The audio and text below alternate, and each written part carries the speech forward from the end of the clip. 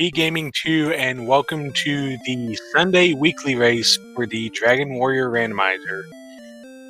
This is Smashy, and we have our usual standard flags Sunday weekly tonight. On screen we have Elmore St. James, Marashu,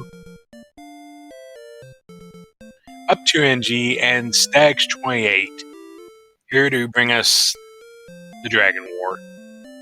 It looks like all of them are, I don't know what capital N is off the top of my head, but the capital Z on the other three is in fact a strength HP build, so right away our runners are going to have a little bit less strength and HP.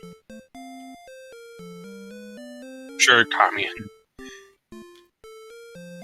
Yeah, so a little bit less strength and HP, but they'll have better strength and HP by the end. We are about to take off on this race, where our runners are looking for 3 key items: the Silver Harp to trade in for the Staff of Rain, the Stones of Sunlight, and the Erdrick Token. Once they find those, they will need to find an NPC to turn them into. Once they do that, they will get the Rainbow Drop, and with that Rainbow Drop, they can enter the Final Dungeon, Charlotte Castle, go down there, beat up the Dragon Lord, and save the world. But on the way, they'll want to gain some levels, they'll want to gain some equipment, they'll want to pick up some spells.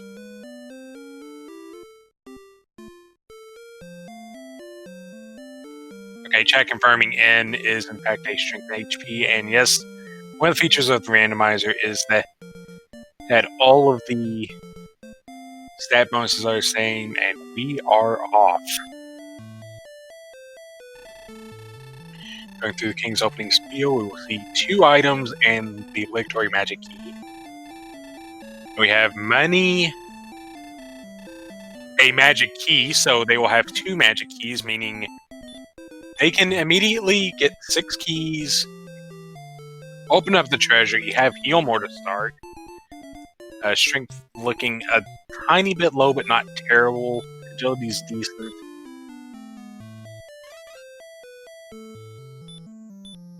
We see Marashu entering and re-entering the throne room to set up any potential grinds. In the meantime, Stags up 2NG going straight for those keys, as imagine everybody is going to.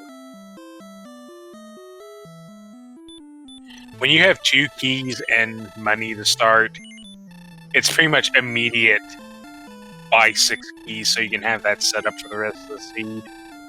Keys are very important because you can't open doors without them, and there tends to be a lot of stuff looking at doors. Stags is going to take the early check under Tantigel, find a ghost.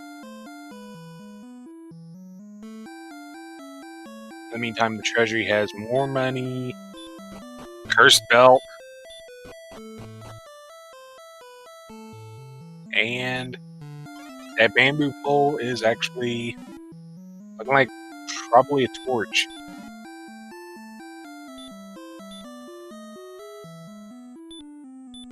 Ooh, Stag's finding out that the ghosts have sleep and baby breath, which will be enough to dispatch them. I think that was actually quite a lengthy battle as well.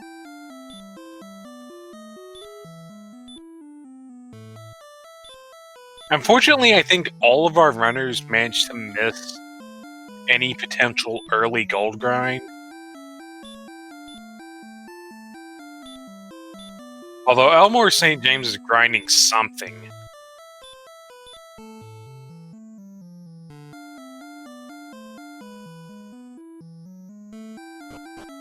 And yes, they do have the heal more start, although... Oh, herbs. And underneath Tantigel is actually the Grave of Garenham. Up to NG, unable to defeat the wizard, but Elmore St. James uses the torch, takes out a Drakey, so we get some experience on the board. Should be able to kill this magician. Rashu finding the Harp Knight, which is wings. Elmore St. James going to level up. Rashu finds more gold. 2014 Spell of Radiant and Return.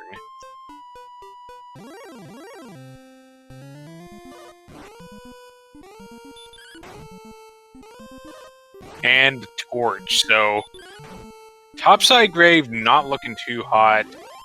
I doubt at this early stage we'll see deep grave.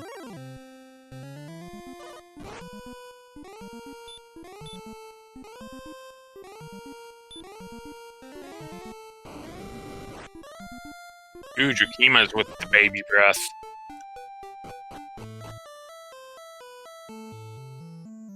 And we see Murashu going for the early gold grind. It'll be interesting to see how he plays this because first off, you have to actually get this gold out of Tangible, and then you have to find a town when you have no clue what the world map looks like.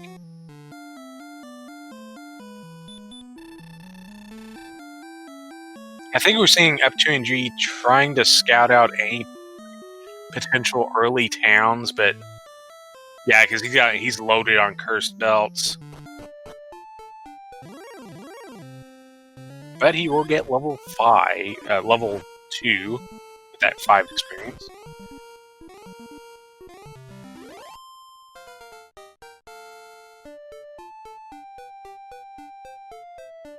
Zero, 2, 3, 1, nothing. Goldman have hurt more.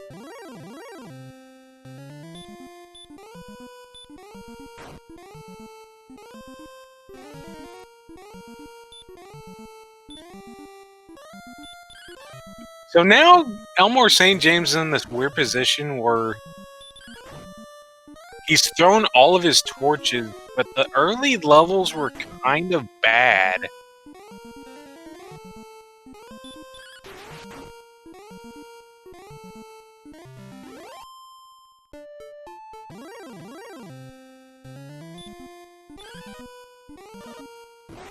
So that's going to be interesting to see what his play is here, because he does have the experience lead.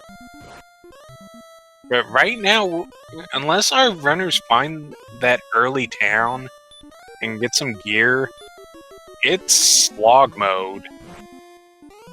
The strength has not gone up much.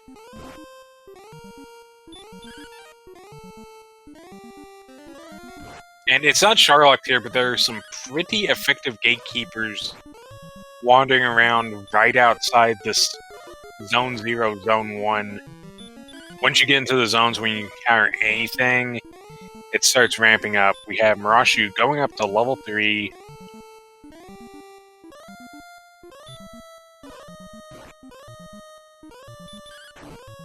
It looks like Elmore really wants this kill, and I don't blame him because I believe that is a level up.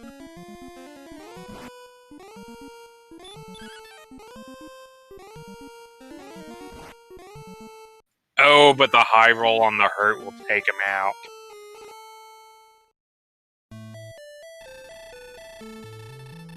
Okay, Up2NG gonna learn the good news that Green Dragon's no hurt.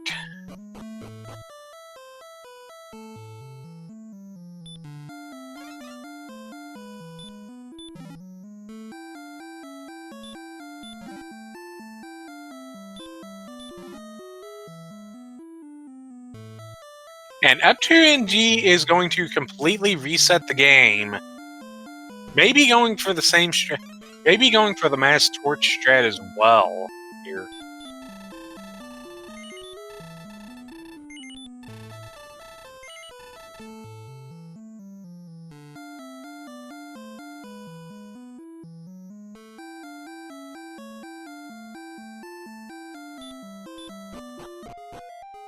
Yeah, Elmore St. James, I don't think has been down here yet, so about to learn the news that's deep grave down here. I mean, not deep grave, just the grave of Garen. And that you can actually, with the 3 chests up top, you can actually set up gold grinds, torch grinds, whatever grinds you want at will. Stags has found a cave. It is dark. Very dark. It's about to get lit.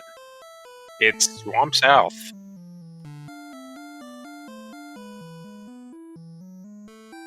And it has jerk birds. And werewolves. Oh, but Stags is running away. And will make it through. What's on the other side? Nothing of immediate impact.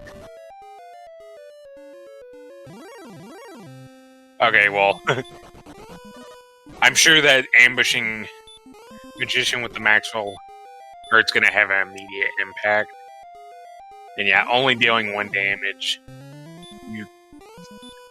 You gotta get out of there, I'd say.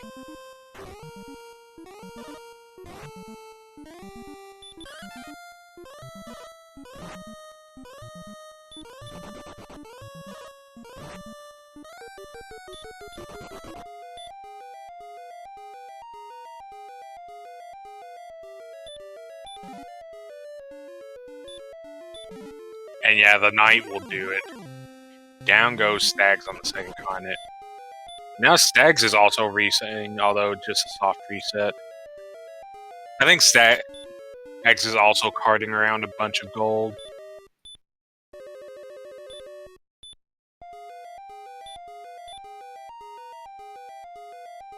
Okay, so I think Elmore St. James just got done printing torches. And he's gonna go after the Poltergeist, which I believe will be the level. If he can get away with it.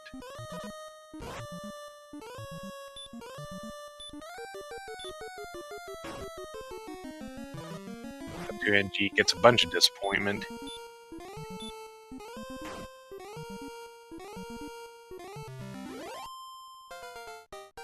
Yes, here comes level 4 for Elmore St. James. It comes with 5 power, so finally some decent power on the board. Not much else, though. And that movement tells me Elmore St. James is going to actually poke Deep Grave here. Murashu up to level 4.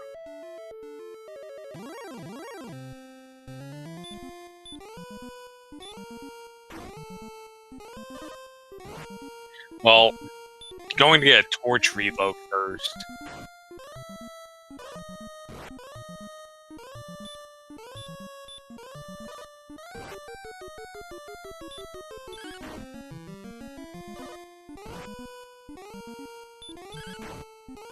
Oh, and Murashu has found a town. Needs to get away from this Oh, that hurt more.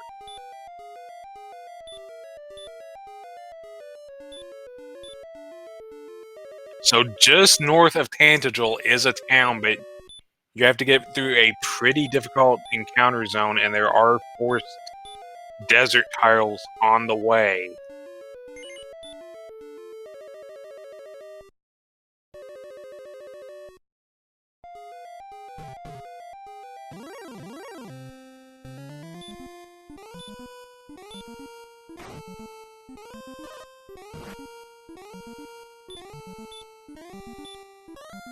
Meantime, looks like it just torches for days up in the top left corner of the screen.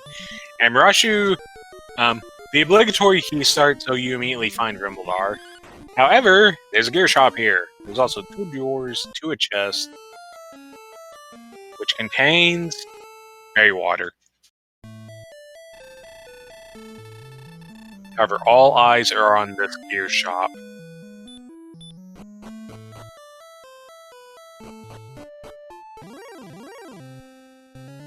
Okay, so the full plate gives 24 defense, so Murashu has a lot more bulk, but only the club for offense. You get a full plate Silver Shield set up, you are incredibly tanky. And even that +4 attack power from the club can make all the difference this early.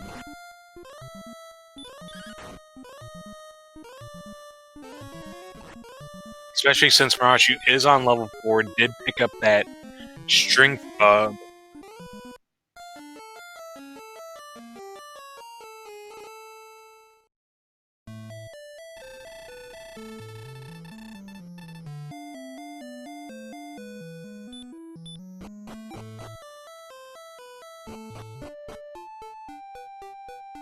Oh, don't look now. Ooh, 22 power, up to NG. Quietly grinding away, found level 5. And I think that has more than doubled his power. So, yeah, he has some pretty adequate Kung Fu now. Just punched a Magidrakey out in one hit. And I think Magidrakes are on the menu for up to NG.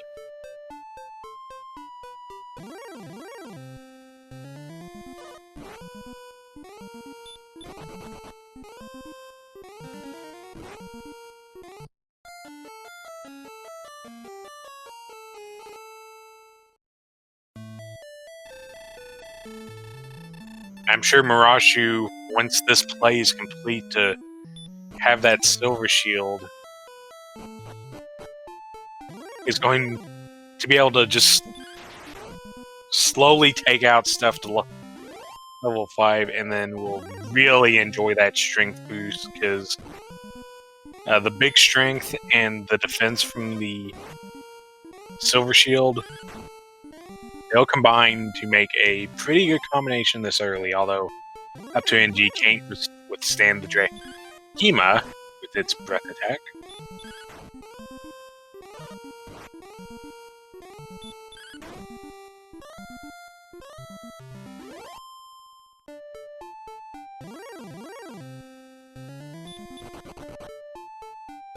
Okay, Tag's gonna get the info that Wraith Knights have sleep.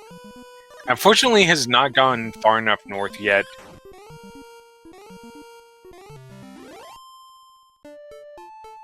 Ooh, Mirashu making a real nice play, intentionally leaving this treasury gold, so there's no risk of grinding and then having a ghost ambush, sleep, breath, death. In the meantime, up to NG is already level 6, using that power very well. 4, 3, 1, 17 magic, so what spell? Conventional hurt outside, which is good because we found the southern end of swamp, so... Oh, and up to NG actually sees a cave right over there.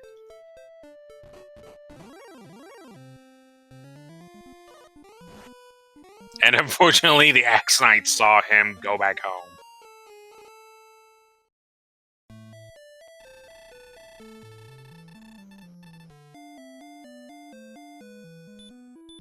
Yeah, Stags has been desperately trying to find this town. And I think the only one we've seen is at Rimeldar, and it's not southwest, it's north.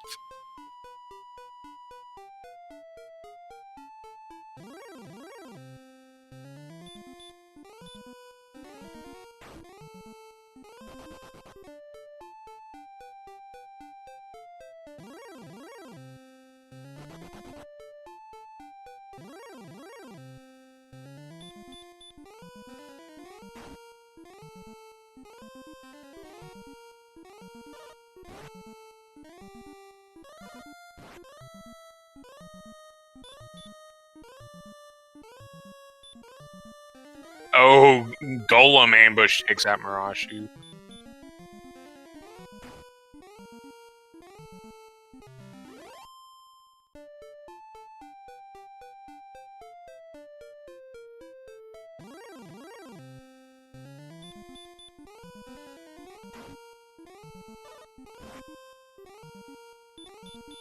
Looks like we may have some technical difficulties on Stags' side. I don't know if it was an accidental close or what, but it's not going to be too much of a problem because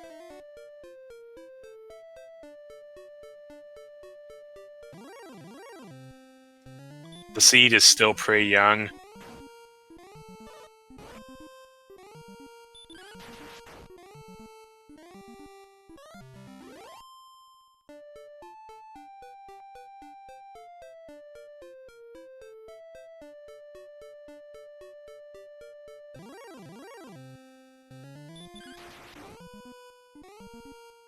Okay, looking like level 6 for Elmer St. James.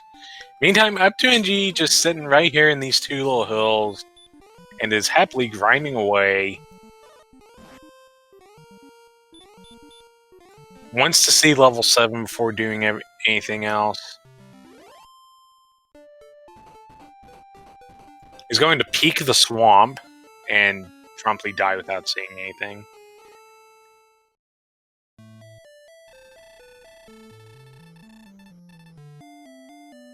Mirage still has not gotten this gold. And it's actually starting to really hurt him because the other two have hit that big strength gain.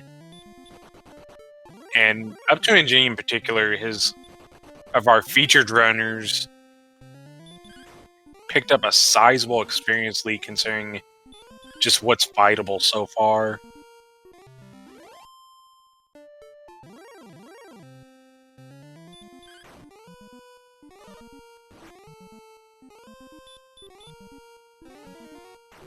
Yeah, up 2NG was out of MP, so it was just...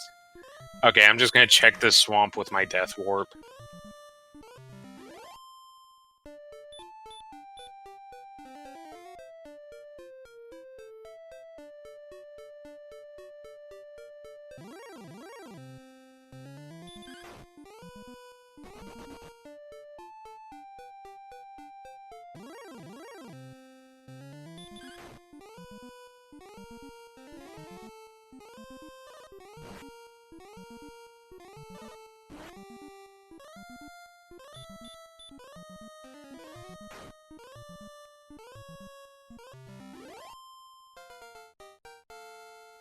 And his treadmilling will reward up 2NG with a perfect level 7, 01118. Ugh. You get one good strength level, deal with it.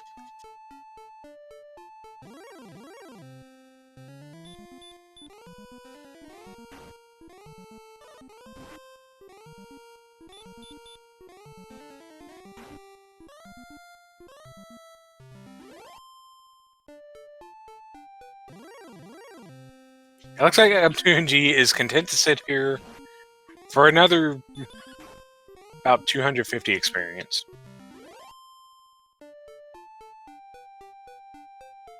Marashu's having some green dragon problems. Spell's blocked, but gets away and will finally pick up Big Silver for plus 20 defense.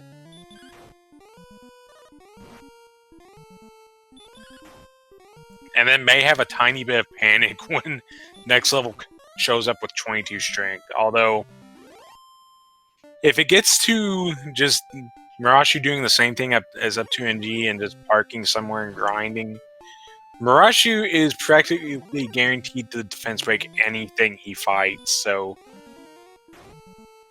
he can be far more aggressive with his attacks and MP.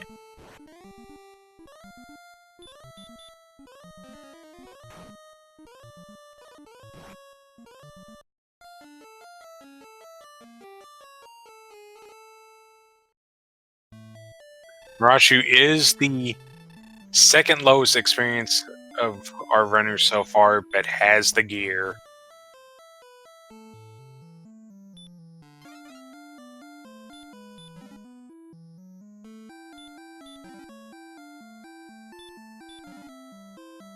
Okay, it looks like Up2NG's taking stuff.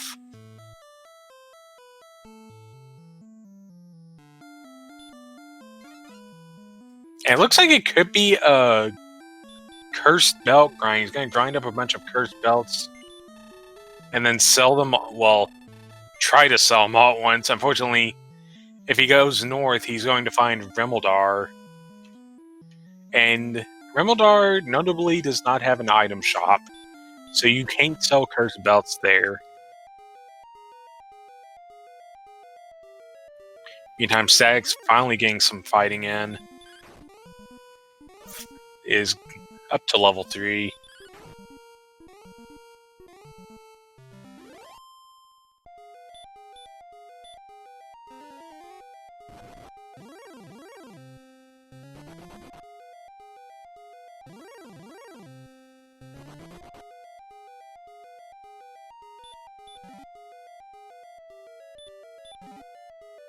Ooh, Elmore St. James has done a full gold grind. I think he's fed up with everything and is about to go looking for stuff. Oh, here we go. Up2NG about to go deep grave.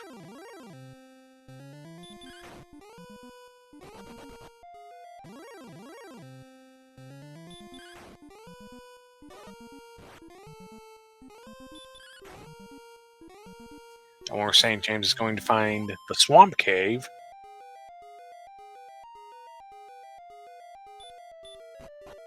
So the first thing that's going to happen for F2NG is that we're in a completely new monster zone now. So the relative popcorn on the top floors, okay, well, it's still popcorn so far, only the Drakey. That's not going to scare anything off. Oh, Elmore St. James gets out of Swamp Cave and is immediately met with an armored knight and just obliterated. F2NG not having much luck against the Golem either, so... Deep Grave's secrets shall remain hidden for a little bit longer, and actually did not take any more grinding, so... Maybe just back to the conventional grind for F2NG?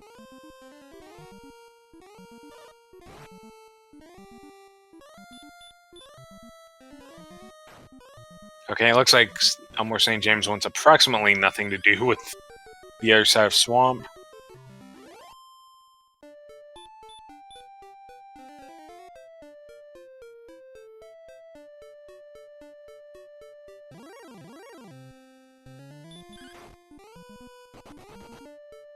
Okay, Mirashu has picked up level 5, so did get that big strength gain, and is now going to test Deep Grave as well. Uh-oh. Stags found coal, found a flame sword.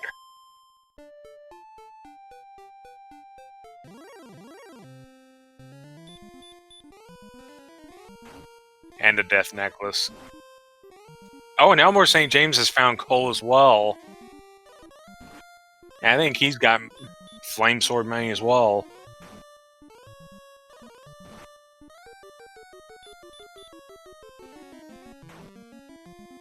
So yeah, for a couple of our runners, business is about to pick up. This was pretty far southwest. Okay, first chest.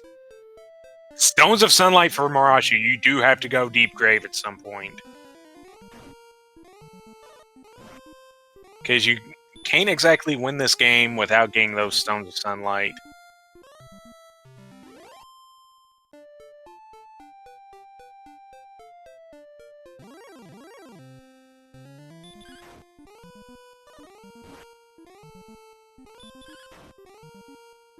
And we may actually... Oh, Wizard. Wizard gonna end the dream.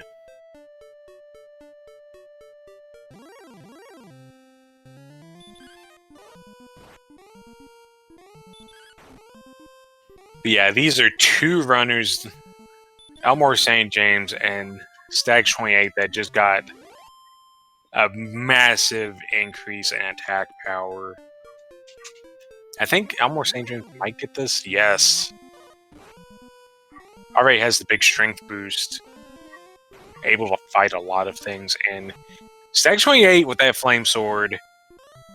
Nothing in zones 1 and 2 can stand up to a flame sword for very long. So I suspect that will be Stag's quickly leveling to 5 and picking up that big strength thing.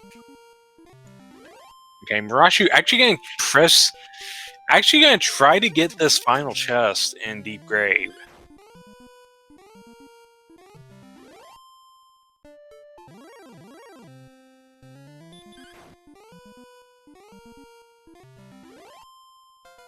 In the meantime, F2NG has hit level 8, which comes with 2 power, 4 agility, no health, 15 magic, magic heavy seed, but only the hurt spell to deal with.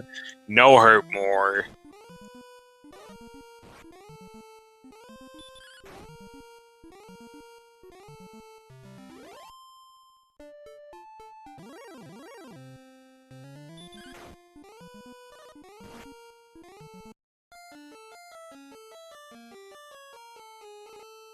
Oh, and there's blue dragons down here as well in the Deep Grave, so looking like that last chest may go unknown for a while yet. But even with the early chest in the Deep Grave, we know our runners are going to have to look down there at some point, because You need the Stones of Sunlight to make the rainbow drop. There is no getting around that.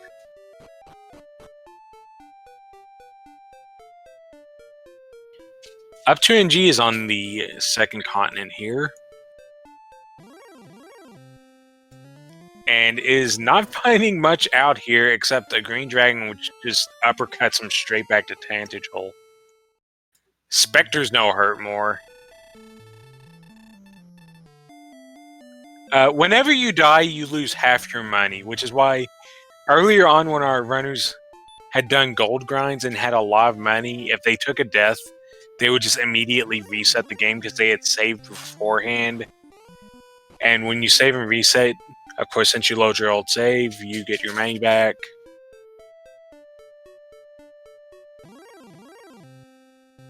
And a lot of our runners, I imagine, have been trying to run gold to some of these early towns because the strength until level 5 was not very good.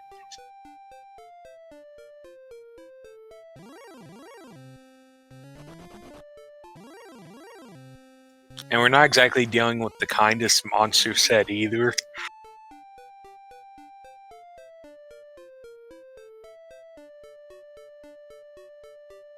As Elmore St. James just found out the hard way, going to 1 health off a hurt more.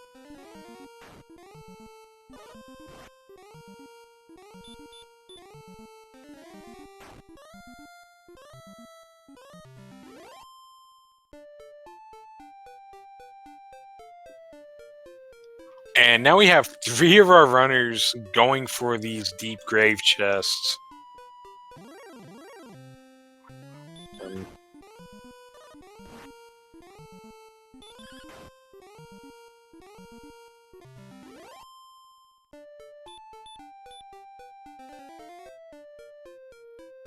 Rashu meets the wizard. Wizard takes him out. Elmore St. James is actually going to be able to pull the Stones of Sunlight, so getting that key objective. Of course, we obviously don't know if that was all just yet, but always good to pop open a chest that's a bit out of the way and see that, oh, we need this.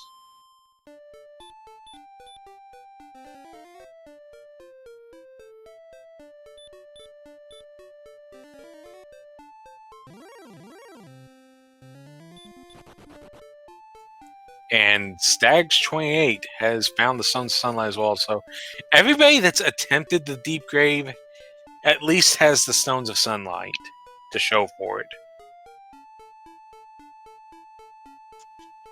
Oh, but Elmore St. James is making a good run.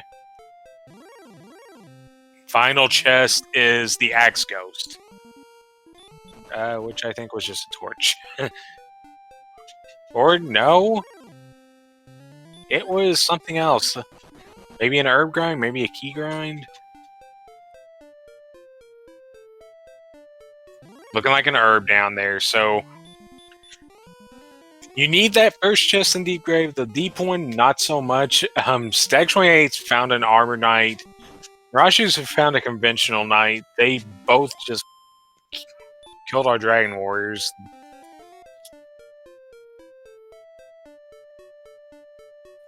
And 2 of our riders are content to... Well, obviously Elmore St. James is content.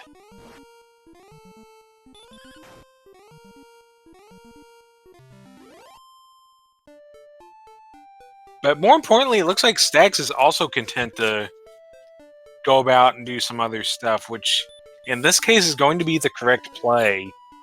Remember, Stags has that flame sword, has that big attack advantage. Like, if Stags were to just get on the treadmill with up 2NG, he would start actually being able to rake in the experience real fast.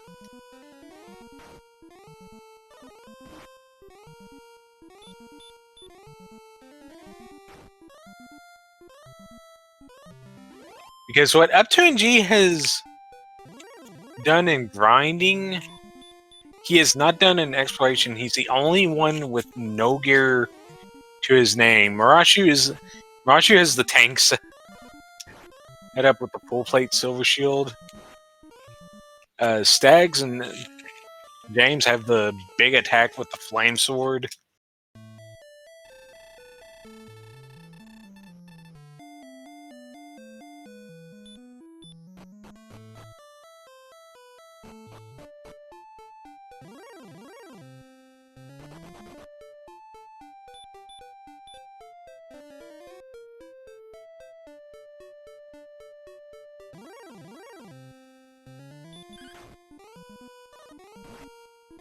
Yeah, at this point, any advantages that Marashu had with that early defensive gear have just disappeared. Even Stags has actually taken the experience lead over Marashu.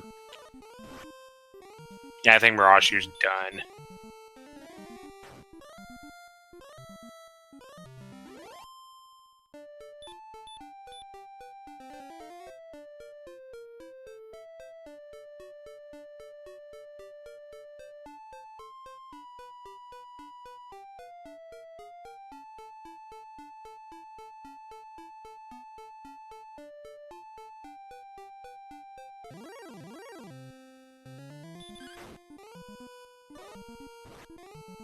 And here we go. Oh, both our bottom runners are going to get level 6. James is on the cusp of 7.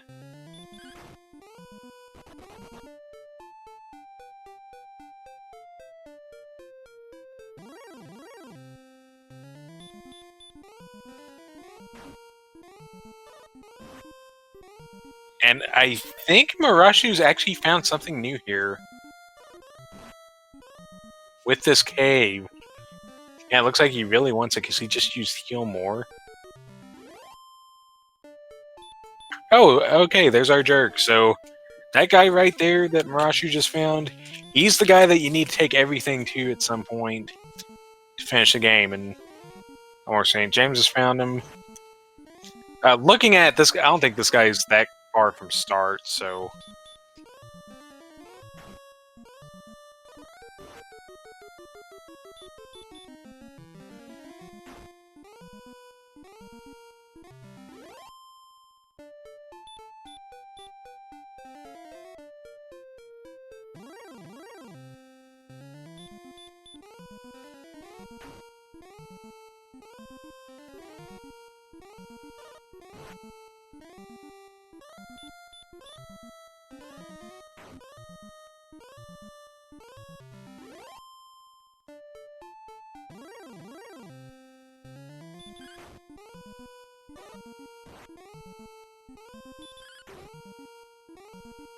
Okay, it looks like Elmore St. John's going to have another go at the second continent, although from what we have seen, it's deadly, but unless this opens up down here, it is also very, very small.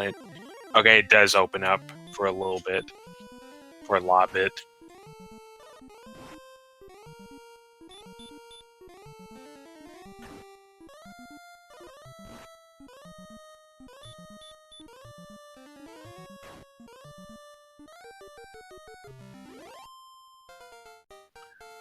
And here we go, level 9, what you got? It has 3 power, 2 agility, 4 health, 3 magic, no spells. I imagine at this... Oh, nope. Up 2 NG, sticking to that treadmill. We're on to level 10.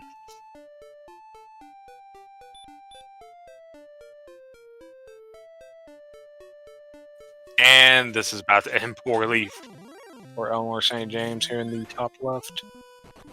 Yep. Army Knight, most difficult enemies to run from. Takes him out.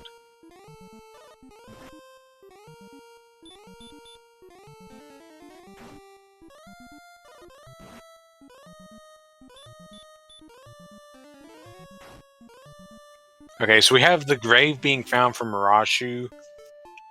He is going to use outside to go straight through. And is at least heading in the correct direction to find more stuff.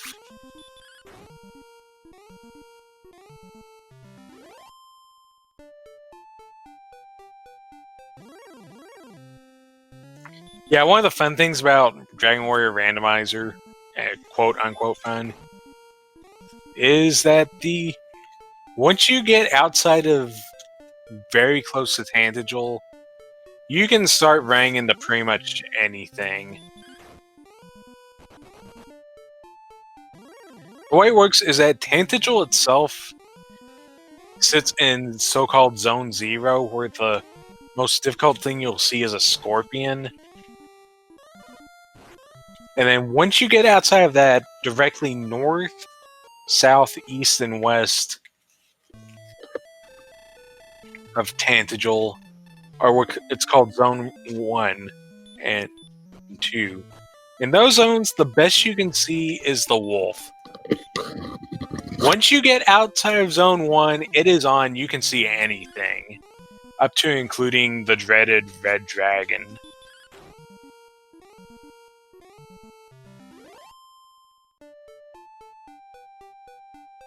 And here we go. Elmore St. James is going to find Rimbledar, going to collect fairy water and see that there's a bunch of defensive gear up here. Oh, that's interesting. Stags has discovered that the swamp cave has metal slimes in it.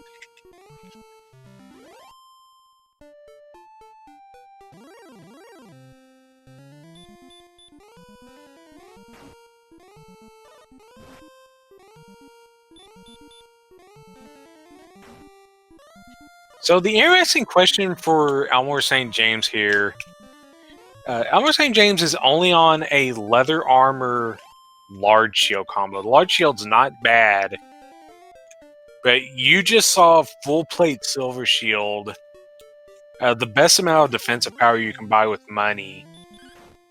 I wonder if he's gonna go for another gold grind and bulk up.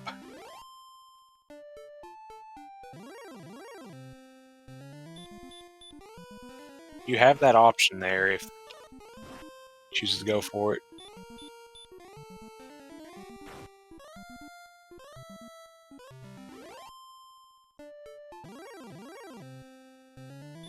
Okay, we have the Magic Wyvern. Ooh, spamming hurt. And then it swings once and kills him.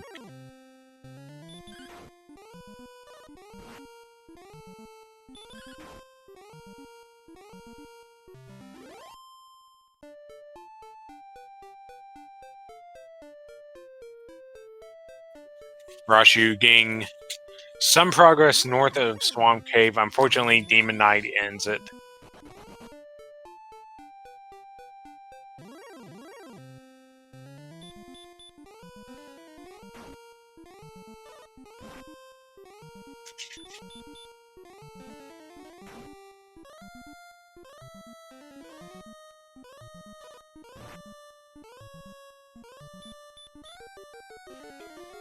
So it's 40 minutes in. For those that are just joining, or just recently joined in and wondering what's going on, not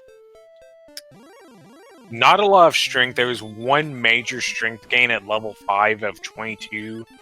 And other than that, it's not been going up very much. Very powerful monsters outside of Tantagle. And even the early monsters, we had ghosts with sleep, baby breath. The warlocks have sleep. And really, it's just kind of been a slog so far.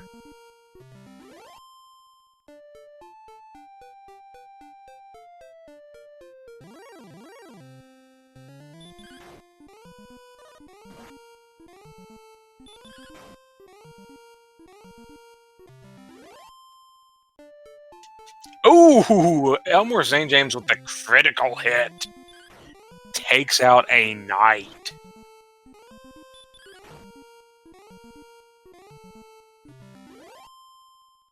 And then promptly triple round fails a gold man.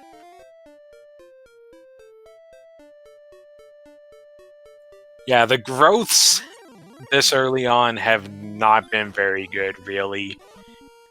Except for MP and, like, one big strength gain. It's been low single digits for everything pretty much the entire way. And a nice plethora of spells, but missing that hurt more that would just let us go out and start blasting.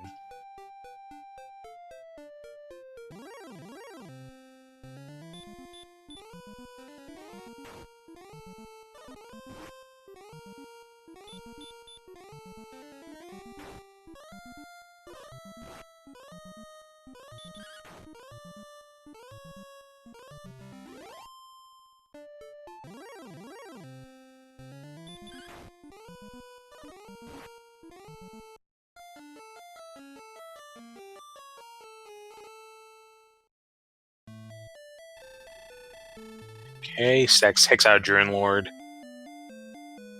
Elmore St. James going to level up, and you can kind of see it there. 2, 4, 0, 15. So we get the MP, but I kind of wish we had that hurt more.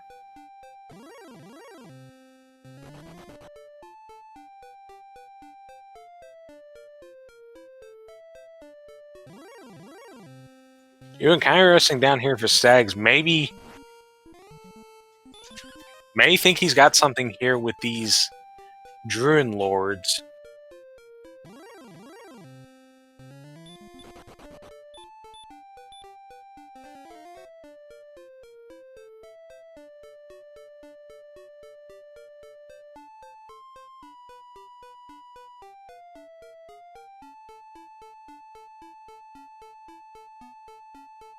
Anytime Elmore St. James trying to get some exploration going, Arvers have tried to make pokes outside of Tantagel, but the monster set is just not cooperating. It's really powerful stuff all over the place.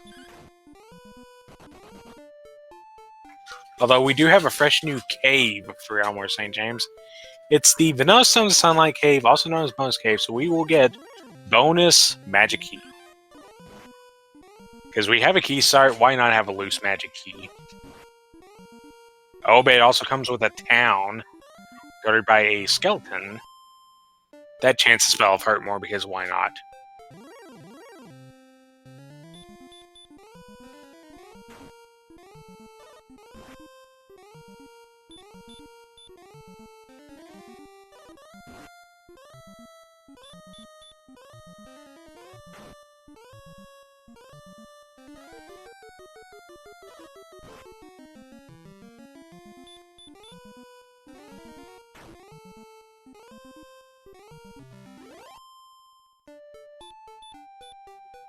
Yeah.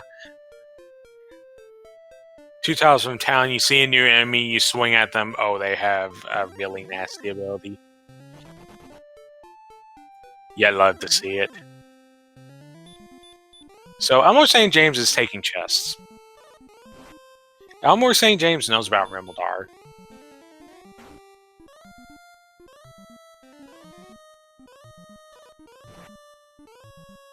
I suspect there's going to be a sharp uptick in Elmore St. James's defense in the near future. And a sharp uptick in Neptune G's medical bills, because that Warlock just slept and wrecked him.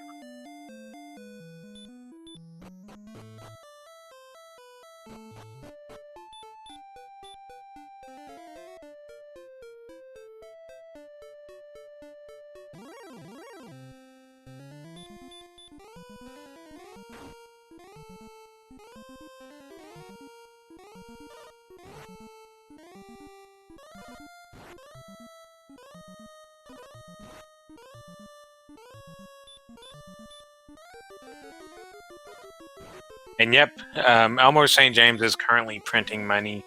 I expect this to be 17,900.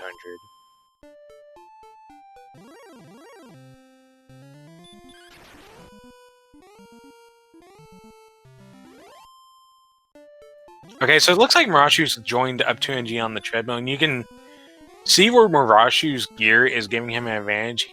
Because of the defense break, the Warlock has less strength than Marashu's defense. You see it there, the Warlock attacks, misses for 0 damage.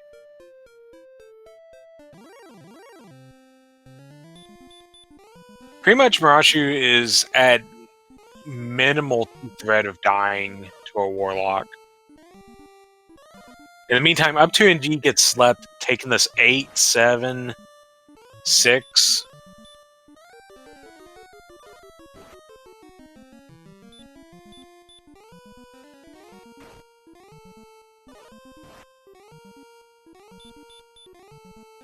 Okay, Elmore St. James going a little bit higher than necessary. I don't think there was a magic armor in Rimeldar.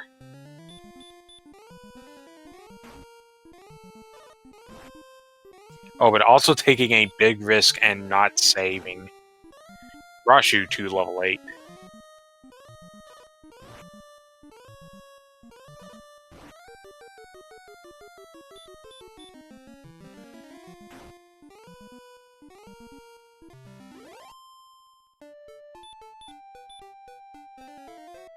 Okay, looks like Stax wants to give Second Continent another chance.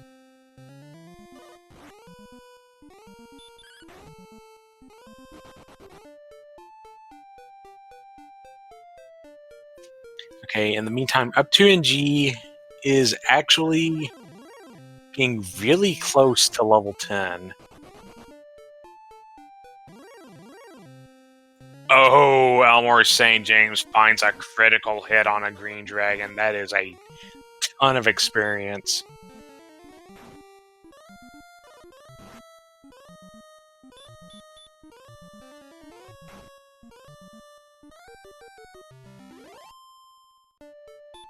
Although Elmore St. James, I wasn't looking at that fight, but he may have come up with an idea that can really work here. I don't know if he did, but stop spelling the green dragons. They seem to love their stop spell and hurt, and if you can block that, you can chip them down and gain tons of experience. Oh, there was a magic armor up here. Oh, there is a lot of hurt more in this seed from what I've seen. That will help nicely. Oh, and here we go on Stags' side. Take advantage of these monsters that have these weaker spells and just fight them. Welcome to level 8, mister.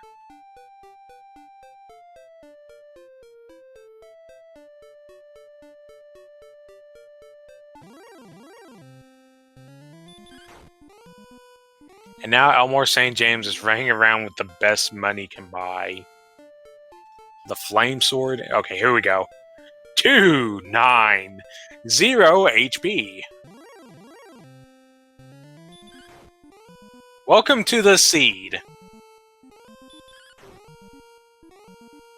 Although I suspect with that agility gain, up 2 and G may try to get somewhere on this world now. Just needs to quickly recover some HP and MP.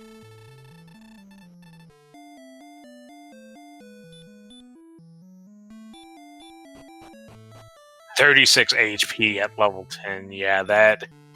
We're on a quote-unquote strength HP build, by the way.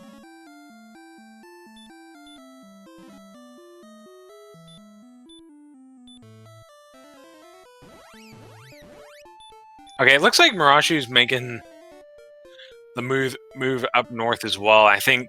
Okay, no.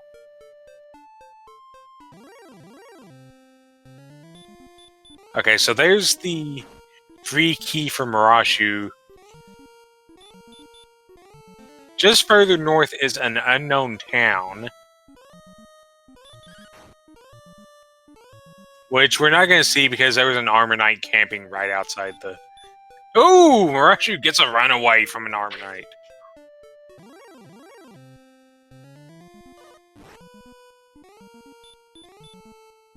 And promptly gets obliterated by a Hurtmork. Welcome to the seed.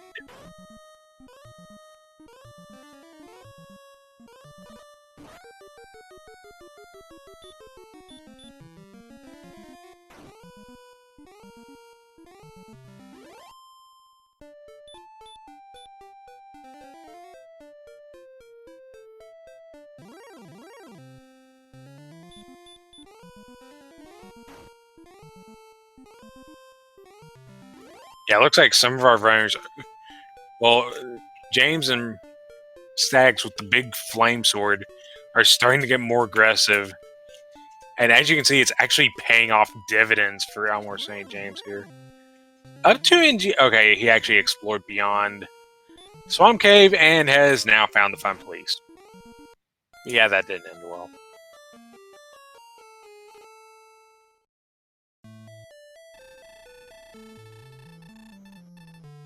Yeah, and here it comes for Elmore St. James.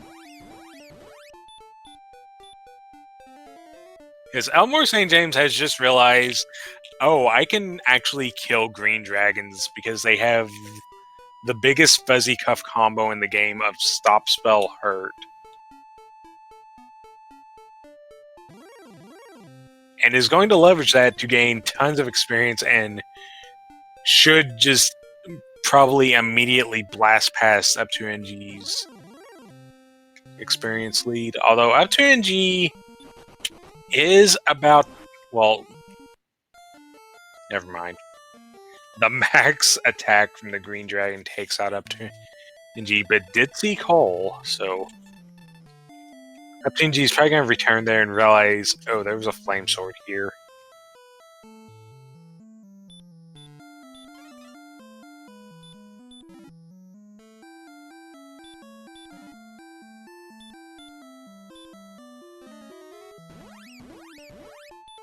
Okay, Marashu is going to get into the town and find out it's Hawksness. And just the immediate nope out of there. Not even going to check and see what the spike tile is.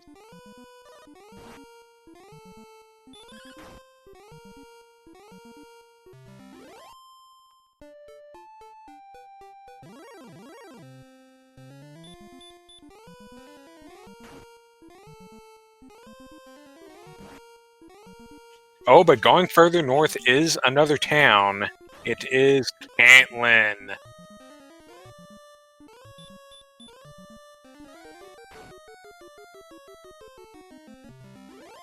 Sag's finding the magic key.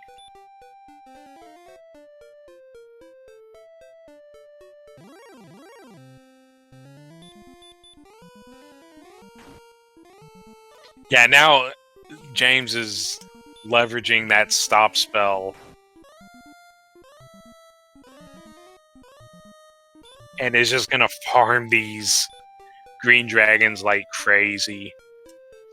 Okay, so Marashu, well, has more than 30 HP, so yeah, you can get these coordinates.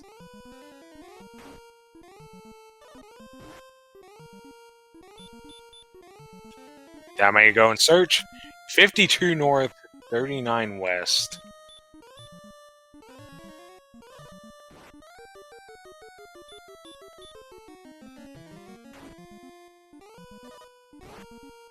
Countable? Maybe.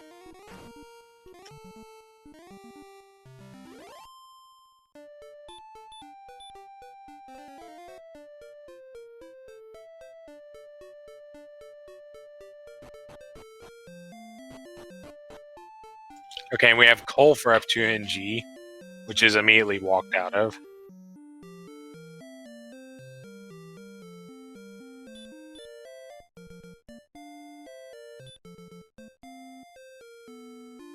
Okay, it's the Death Necklace.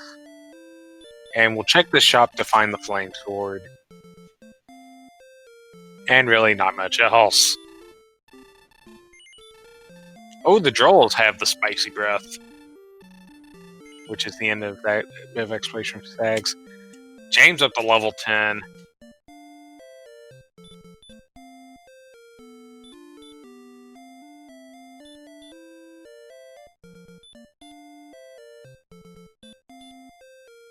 And F2NG is not even going to bother with a gold grind back at home. It's just going to utilize the...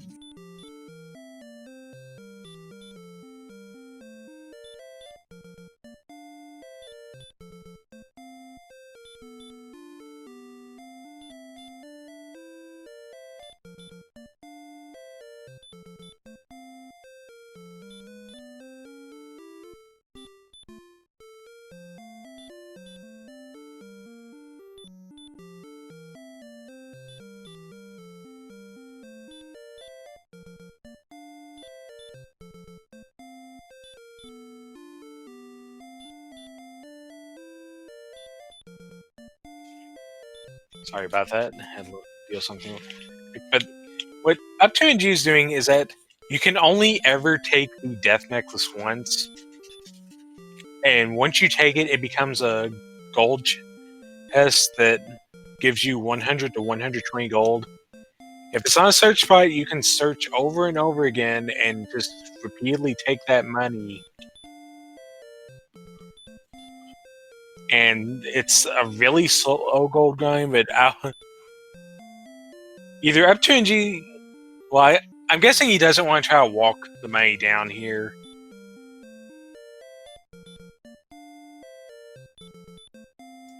I think he and pretty much everybody else has pretty much had it with this seed, so he's going to take it the safe route.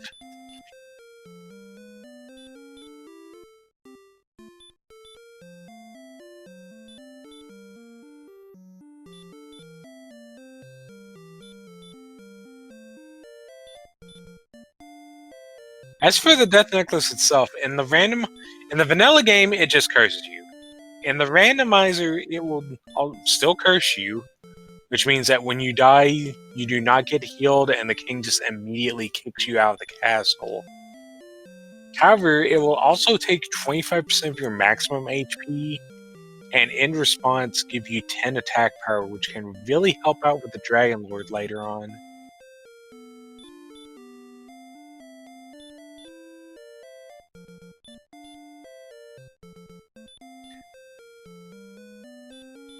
Well, that's true in a lot of cases, ETAP, but some of our runners did, through just brute force, eventually got gold to places. Marashu got it to Remeldar, and then the James and Stags got it to Cole, and James is just gonna get back on the treadmill.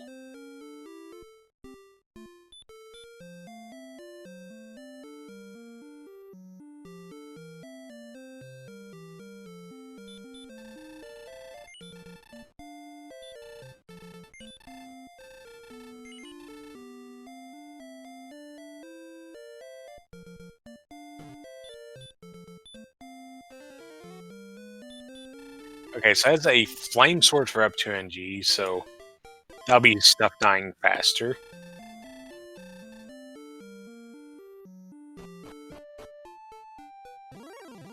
Okay, and Stags has found another one.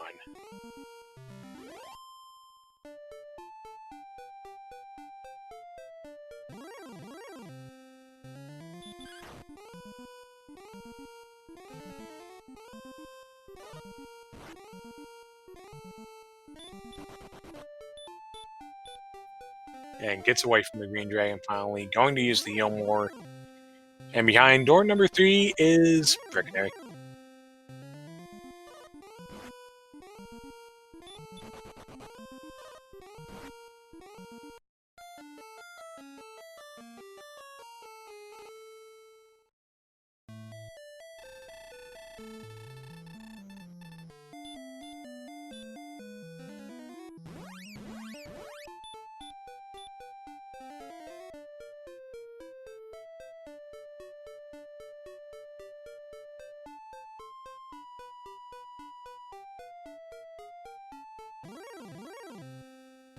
And oh hey, here's another one. Oh, the Axe Knight's gonna stop him though. One step from the town. You hate to see it. However, by process of elimination, that town must be Garenham. So we have now actually found all the tiles. All the towns. We have found all the tiles that contain towns.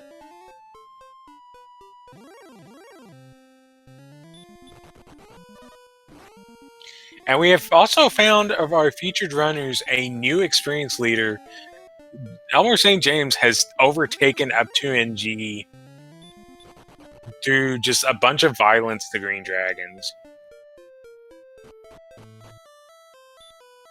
Up 2NG has found the jerk.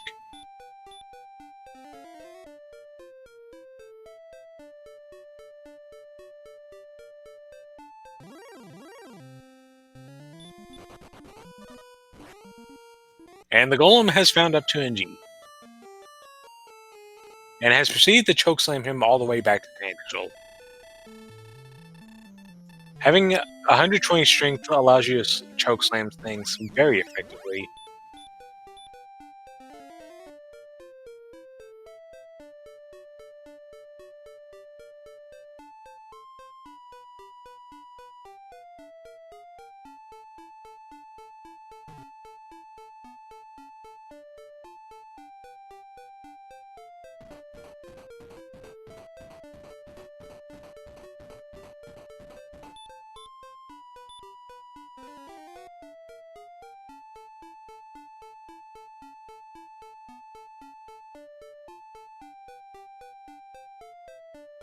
Okay, so Marashi was able to find level 9. It looks like Stags are going to be successful against this Magiwyvern, which will be level 9 there as well.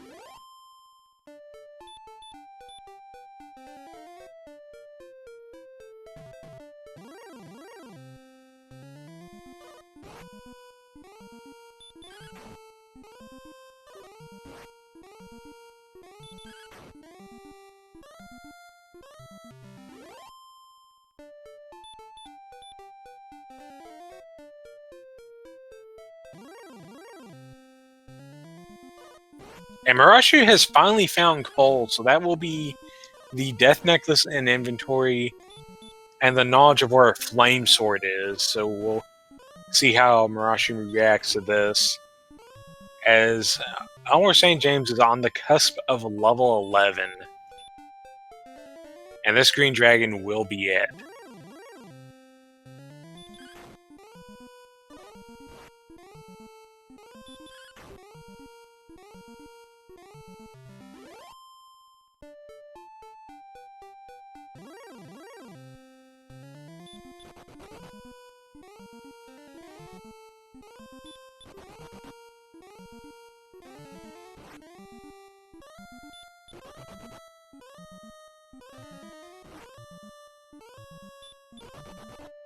And there you have it. Level 11 comes with 1 power, 4 HP.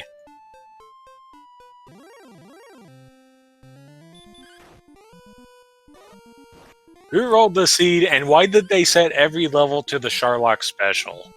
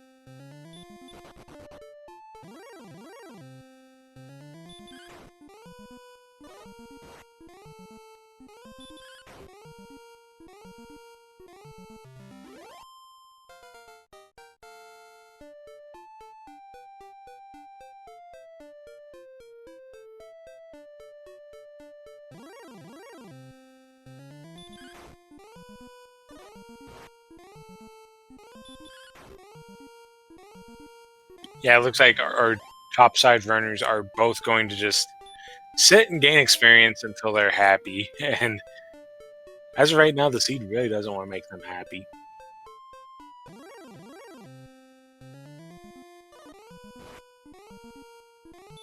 Although all you really have to do here is just keep locating and killing those green dragons, and you will gain the levels, because 135 experience will get you leveled, and even these mid-tier monsters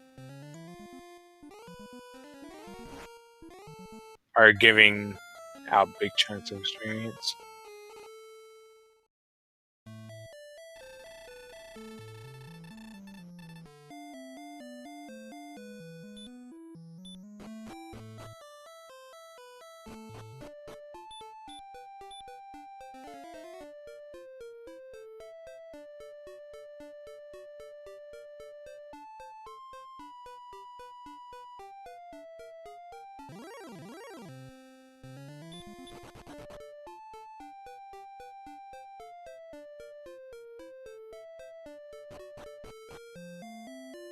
And Schmike W pointing out 11 heal mores.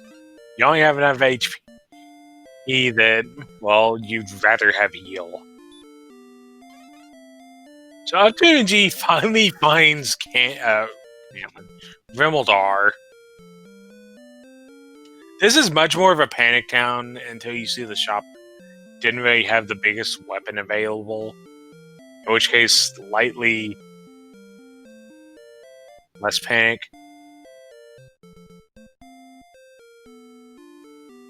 And yeah, the fact that Murashu is stuck on the club may really start to drag him down here.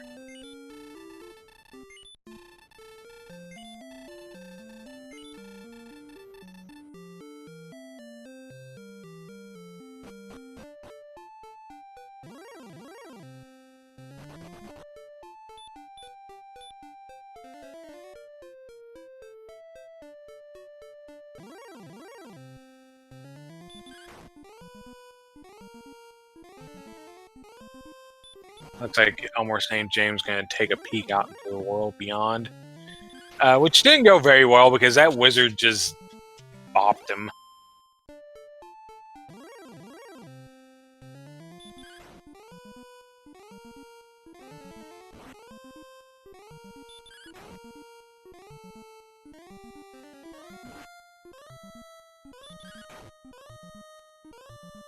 And this may give a chance to have F2NG retake the experience lead here.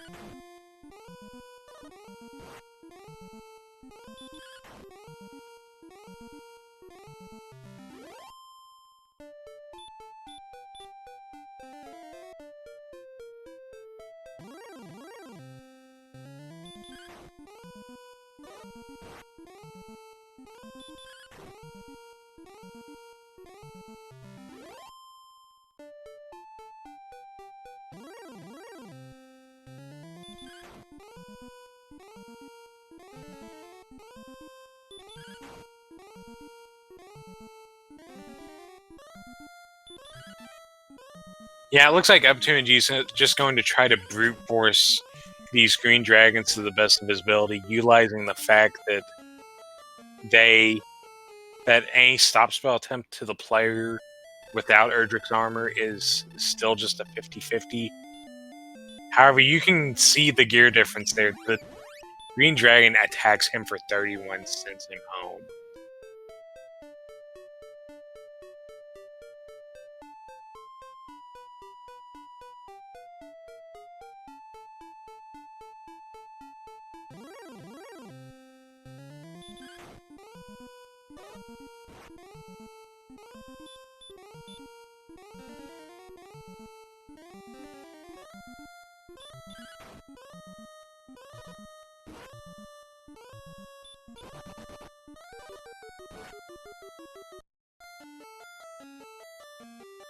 Yeah, and you see there, once the stop spell's out, there's a pretty good chance an attack's going to come in, and those attacks hurt. So interestingly enough, Elmore St. James is going to go west here and may just find nothing. I don't think anybody's actually cut through this way yet, and I don't think there's been any real returns yet, because we've pretty much seen all the towns. You just keep going north from Bonus Cave, and you will eventually hit every town.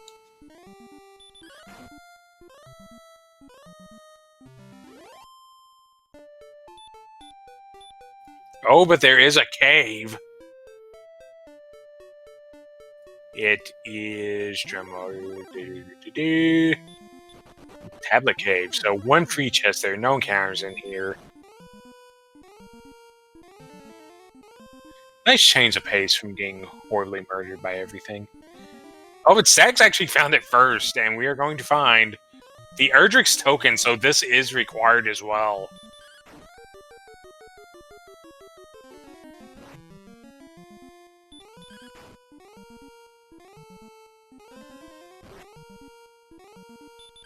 The token being necessary to make the rainbow drop.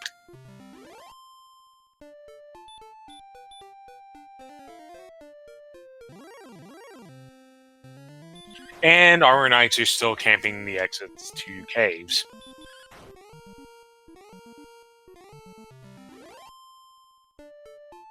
As James just gets clotheslined by one. And that's it for this little branch here. So Stags is going to receive his clothesline, and then I imagine it's going to be either sit and grind or try to run back up to where Garanham was.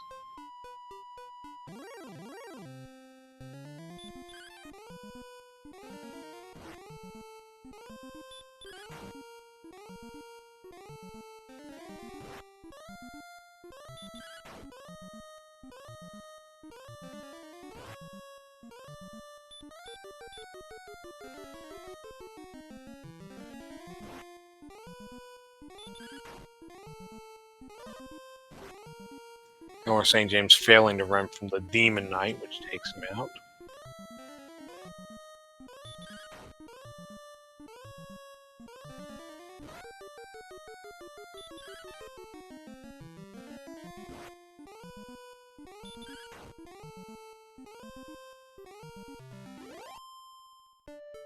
And Mirashu's also suffering the Green Dragons, but without an adequate weapon, can't really fight them.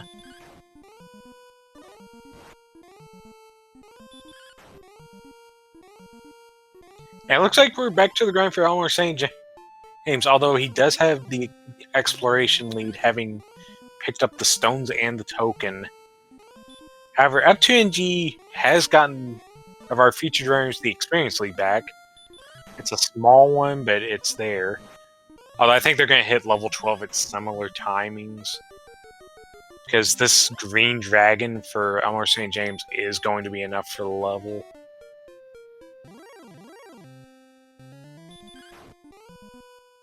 Yeah, and Up2NG should just tear through this Stroll Magi and get level 12. So we might have a sync level up here.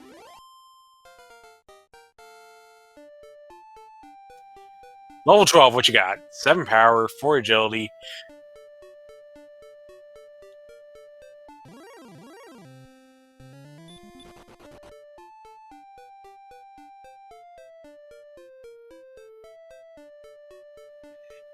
Zero HP. I love it.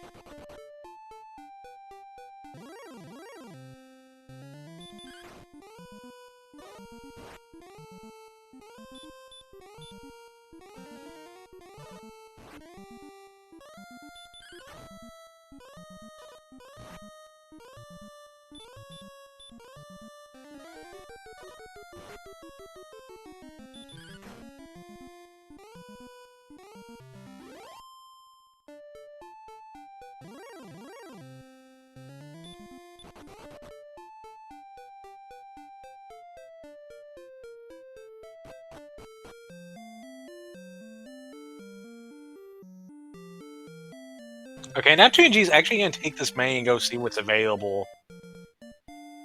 Is going to find any immediate upgrades, but we'll see that the best available armors are available with their availability. Mirashu gets a Diet Wombo combo from a Wraith Knight.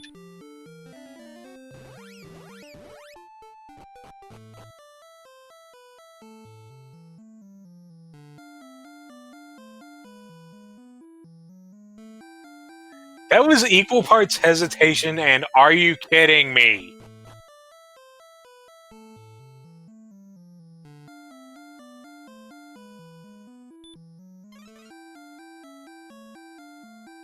Oh, by the way, Goldman have hurt more, so that is a very dead Elmore St. James.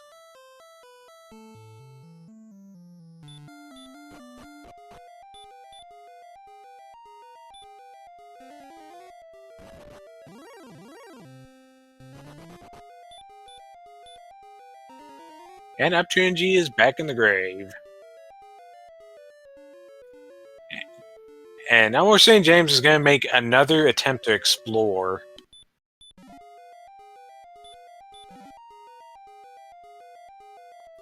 Okay, this is interesting. Mirashu is in a cave of some sort.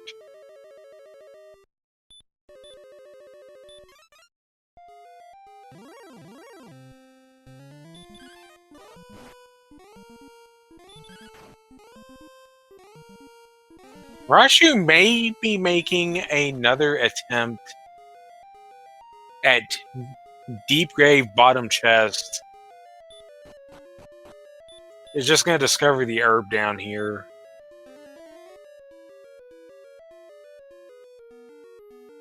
In the meantime, Up2NG is also diving Deep Grave with his big level 12. And will be rather pleased to discover the Stones of Sunlight here if he can get past this green dragon.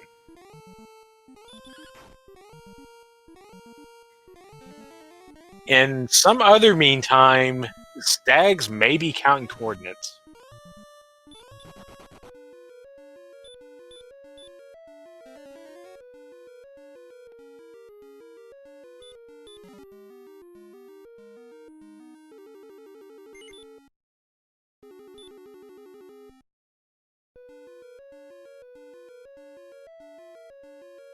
So we have our official Stones of Sunlight for Up2NG. Rashu has finally put the grave to rest once and for all and can go back out in the world. Kind of interesting they didn't utilize the grave to set up a gold grind to pick up that flame sword, though.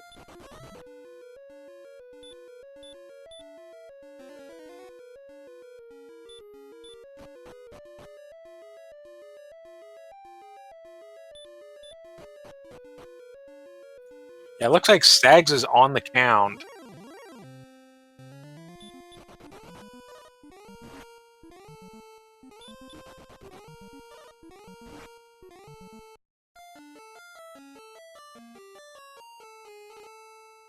And Up2NG is going to be denied the final chest. I would be quite surprised if Up2NG goes for Deep Grave Part 2. Because I imagine, yep, he's going to gold grind. He wants that gear.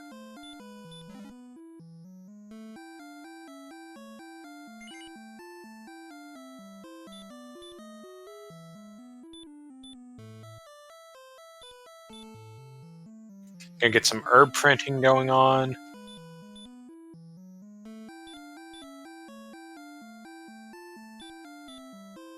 And more importantly, the money printing.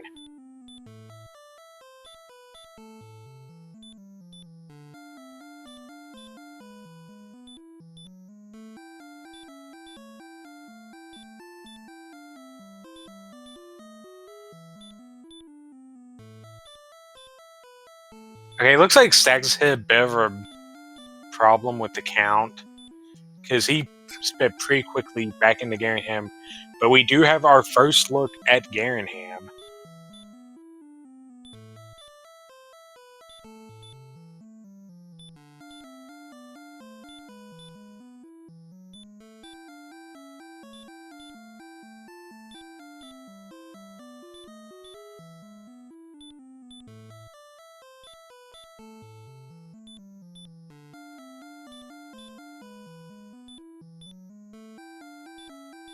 And it looks like it's all over on the second continent for Elmore St. James, as the golem puts it into him.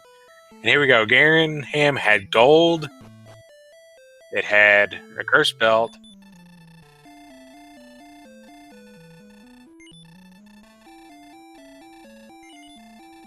And the torch.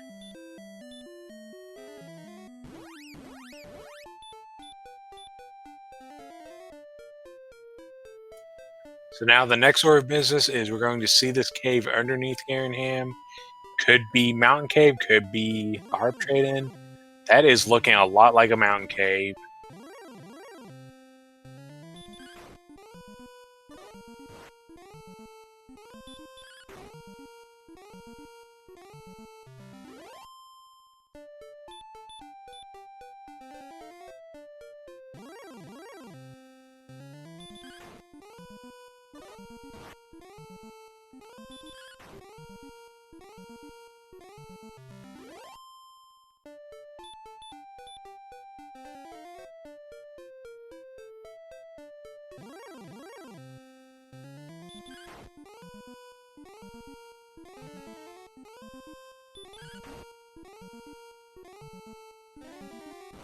Ooh, Stag's taking a big risk against these specters. Oh, they have heal more. I don't think Stags has seen their hurt more either. Although, get your good rolls in, and you can defeat them.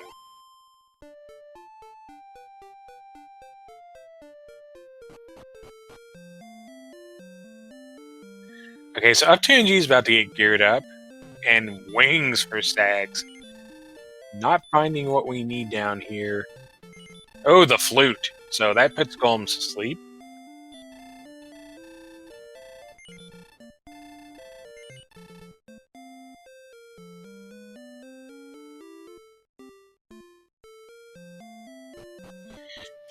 Elmore St. James trying to scout out the spike tull in Hawksness. The Arbor Knight wants approximately nothing to do with that.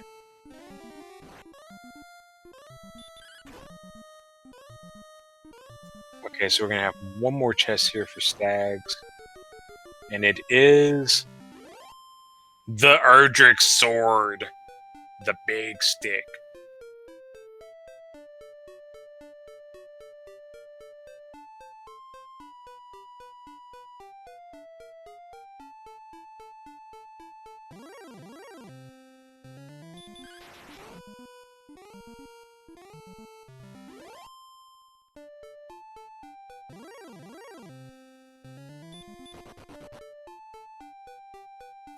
Boom goes the dynamite for Stags. I expect he's going to be fighting a lot more stuff now. With some brutal effectiveness. And this also comes with some implications. First off, the Silver Harp now is guaranteed to be on a search spot. I think Stags has just located the Harp trade in.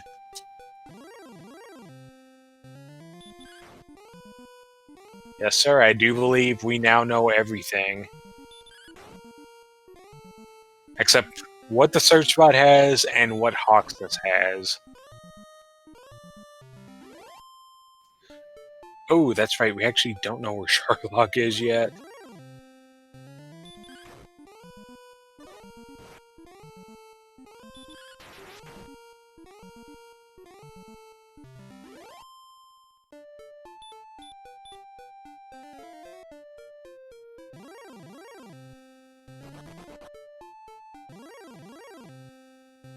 Yeah, it looks like nobody's showing any particular interest in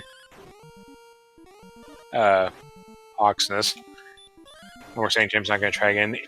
Is going to find Caitlin, though, so with the vast amount of Healmores in stock, we'll be able to get these coordinates. And if he just keeps going north and then makes a left, that will be guaranteed. That will be Big Stick.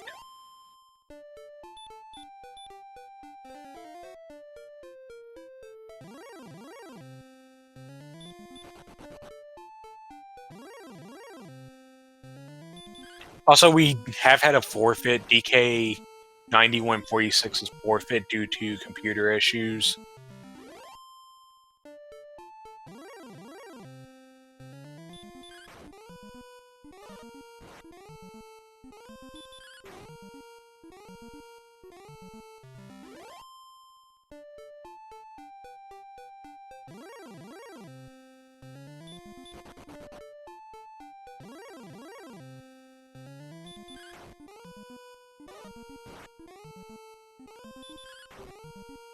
Okay, so here we go with another very slow walk to this old man.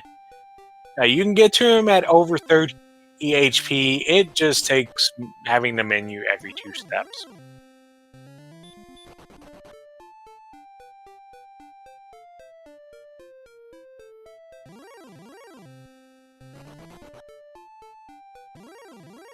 Okay, it looks like coordinates for Elmore St. James.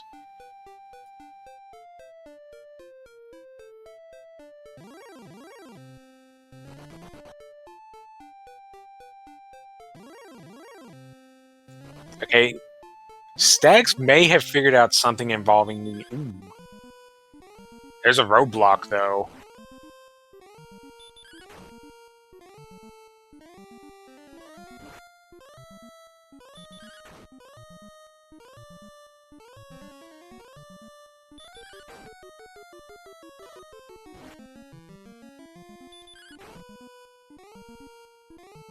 And Elmore St. James deciding not to give up the exploration yet.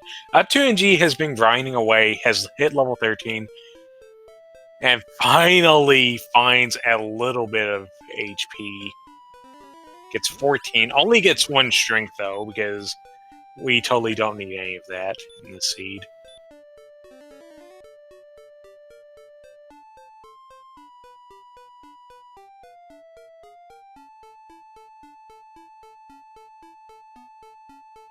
And now Up2NG shall walk about this earth.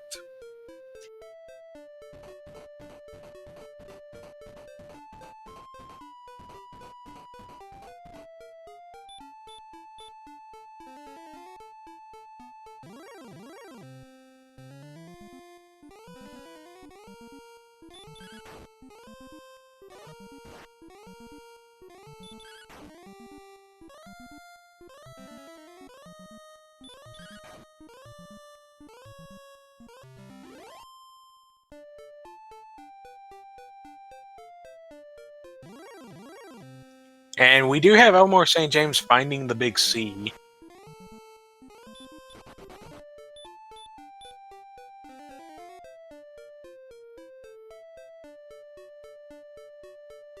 Which it looks to be if you take a right from the bonus cave, that's where you'll find it. It actually looks like Elmore St. James has pretty much complete our map for us. He's actually looped back into the Harp trade in from the south. Up2NG going to see Hawks, as we'll see if he decides to peek it or just nope out. Looks like it's going to be a peek if he can get through the monster zone. And Hawksness has a red dragon.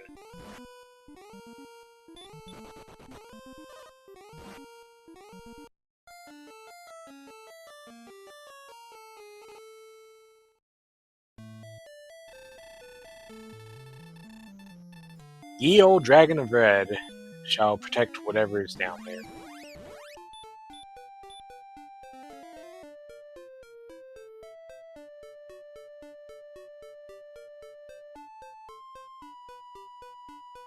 Okay, there you go. Elmore St. James has been bricked.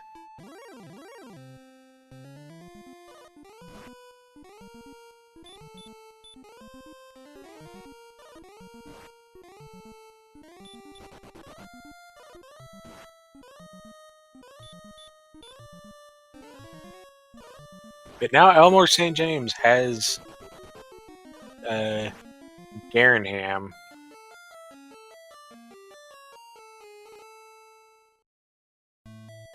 Unfortunately, it's going to take this final chest to be able to reap the rewards of Garenham, which will be the Erdrick Sword, so we'll have to see if he can make it all the way down there.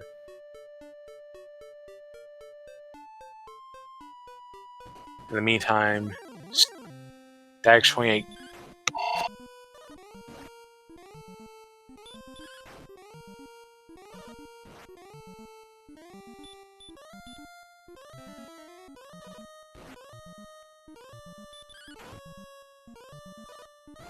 Stag 28 plugging away, but looking at that landmass, I believe that the second continent that is otherwise completely empty actually has our overworld item on it.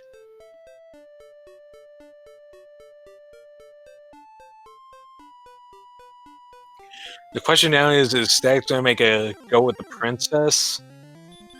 Or has he noted down something the way he can potentially count over that river? And more importantly, has he realized that that may be, in fact, on the second continent? Looks like not quite yet, but I imagine scope it out enough, you're going to realize, oh, I can't get there from here.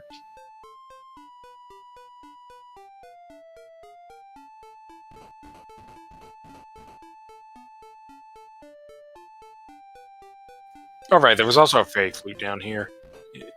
Romer St. James pickup, so gonna get that.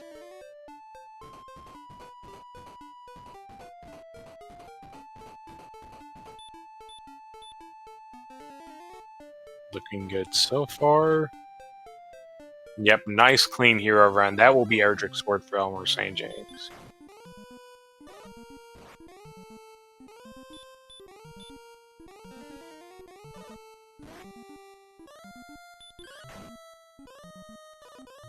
I apologize for the incoming radio silence, but I gotta take care of something real quick.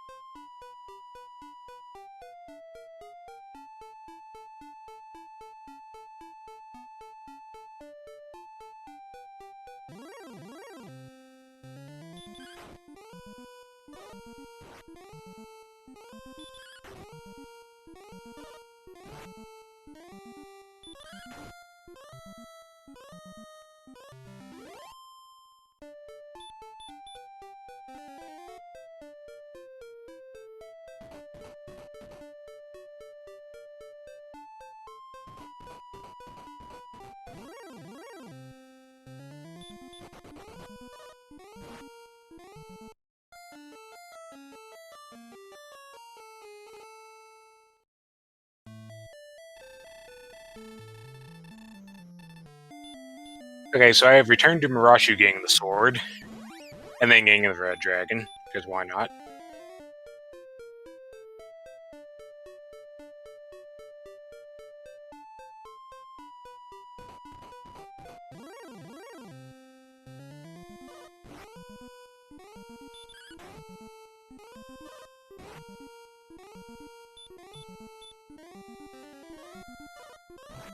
Okay, it looks like Elmer St. James also found level 13. Up to NG very close to 14. This wizard looking like it's about to fall, and it does.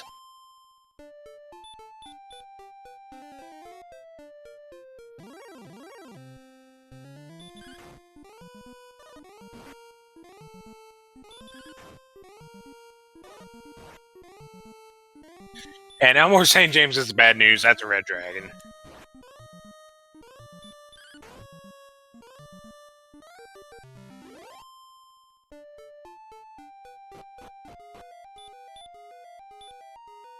And gets blasted. Pretty much making the Hail Mary swing for the crit.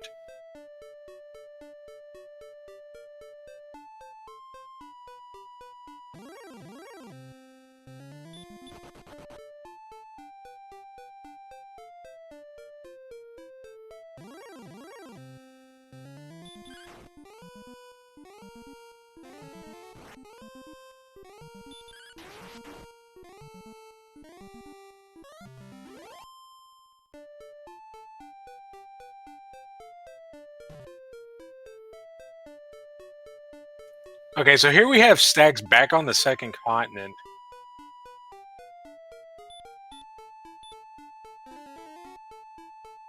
And yeah, you can see him searching these bounties. I think he's trying to pick up this count.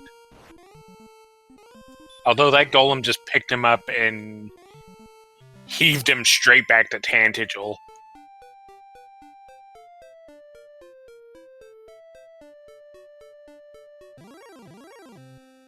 Or St. James gonna nab himself a wyvern kill.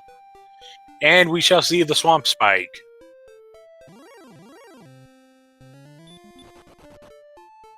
We shall see the werewolf first.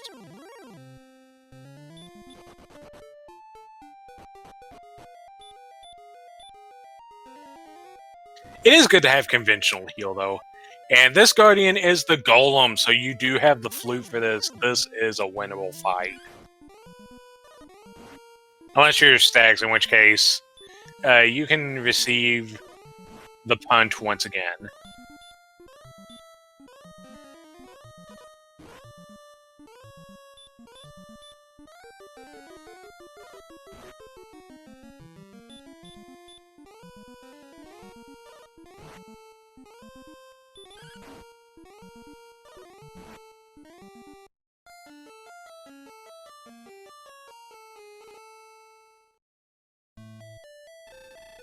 And Neptunji, not having found Garanham yet, gets a trip home.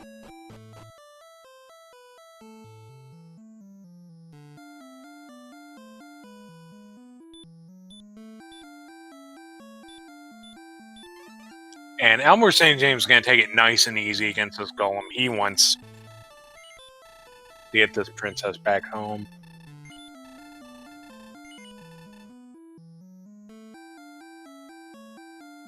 Stags, I believe, about to pick up where he left off on this count.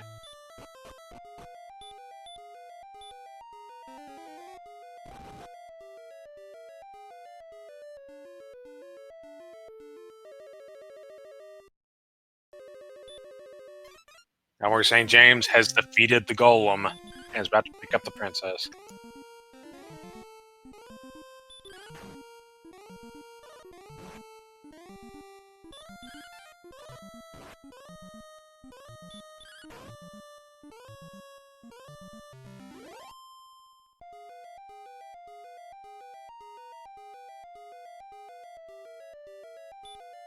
Oh, the big hit from the wizard sends Stags back home. He's just not having luck trying to finish this count.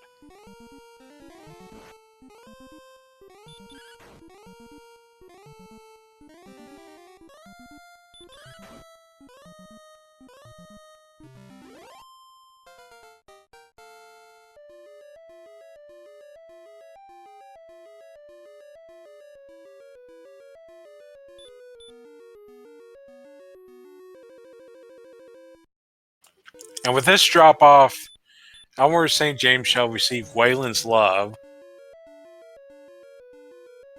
after Wayland takes the torch.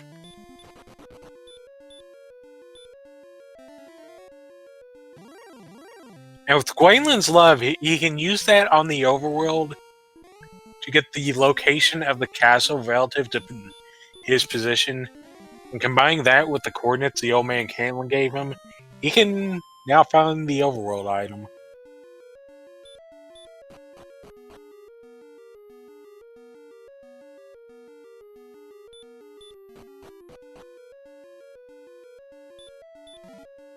Although he's going to quickly discover its second continent.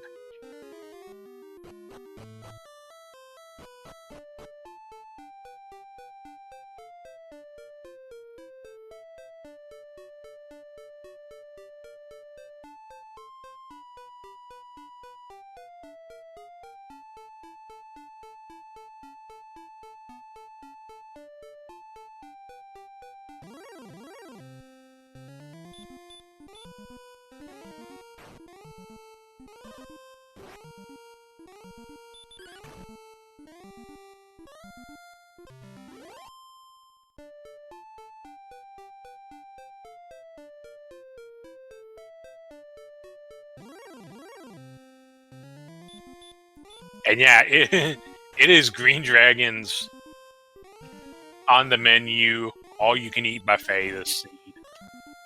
Probably the only thing the seed's really given our runners are these nice Green Dragons as James falls to the Axe Knight.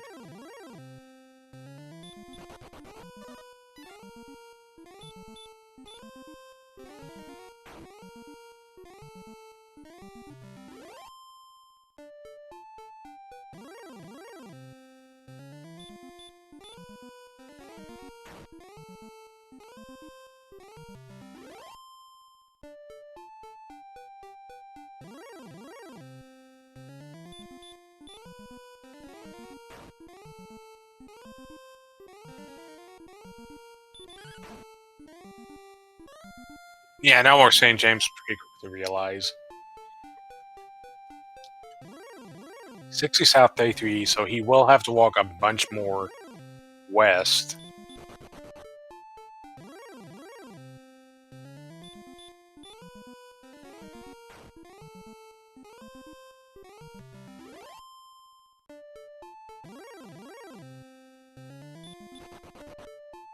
In the meantime, Staggs is going to continue the count attempt from this piece of land he saw over the river.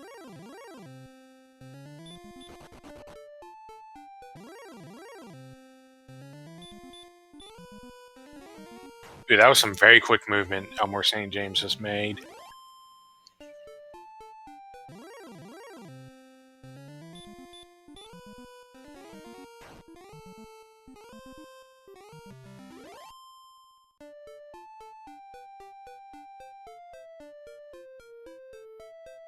And there's the harp right there. Unfortunately, it looks like Staggs made a miscalculation on his count because he is about a full screen off where he needs to be.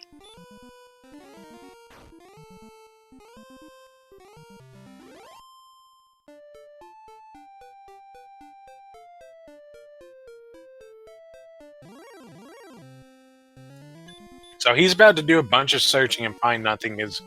We just confirmed it's all the way over in that desert.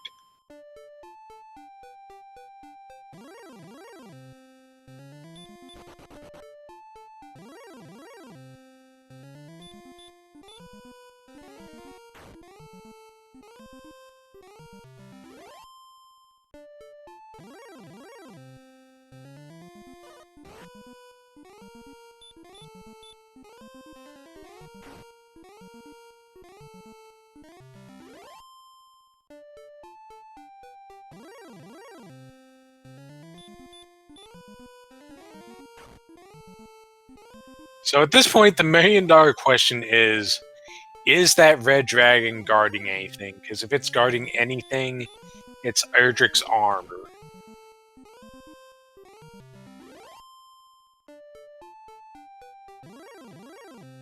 And the question after that is, at what level are we going to even be able to kill that red dragon?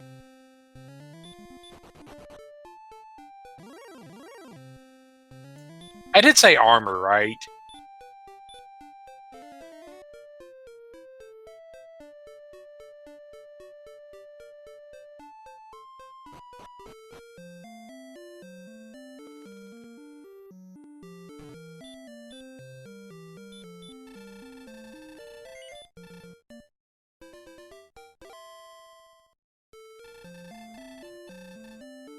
Yeah, unfortunately, Staggs has whiffed on the count pretty badly. The good news is, if he goes to the Swamp Spike, he will learn that there's actually a winnable encounter there.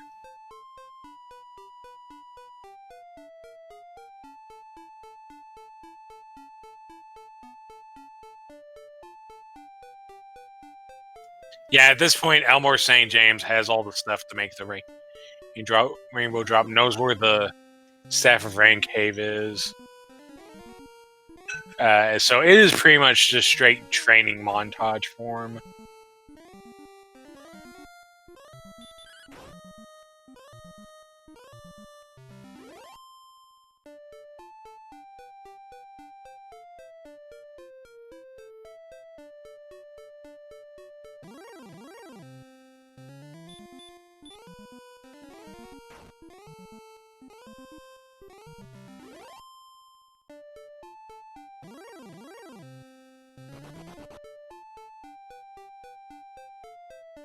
Yeah, Up 2NG has done a lot of I'm just going to sit here on the treadmill and grind.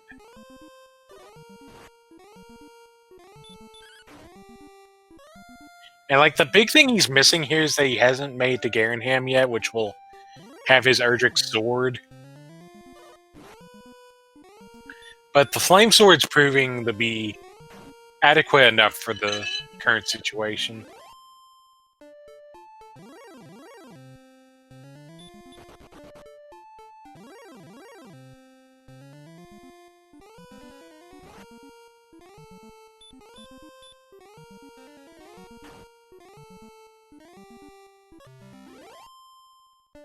Oh, it looks like level 14 did at least have hurt more, which is great if you're exploring, but Up 2NG really actually does have a little bit more exploration to do, because once again, he doesn't have the sword, and we know where that's at.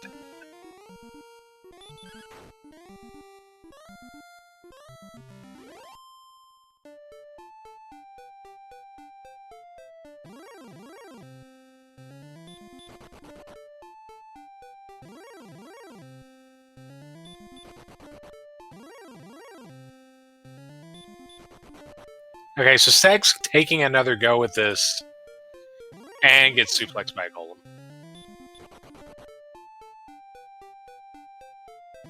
Ooh, this is interesting. Elmore St. James looks like he may actually be taking a grind in Swamp Cave.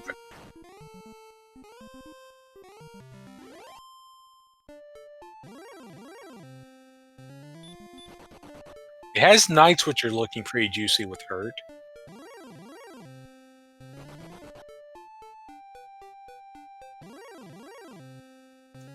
Not so sure about these werewolves, though.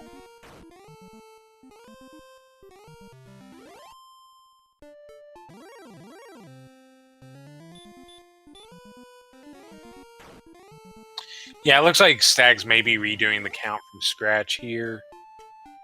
That or he's going elsewhere.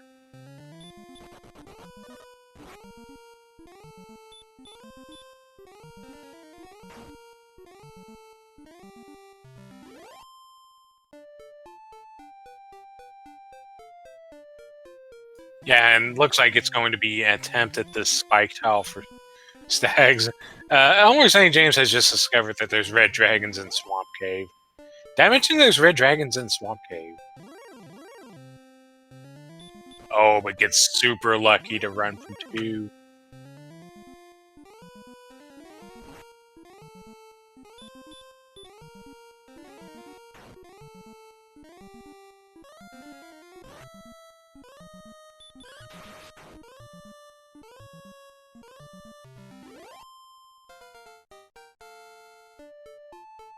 Okay, here comes level 15 with, there's your power, 20 power, 5 agility, 9 HP, 0 magic. We really didn't need magic. And it looks like Up 2NG may take that level and make a go with this red dragon again.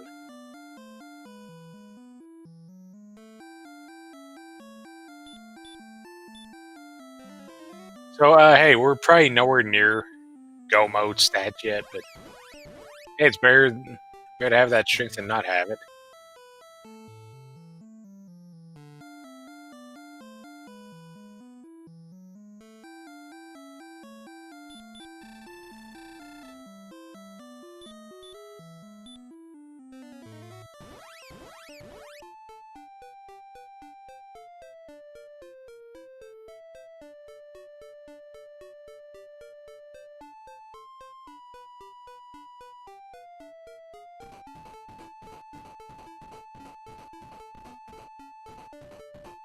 Level 14, bringing the hurt more for Elmer St. James. And an immediate outside.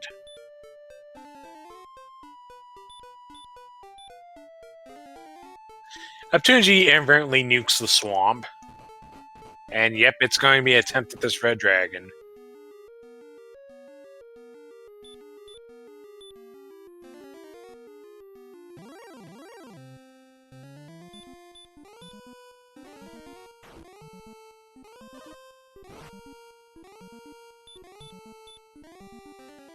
That or he really wants to blast these armor knights.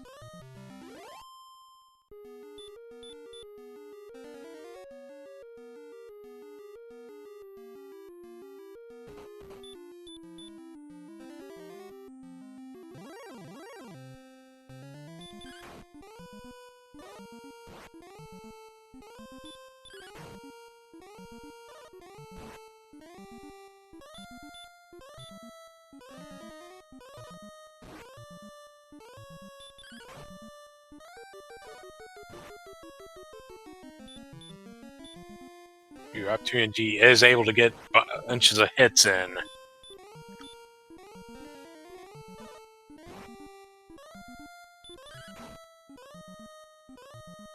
And has defeated the red dragon at level 15.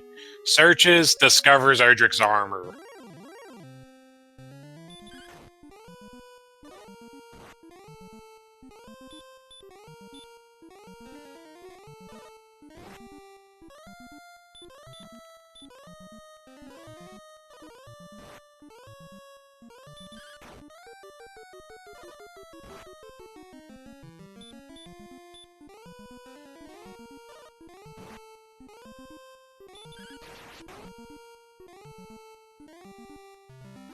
Okay, so here's Elmore St. James taking care of his homework. Going to go ahead and cash in for the Staff of Rain.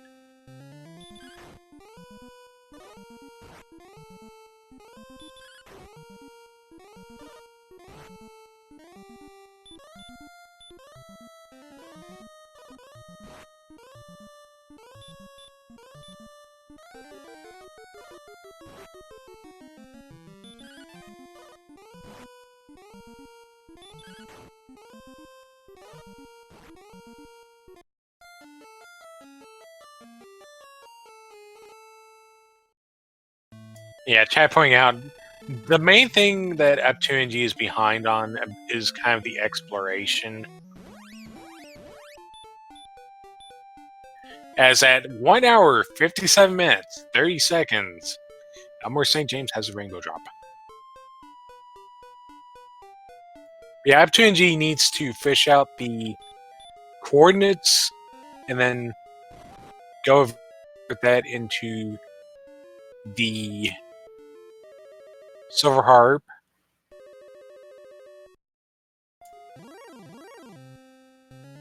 He needs to find Charlock and the Staff of Rain Cave. And then hopefully he decides to do Garenham and the Mountain Cave, because that's where Erdrick's sword is.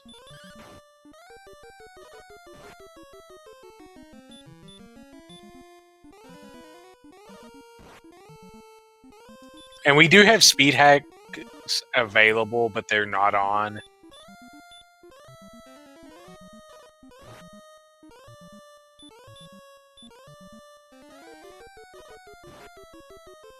Ooh, Opportunity giving this golem another go. This may actually backfire again.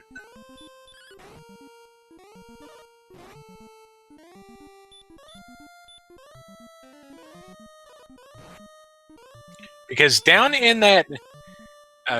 over in Garenham was also the Fairy Flute. The golem does go down, so this will be a princess save, and I do believe he has the coordinates.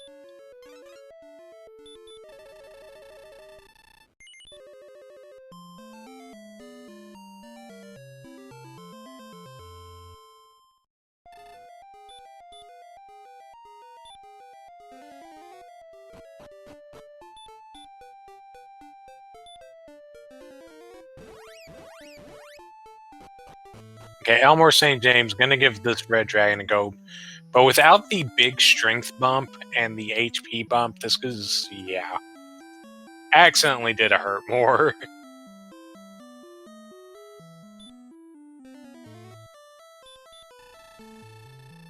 Menu boss, real final boss. Elmore St. James goes down.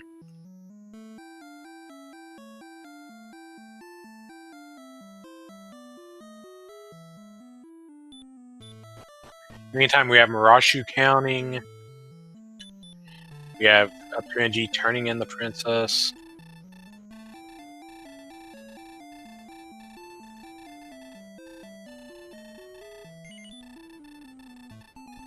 And Stag's still on this count, although once again off in about the same way. It makes me wonder if maybe the coordinates were misremembered. Also searching, but is on the first continent, is searching too low.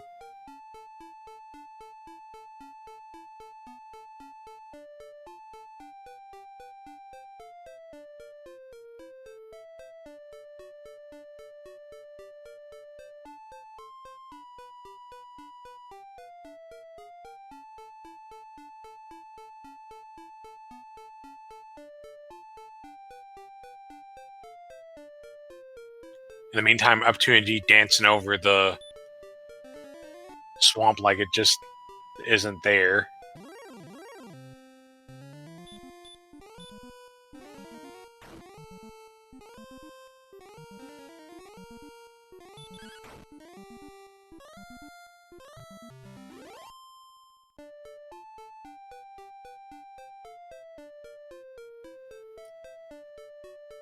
So an interesting... Oh. Up to and G may have just blind saved the princess. That didn't come to thought, but evidently that's the thing he did. He just blind saved the princess, and it turns out that's not exactly the worst idea in the scene.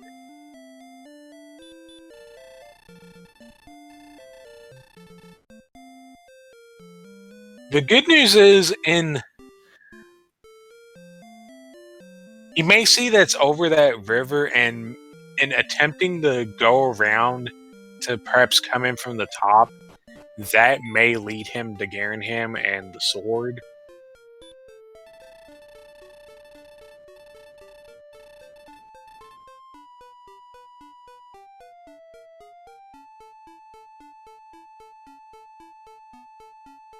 Although maybe not. Cantland was way farther north than I realized.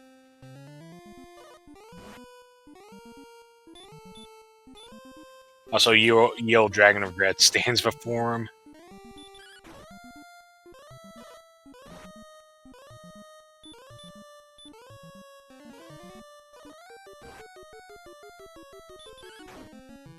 So it looks like Elmore St. James may be utilizing this hurt more to grind in Oxus with the Armor Knights.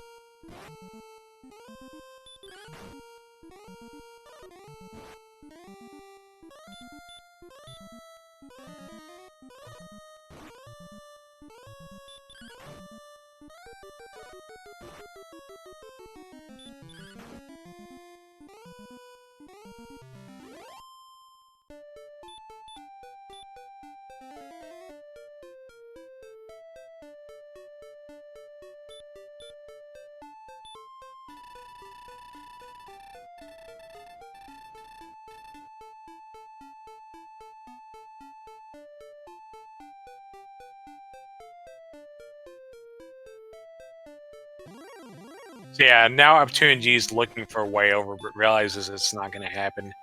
And if he remembers the landmass, that may make him realize that, oh, it's second continent.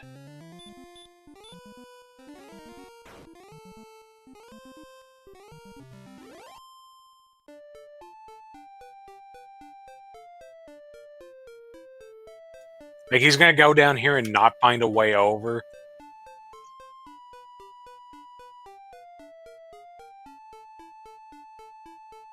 Did at least remember that, yes, he's been in that cave already, because it's where the token's hiding out at.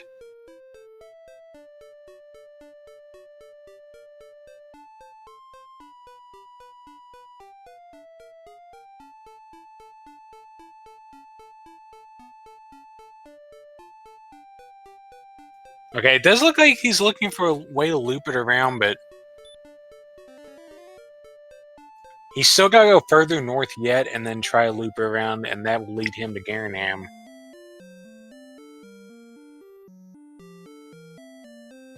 Okay, first we're going to have a pit stop, though. Oh, and once again, Elmore St. James is attempting to grind the Golem, but the Golem is, without that little bit of extra HP, the Golem is just having none of his business.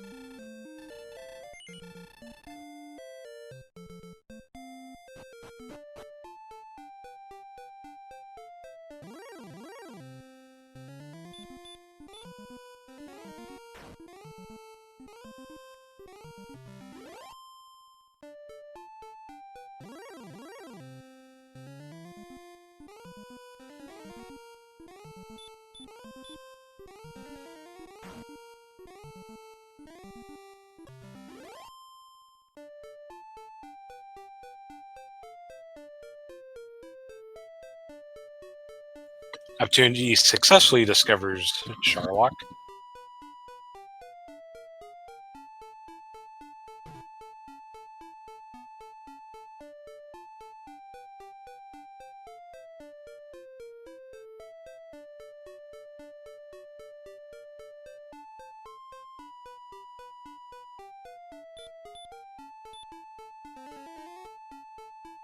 And yeah, when you're in a rough seed like that,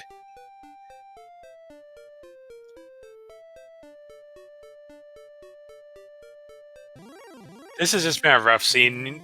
Everybody's gonna have that one thing that's, oh, I'm behind because of this. Just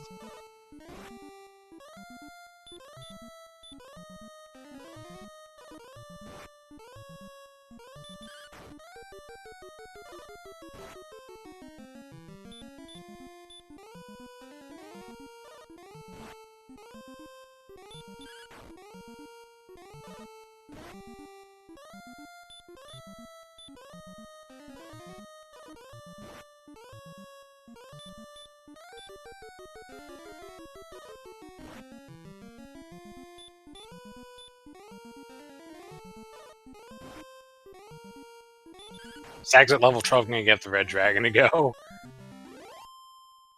And that ended about as predictably as you could figure. Stag's still on that leather armor large shield combo.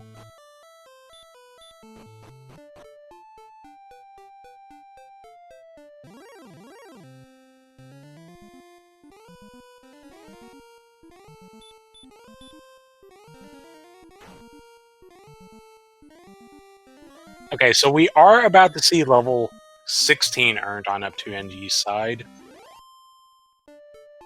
Or no, he needs about 33 more experience to get it.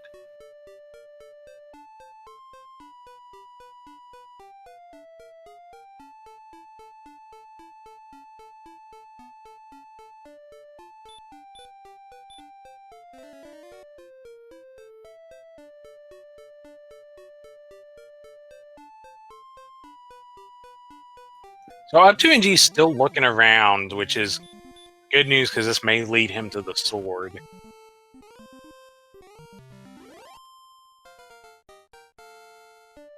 And there it is. So level 16 comes with 8 power, 2 agility, 9 health, no magic, and whatever spell he didn't have before he just got.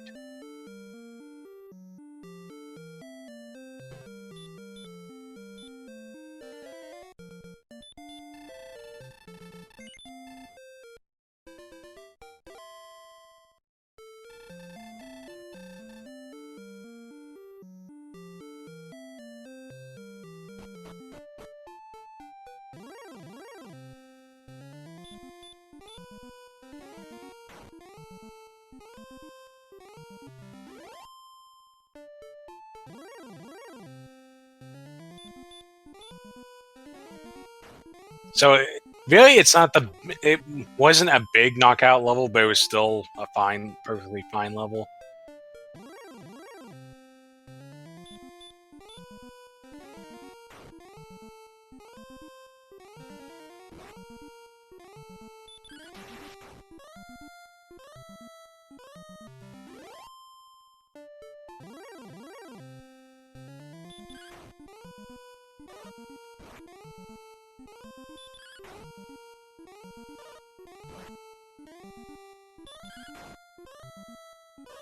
It feels like F2G's at the point where he feels like he can take on anything in the seed and just this slugfest mode.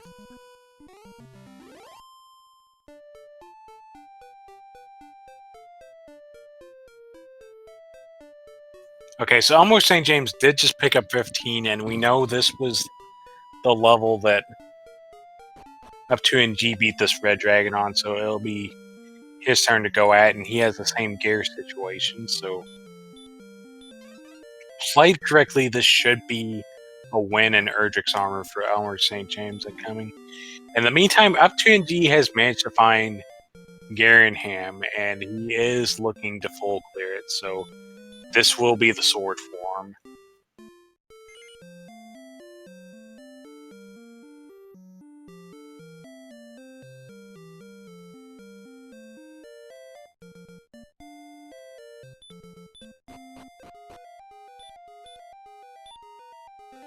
And really, at this point, once he gets this sword, all that's left is the coordinates for him, and then he just has to walk around and do all the trading in.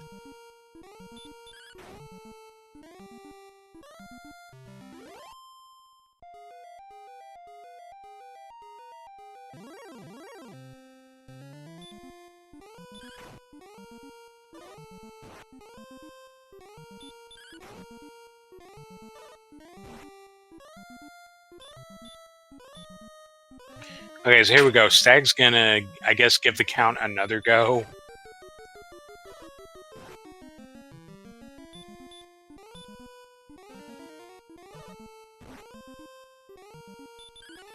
Hopefully this time he walks straight up. Oh, that is not the case. Yeah, he's gonna be off on this count again.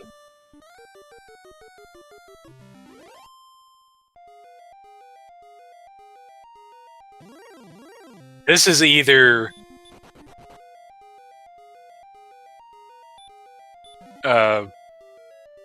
he's wrote down the coordinates wrong, or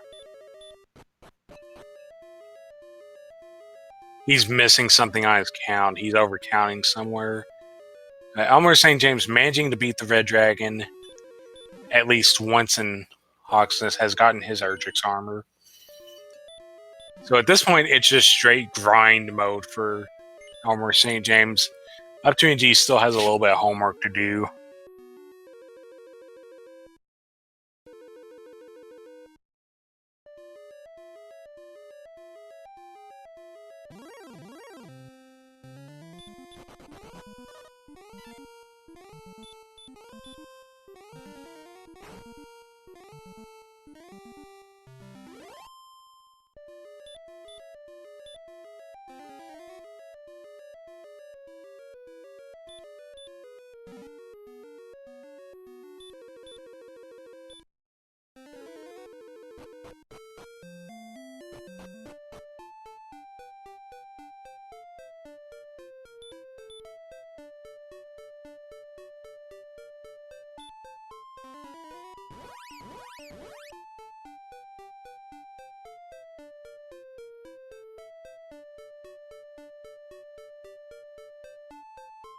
And it looks like for Elmer St. James, it's going to be the Golem grind to finish out the seed.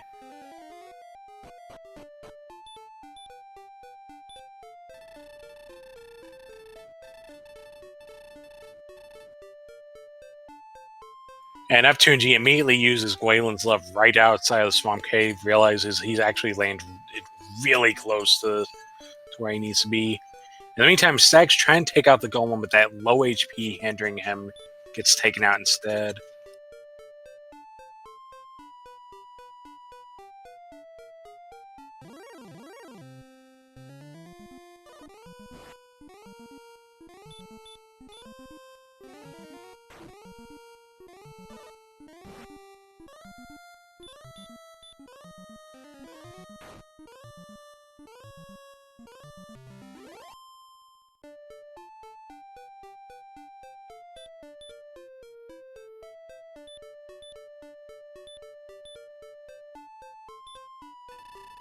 Okay, here we go. He's gonna realize he's just one step off and then go grab this.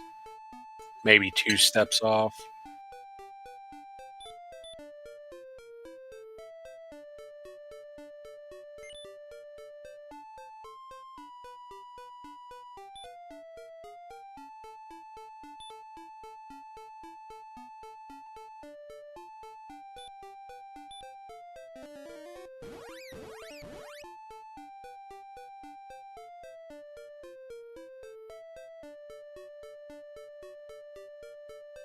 Okay, so up to NG gonna go ahead and finish up his homework. Just has to cart this silver harp all the way to the northern end of the northeastern end of the map to get the Staff of Rain, and then the jerk is just southeast of the castle. He's not that far off once you cast Return. So this will be interesting to see what James's experience is at when up to NG gets into his grind.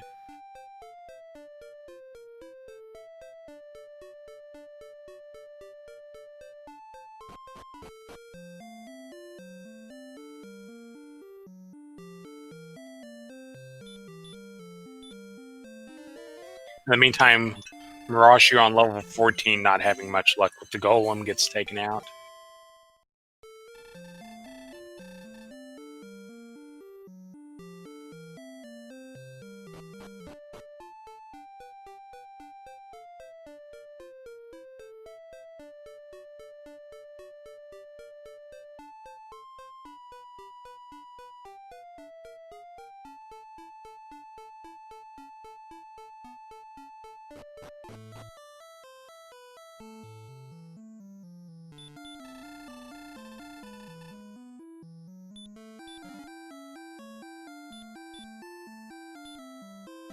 And Stags is blasted by a hurt more.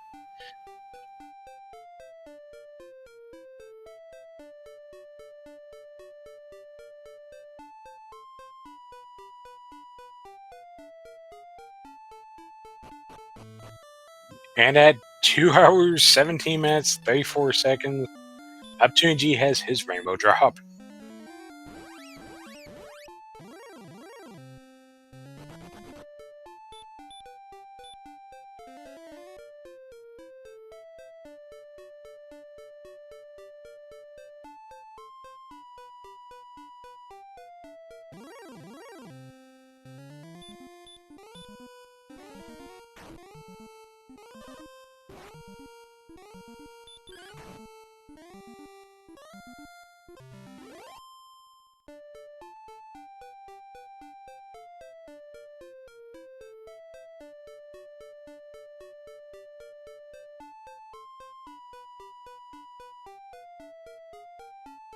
And now we have something that's going to send everybody into a panic mode. We have our off-stream, our first finish. Nest Cardinality has won the race with an official SRO time of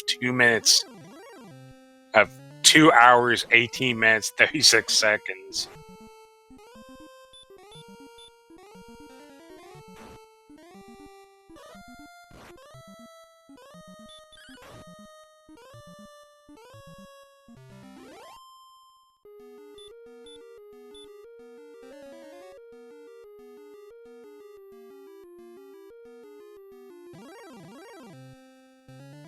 Yeah, as it turns out, up to NG has been getting good experience. He's just should just be 3 red dragons from this level.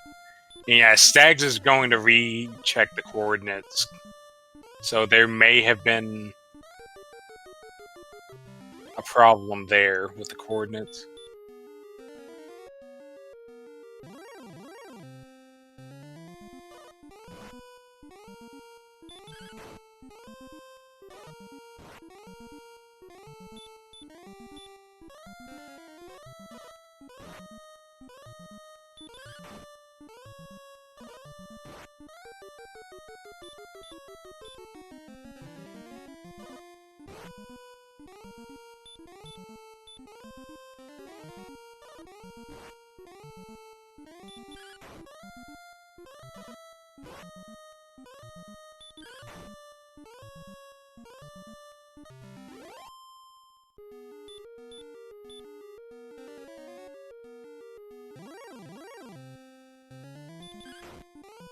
Okay, so there's at 8290 level 16 for Elmer St. James, but up to NG is about to pick up level 17. Well, assuming he can defeat this red dragon, he does not have much resources left. Going through him quickly with how hard this red dragon hits.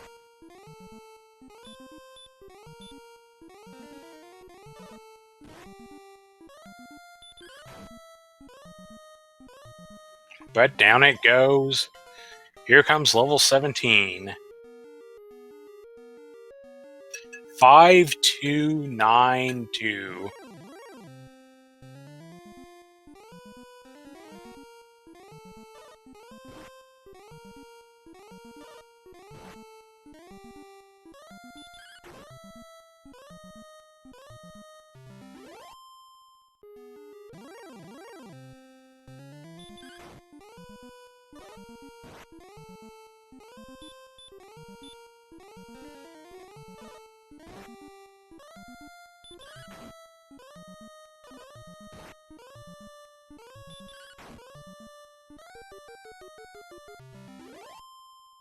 Okay, to be fair though, 93 strength. Our stats, except for the HP, have managed to get up there. 93 strength is certainly enough to go kill a Dragon Lord with. At this point, it's mostly just HP. And maybe a little bit more agility.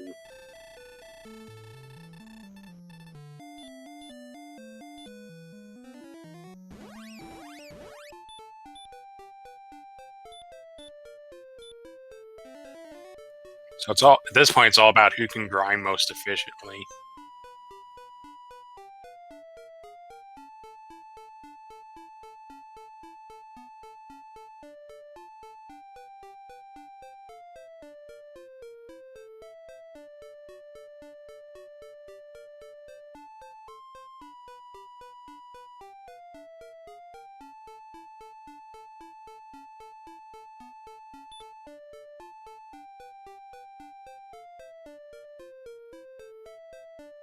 Okay, up to NG, not going back to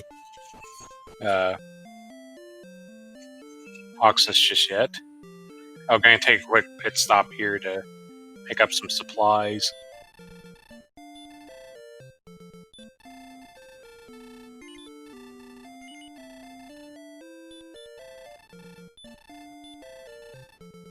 Up to NG making the most important pickup of the seed picks up the dragon scale. Oh, and actually, up to NG being smart about this, realized that with that dragon scale, that is defense broken werewolves and star wyverns. So, heads up play to get that dragon scale and get those monsters out on the dive.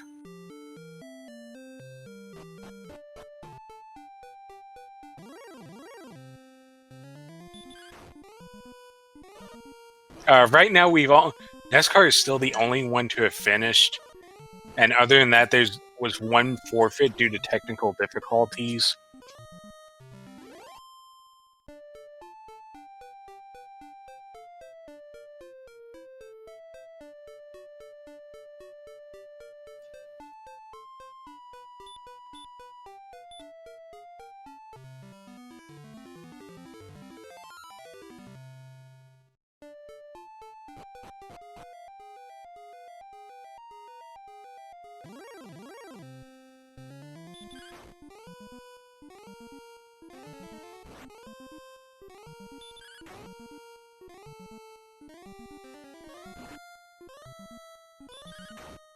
So it looks like Up2NG may be going for a dive and grind, and if he's found these green dragons. If this is green dragon heavy, it may work out for him because the green dragons have been really soft to see. They were the fan favorite of our runners.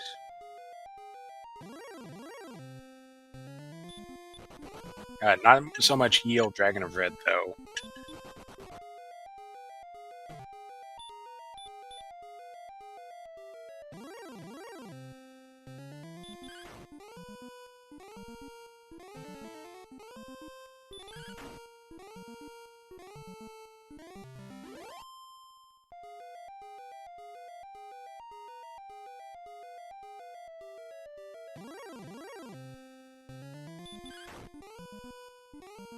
Yeah, it's looking like top floor Sharlock is green dragon heavy.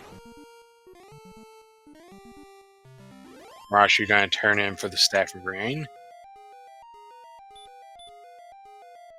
At this point, just needs to go back home for the joke and to gain up stats to beat the red dragon for Erdrick's armor. So he's looking to try maybe get towards the end of the seed.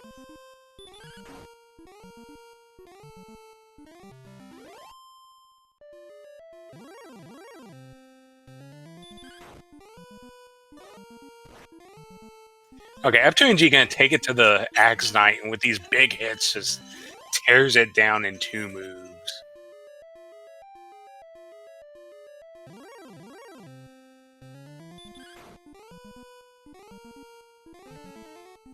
In the meantime, Stags is gonna give the Count another go.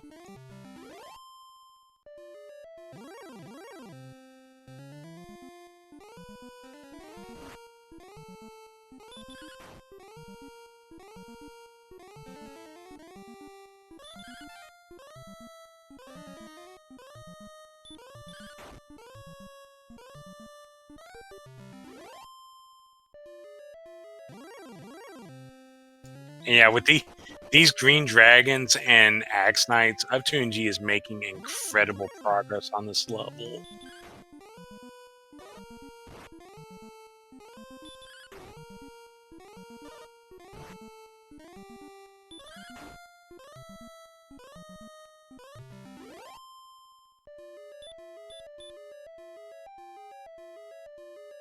And yes, barring some absurdly silly stats otherwise, generally you want 97 HP because the final boss has his special breath attack, which does a ton of damage, even with the protection of Erdrick's armor.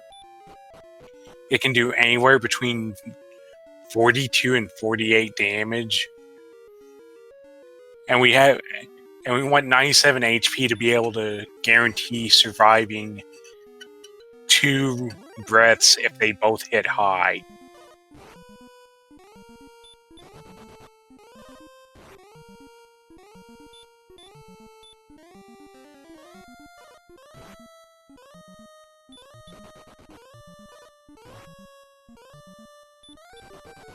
In the meantime, it looks like Stags may have finally gotten that harp. I think. I unfortunately kind of messed up and had chat blocking view of his screen, and that's an Armor Knight. Elmore St. James to level 17.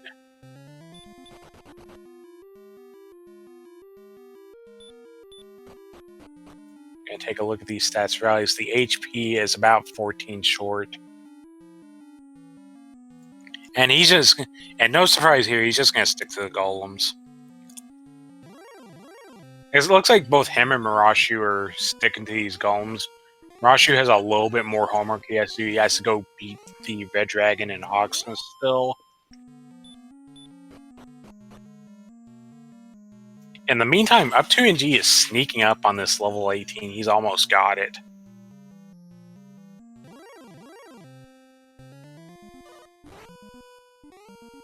I'm sure I'll happily take this werewolf because the werewolf is defense broken and also dies in 2 hits.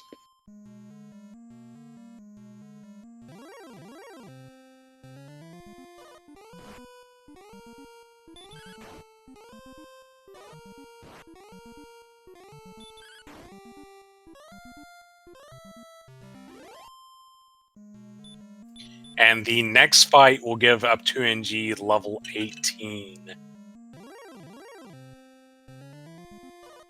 Assuming he can win it, though, because the Axe Knight did get in first time, but didn't hit high.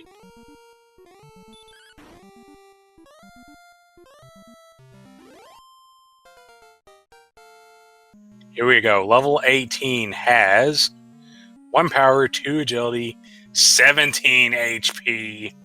That should do it.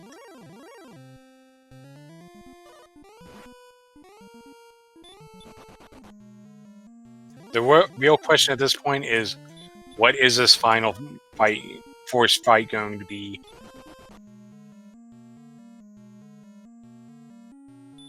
Okay, so Stags is searching all about again as Up to NG locates an Armor Knight. However, this time he is in the correct area, so he's about to get it. Just one more up and he will finally have finished counting those. There you go, he's got the Silver Harp. Up to NG knocks out the Armor Knight. And he's just gonna straight heal more.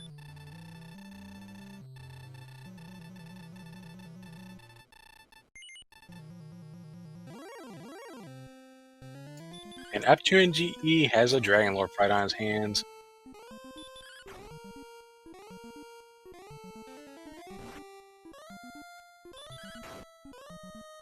Just attacks through, so he'll at most get one swing to start DL2.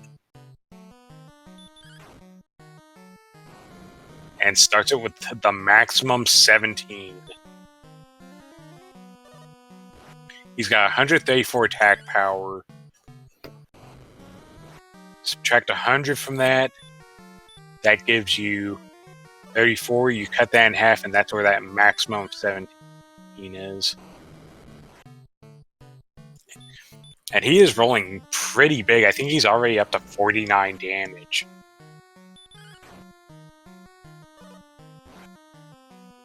$62.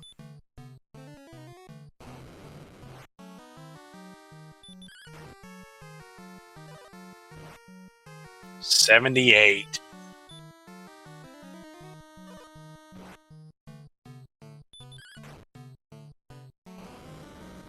$88.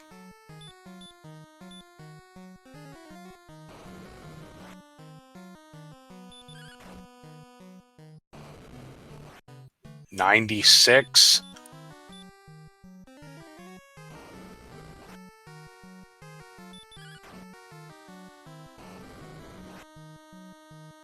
$111. So he is firmly in the driver's seat.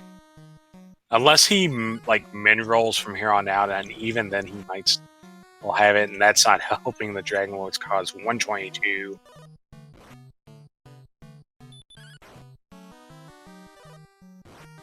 $133. I'm pretty sure Up to NG is just outright guaranteed to win here.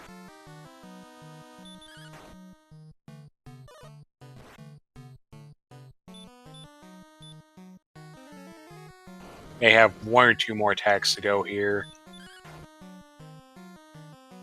Big 16 hit. That does it. The Dragon Lord falls. Get out your GGs.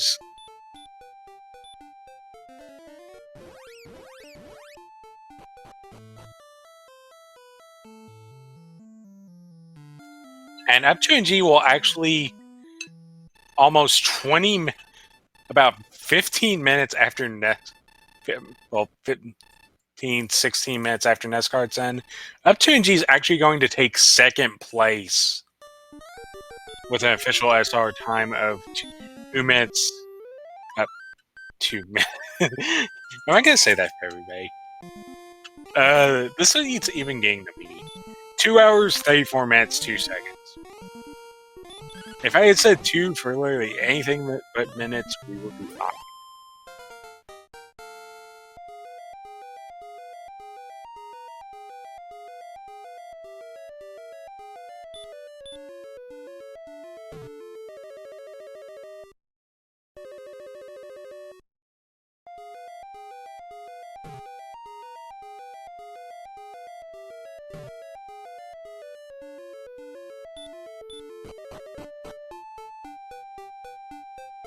And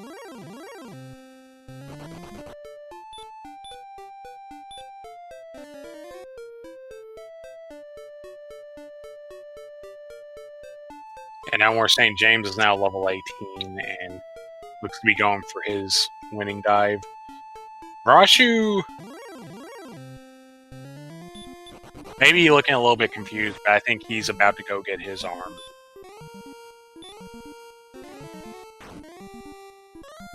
And Stags has finally found that big HP jump at 13.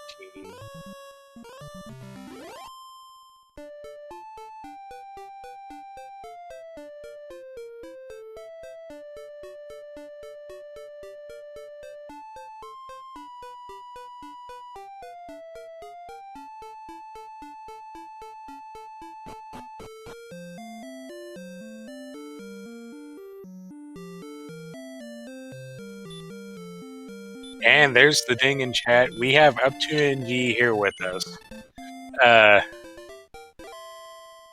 Man, you're still here. Wow. I thought maybe the Restream team was just going to go to bed.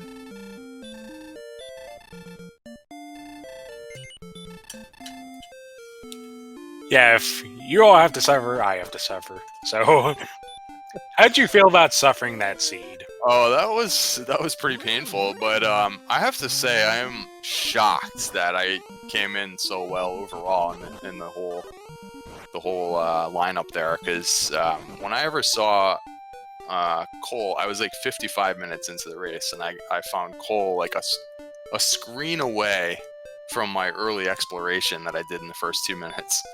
And it had access to the flame sword. I mean, I felt like that cost me like 40 minutes. I mean, that was just like, I thought I was coming in dead last when I saw that. That was crazy. I don't know how I did so well in this one. Yeah, I think everybody in general just had trouble getting to places early because the overworld is so brutal. Like, someone managed to find that Rimeldar real fast, but Mirashu managed to find Rimeldar pretty quickly and eventually wound up getting an early full plate silver shield combo.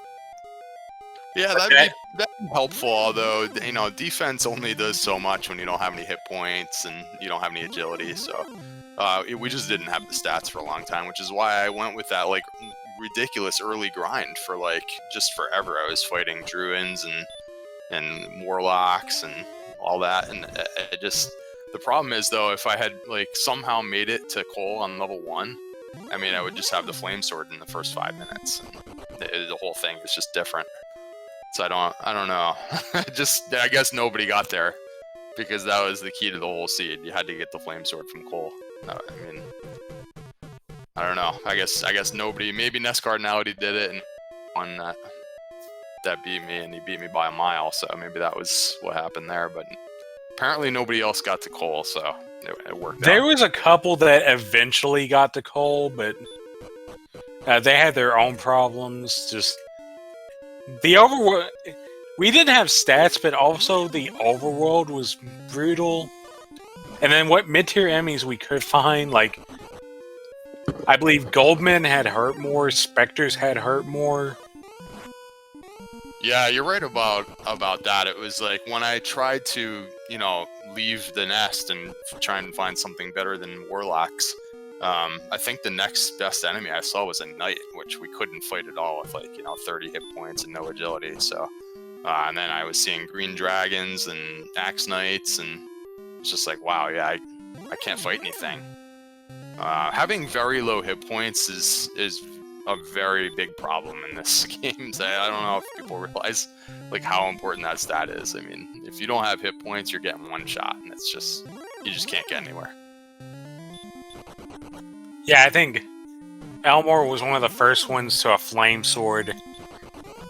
And then he started going for green dragons with by stop spelling them, and you got out to a really fast, a relatively big experience lead, but then Elmore St. James came back with the stop spell strats on the green dragons with the flame sword.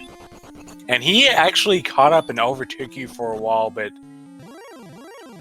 You just sat down and ground some more, and once you started exploring, it seemed like you just had an easier time doing it. And that's may have been what kind of got you the advantage over everybody else except NASCAR. Just when you started exploring, you didn't have as much trouble with these big enemies.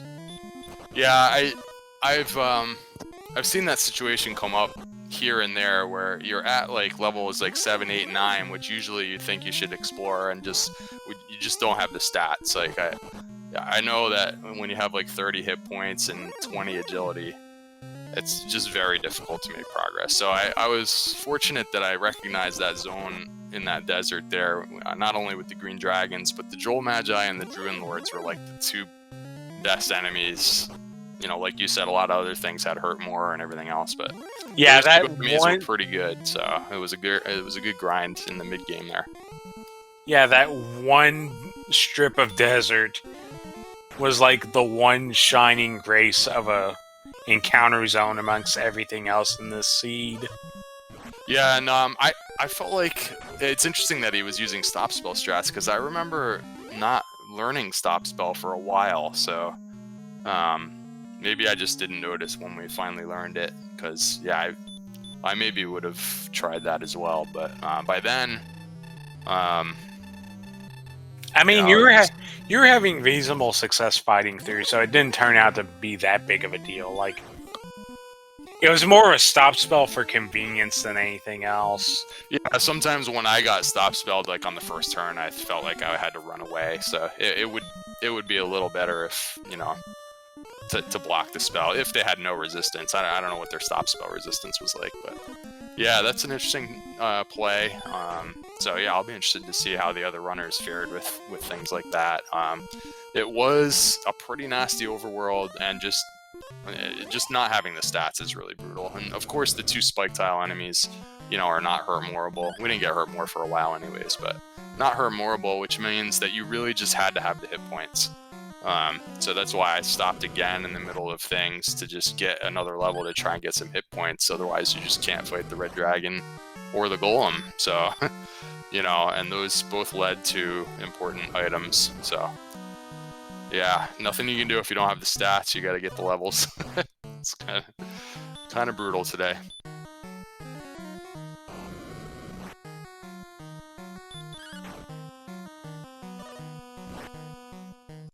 Looks like we've only had one other runner finish off stream here. So yeah, everybody's really struggling with this one. Guess Beta Strep finished up a few minutes after me, so GG for Beta Strep.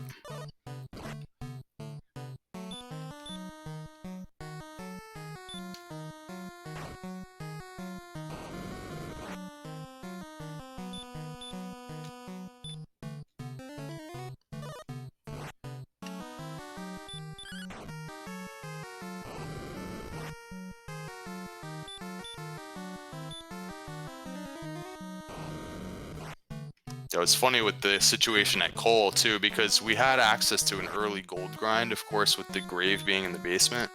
But of course, you don't necessarily want to do that and then, you know, bang your head against the wall in the overworld and just keep dying. So, you know, but it turned out that Cole had that death necklace grind, so it's like you didn't even need to have gold. If you just got to Cole, you got the flame sword. So, yeah, pretty interesting that. I felt so behind when it took me almost an hour to get there, but apparently nobody else got there very quickly, I suppose, so it worked out.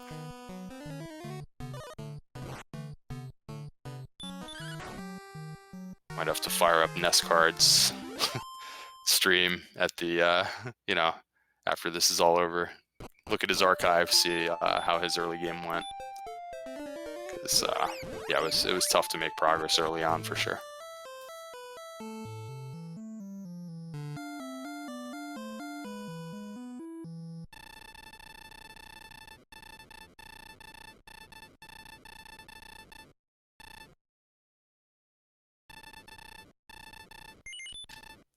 GG to Elmore.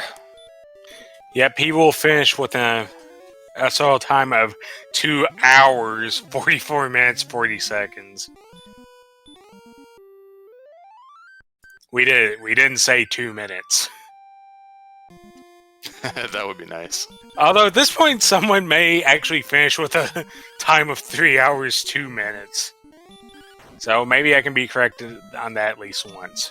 I think this was like a 14-person race. I think there'll be a lot of people finishing over 3 hours, which is very uncommon. I mean, this randomizer, there's been a lot of tweaks done over the years to speed up gameplay, you know, between the torches and fairy water. Oh, and that reminds me of my start. So I reset everything 7 minutes in just so that I could get torches. And I was really not sure if that was going to work out well, but I guess it was okay. Yeah, there was, I think, Elmore St. James started out with the torch strats. And then it turns out you threw your entire inventory of torches and got pretty much nothing for it. So it's just like, Yeah, but I had spent the first several minutes running around with some gold and some cursed belts hoping to find a town. And I don't know, I walked around pretty far in every direction. I didn't see a town, so that's why I grinded near home for so long. I just had to figure, well, maybe the towns are really far away, so we just need levels now. So that's why when I saw coal and it was just like a little further out than I had explored, I was like, oh no.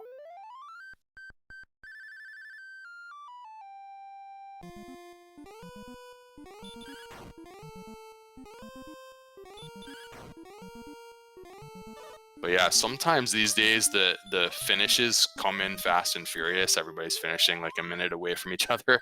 Right now they're just trickling in slowly. For a large race, like, you know, there's going to be some people finishing, you know, way over 3 hours. Yeah, speaking of the trickle, Diabetes the Second has just finished 5th place with an official SR time of 2 hours, 47 minutes, 24 seconds. And what must feel like trickling in the chat just as a blob of frustration. Elmore St. James is here. Well, hello. So, how about that, right? How about those Goldmen with Hurtmore? GG. First of all, GG up to NG. That's a great time. And GG to Nescard. How in the heck? Like, did y'all just grind in a great spot that we didn't find? So my theory is that maybe somebody could have gotten to coal on a very early level and just like the flame sword was just available. You know, between the death necklace grind and everything, you could just get an early flame sword. Now I didn't get it until like almost an hour in, but when I saw that, I was like, oh no, I'm in last place. But apparently nobody else got there either because, you know, people aren't finished. Yeah, I found coal, I think, about 40 minutes in, and I made a series of really bad decisions, and yeah. Yeah, I think a lot of people got that flame sword and then tried to keep exploring or made attempts at Deep Grave, which you had to go down to that first chest eventually, but the second chest, there was a bunch of powerful stuff guarding it, and it was just an herb all the way down there, so that was a big time sink for a lot of people. Yeah, I definitely sunk more time than I should have in the grave. And I also did 2 gold grinds because I died after getting the flame sword and before I made it to Rimalder for the armor and shield, which I'm glad I did the second grind to get those, especially with all the Hurtmores out there. I think that magic armor was pretty helpful. Yeah, on the other hand, I believe an important item was in the 4th chest in the grave, right? And so yeah, I can imagine a lot of people like not going there for a long time because you could do the top 3 pretty early, but then, I don't know, in my case, as soon as I went downstairs, I got just wrecked by Golem like right away. So it would have been tough to get to the 4th chest early. And I could see maybe some of these people just aren't going back to the grave until the bitter end, so I don't know. I can definitely see that as well.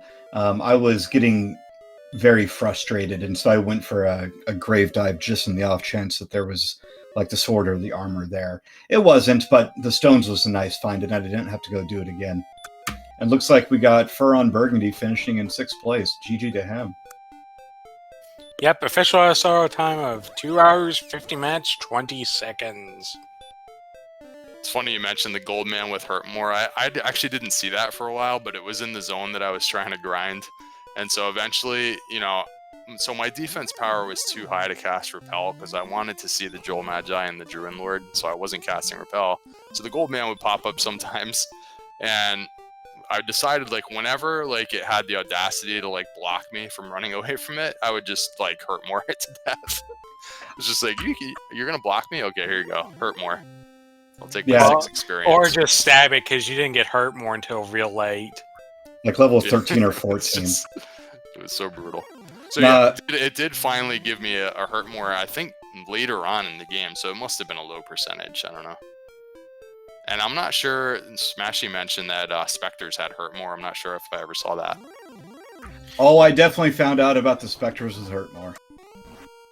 Yeah, luckily, I didn't get. So that's another problem when you have very low HP is you can get one shot by hurt more. Now I didn't go out into the world. That just didn't happen to me. So luckily for me, I did a little extra grinding, just fishing for hit points. But I can imagine people trying to explore the overworld with 30 hit points. I mean, if an enemy has hurt more, you're just dead. Making it to Rimalder and picking up that magic armor was a key pickup for me because it saved me at least half a time with either a Spectre with hurt more, a Goldman with hurt more, or something like that. Oh, that's true. Reduce damage from hurt more with the magic armor, yeah. And that's the only reason I went for it. And because I think I'm grinding the same place you did, where the Green Dragons, Druin Lords, Druins, and Goldmen were. Yeah. And Droll Magi's, yeah. I think that was I settled in there, and I wished I had done it earlier. But only getting hit for a couple from the hurts on those Green Dragons made it go just a little bit faster. I mean, I'm guessing that finding that zone, that you and I both found that zone, is a big part of why we both finished near the top. Because I don't know what else you could do to make progress in the seed. There was a lot of enemies that you just couldn't fight for a long time. Yeah, I'd like to see where Neskar did his early grind. Or if he just got really lucky with torches early and found the same place we did. Yeah, you never know. He always seems to have very fast times. I don't know. Well, he's also an exceptional player, so we got to factor that in as well. Okay, and Marashu has entered the castle of Yo Dragonlord. So with everything going on in this, when I entered there and I think I ran into a Armor Knight first and then a Red Dragon, and I'm like, oh, this is going to be brutal. But how did I run away from all of them just in this last dive? I think there was only one that gave me trouble the whole run. Or the whole dive through Sharlock. I actually had pretty good run luck in Sharlock as well, because I think agility was under 80, so it could have easily gone badly. Yeah, it was... I don't know how that... I'm not complaining. But yeah, I'll take here, it. I had a pretty lucky. Hey, it's gotta give you something back at some point, right? Look, I think I only saw one red dragon in the second zone. So they were in the top zone and the second zone for sure. There were armored knights somewhere. I think I only saw one of them. I saw armor knights everywhere on the overworld. Okay, yeah. Brutal. No, I mean in Sharlock. They were somewhere in Sharlock. Yeah, there was at least 2 zones that had armor knights, but somehow I was able to run away from them. I think the only thing that gave me trouble was one red dragon. Everything else I got away without having to cast something. So I ended up doing a fight your way down for the level strat, and it worked out perfectly. I got that level with the 17 hit points, right in front of the mini boss, and I'm not sure what possessed me to do that. I just had this feeling. It's you know what, we're about to get level 18. Are we really not going to have enough hit points on level 18? So I just kind of went for it, and it worked out. But yeah, that could have easily gone poorly. Yeah, I was kind of thinking in the back of my head, maybe that's pressure that, okay, Neskard's been done for a while now. Yeah, that I think factored in for sure. And that's actually hilarious because I was, I think, level 15 when he finished. I'm like, oh, Neskard finished. I'm feeling good. I'm like, 16 must be the high HP level. And then 16 came, I'm like, crap, okay. 17 came, I'm like, wow, this is okay. Yeah, as it turns out, Neskard just killed it. Speaking of people killing it, a blue lobster has killed the Dragon Lord and has finished 7th with an official SO time of 2 hours, 53 minutes, 38 seconds. In the meantime, we have Mirashu still on the dive. And yeah, the F2NG went through the dive and grind, and it worked out so well because in the top floor, it was a lot of Green Dragon, Axe Knight that died in 2 hits, and then... I wonder if the Green Dragon was like tripled up in the zone, because I found 6 or 7 of those in a row. It was amazing. Because you know, with the spells that they were casting, I wasn't taking any damage hardly. So that worked out perfectly. Yeah, then the bottom zone, I think you finished it off with more Axe Knights and then Werewolves, which were defense broken at that point. Yeah, and, I went out of my way in Cantland to... Yeah, I noticed that. You had 84 defensive power and went and got that dragon scale. Honestly, if I didn't have the 86, I wasn't going to go into Sharlock because we had such little hit points. I was like, I have to be able to find like Werewolves and Star Wyvern. As it turns out, the Green Dragon was the MVP, but I was thinking, you know, we really need to be able to defense break some enemies. So yeah, if I didn't get that, I wasn't going to go in. So for your late game grind, did you grind the Golem or somewhere else? I went for the Red Dragon and Hawk's Nest for like maybe 1.5 levels, and then I just went for the Sharlock dive and grind. I was already close to level 17 by the time I rounded everything up. That's how brutal it was. Yeah, crazy. Yeah, I think I was level 13 or 14 when I got my rainbow drop. So did you do it like an overworld grind at the end then, or did you go like for the Golem? I went for the Golem, and then I went up to Hawk's Nest, tried the Red Dragon, and after dying went back and finished up at the Golem. See, I don't know. To me, if you have a choice between the Red Dragon and the Golem, and I'm pretty sure neither of them had any abilities at all, I kind of think you have to go with the Red Dragon because I'm pretty sure they'd have the same strength score. So they do 120 on both. Yeah, so you're going to get hit just as hard either way, but Red Dragons have a lot less hit points.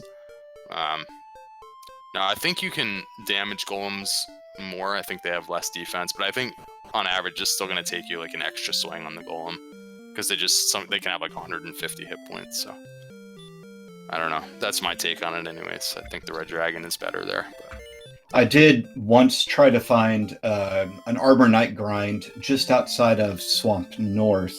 There were some Arbor Knights there, and there's also some Arbor Knights in Hoxton, so I tried to grind. But it took too long to get the encounters. Yeah, I could see that. I don't know of any overworld zones that had like more than one really good enemy. So I think the spike tile grinds were okay. Now, if anybody like managed to round everything up before getting the hit points for to be able to fight a Red Dragon, they were just stuck. Like I don't know, just having nothing left to do. And then I think that's kind of where the Golem grind came into play because you had the flute, and you could take one down that way. I forgot that we got the flute at some point. I think it was really late for me. I forget. Yeah, it was in Garenham with the sword. Okay. Yeah, I found it pretty early, so it wasn't too hard for me. You had Erdrick's sword early? Man. No, I didn't have Erdrick's. I mean, I had it earlier than some other people, apparently. I had Erdrick's sword at level 13 or 14. Oh my goodness. That would be nice. No, but I mean, luckily the flame sword was in coal. Otherwise, I don't know what would have happened with the seed. It would have been so miserable. Because didn't have much for weaponry at all, right? And so if Cole didn't have a weapon, it would have just been like easily a 3-hour seed. It would have been a test to see if we could actually re-roll a 15-player race. Yeah. Yep. And luckily, we also got the hurt spell kind of early. I used hurt a tremendous amount in the, from like minute 20 to up to like that 1 hour mark. Just hitting and casting hurt everywhere. So yeah, it was good that we learned that. If we didn't learn that, it would have been really gross. Okay, Stag's still plugging away. Just hit level 14 and found that massive agility gain. That was, I remember telling my wife, 20 agility. Holy moly, that's what we needed. And we're still at 60-something HP, but... Well, there were some, like, middle levels, like maybe level 8 or so, where we only had 21 agility. I mean, that's very bad news if you're trying to explore the map. So absolutely. That's running away from Goldman was not a trivial matter. Right. So what happened with Marashi? Was he fighting the Dragon Lord? I think his first dive failed. Ah, gross.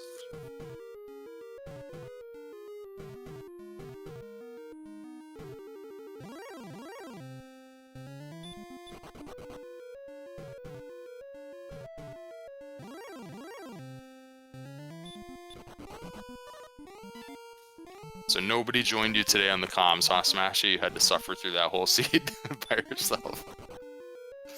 Yep. Oof.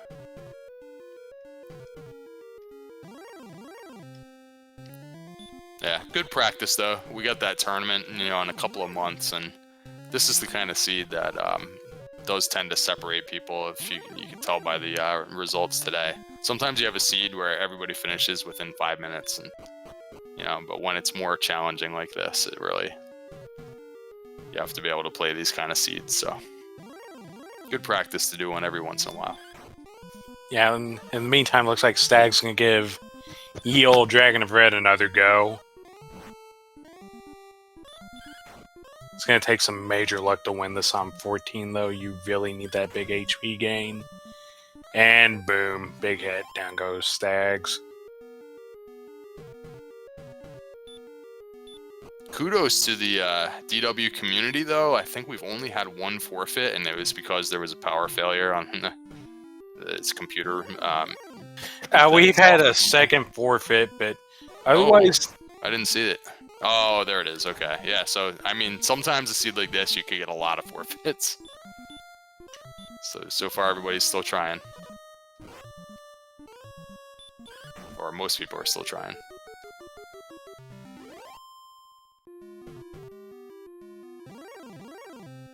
Looks like Mirashi's fighting the Red Dragons and actually is going to get 19. Has anyone else got 19? Do you know what that looks like? Allegedly, Nescard went to 19. Otherwise, we don't know what's on it yet. He went to 19 and still got it in 218?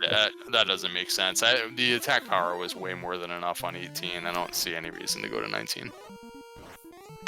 Probably, maybe for similar reasons to this. Just, I've got this big strength and. Well, the only thing is if maybe he was fighting his way through Red Dragons and Charlock, and he just saw a bunch of them. It just instead of running away, sometimes you just fight them in Charlock, and that's possible. So then you catch 19 at the end of because you found so many Red Dragons. 43 HP. We found the HP. Hooray! So now you can throw the Death Necklace on, so that was effectively 11 power, not just 1. I actually had thought about making a side trip into the Charlock Treasury to look for the Fighter's Ring, just because I didn't quite have the level yet that I was looking for, and I wasn't sure that it would be enough. But I was close enough where I decided not to do that. But I think it has to be in there. I'm pretty sure I cleared everything else. Yeah, the Fighter's Ring's somewhere in Charlock. Fighter's Ring and Death Scale and... I think Death Scale. Dragon Scale, sorry. What? Dragon Scale. Of Death.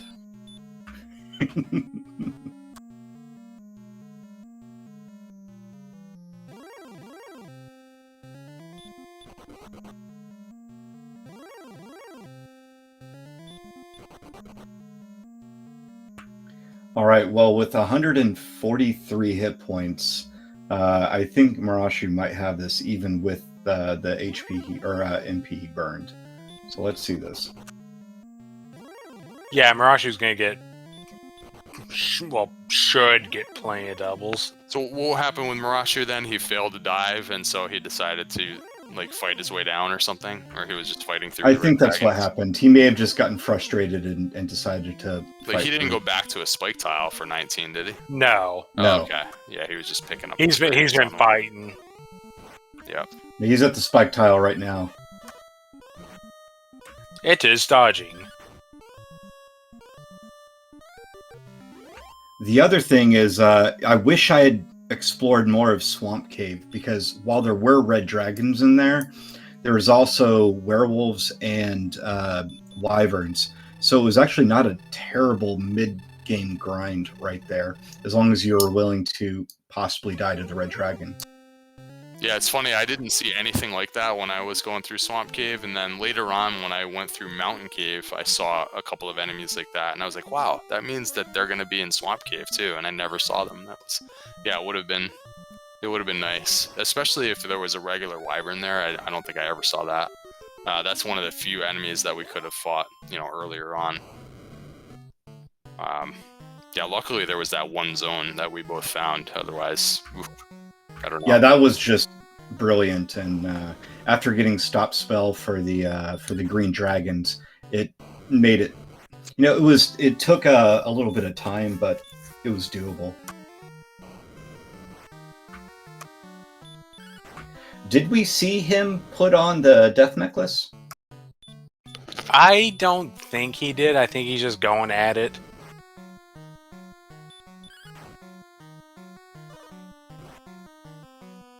Yeah, someone say you got an opening triple. We should see it right here. Yeah, 116, that's got to be no death necklace. He's just fighting normally.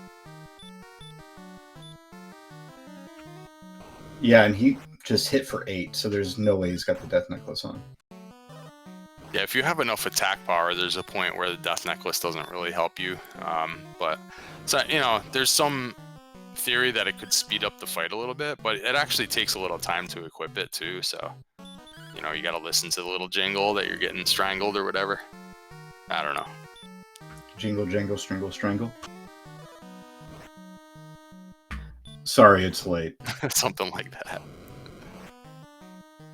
Yeah, we've crossed the 3-hour mark, I think, right? Oh, there's Marashu. Nice. GG. Yeah.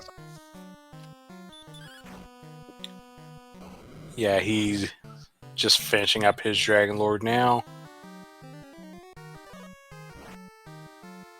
Yeah, spoiler alert. It looks like his stream may be lagging because in SRL, he just done. Whoops.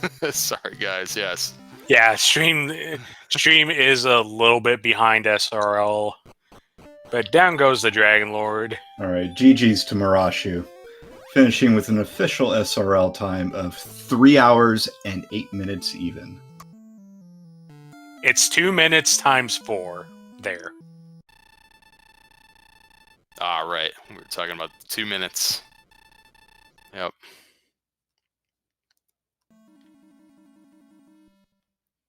Oof, 3 hours and 8 minutes, and that's like the middle of the pack in this one. That's pretty brutal.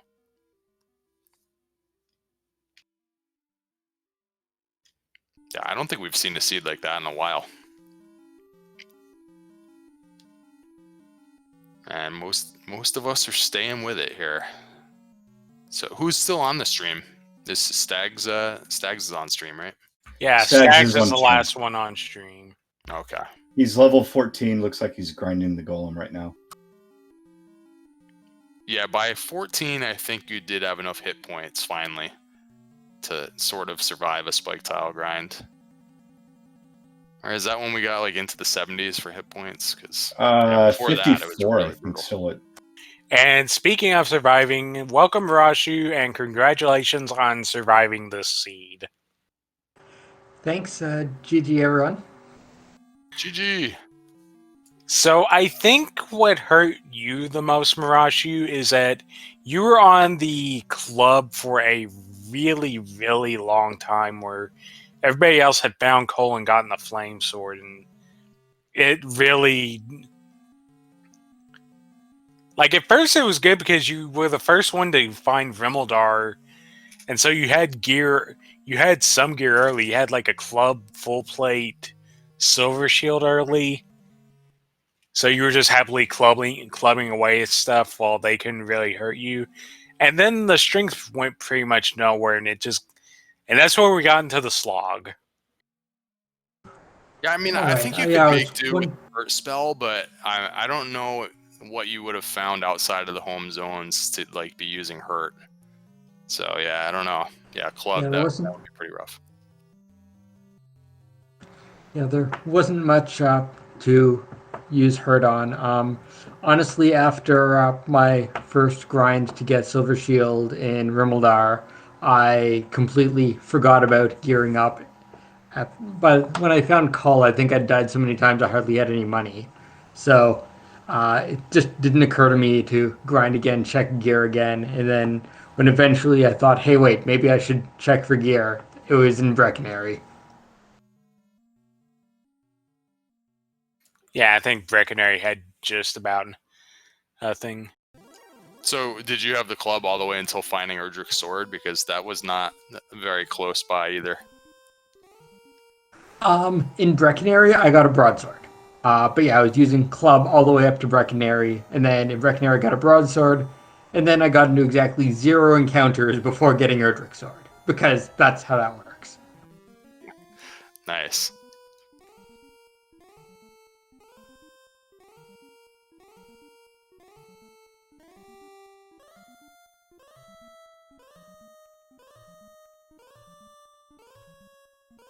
So, Marasho, on your second Sharlock dive, did you intend on grinding to level 19, or did you just start punching through red dragons?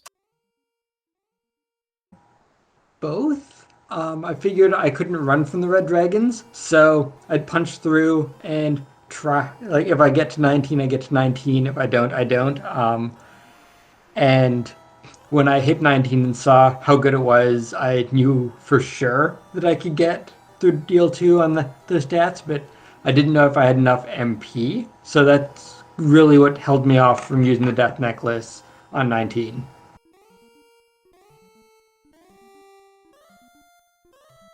Yeah, that makes sense. If you have a lot of attack power, the Death Necklace doesn't help that much anyways, so... Yeah, I mean, it's nice when you have like 120 attack power or something, and then you put it on, it's like a huge boost, but... I think we already had like 134 on 18. Not sure if you got any additional strength on 19, but... You got 1 on 19. Okay. Yeah, by then you could sort of go either way with the Death Necklace, so... It's funny when you find the Death Necklace and you have like 36 hit points or something, you're like, yeah, that's going to be handy. Wait, what level is that? That really doesn't narrow it down. Yeah. Yep. That's about when I found the Death Necklace, and I don't remember what level it was, but... Yeah, there were a lot of poor HP gains. Oof. There was 3 levels in a row of 0 HP gain. Yeah, I gotta say, there's something going on with the 2.2 version that we've been using over the last few months. These stat growths are very strange. I've had plenty of seeds where I just have like 10 MP for like a long time, and this time it was the HP. wasn't 10, but it was, that was really low for a long time. Yeah, I believe it was designed to be a little bit more swingy, but still normalize so that level 16 is roughly the go level most of the time. Obviously, that didn't pan out for this run, but it still makes it, I think, a little bit more interesting when you have those like, oh my goodness, everything's opened up because I got 43 HP. But until that point, it's very frustrating. Yeah, and we do have another finish. Harrison has finished in 9th place. Official assault time of 3 hours, 12 minutes, 47 seconds. Nice, GG. I'm not too familiar with Harrison, so good to see. Yeah, that looks like players. A new name, so... a little bit unfortunate that this is what we have to welcome you on, Harrison, but welcome to the Dragon Warrior Randomizer community. This is like ever race. Cross our hearts, this is not how every seed goes. If this was your first ever, that would be like, yeah, I'm never playing this game again. You just go find something else. Stay with it. It's a fun game. I'm pretty sure there are some that this wouldn't have to be their first seafer. I'm not playing this again, but yeah, this is just an outlier. The HP was terrible. The strength until we got like 2 big spikes wasn't that good, and just it's sometimes the overworld mobs who just does it. Like if you go outside of zone 1 and then suddenly the encounters just ramp up to high end or Sharlock tier, then there's just sometimes you're just sitting in zone 1 for about 30 minutes to an hour. Yeah, you go one way and get killed by a wizard, then you go another way and get killed by a wizard, and then you go another way and get killed by a wizard, and you go another way and you get hurt more by a goldman, and you're like, well, it's going to be that way tonight. But no, they're not all like this, so and I am very much appreciative of that. Anyway, this seed went much longer than I thought I would, and I do have work in the morning, so I'm just going to wish good luck to the people who still have to finish, and GG to everyone who has. All right, GG to you, sir. Have a great night. GG.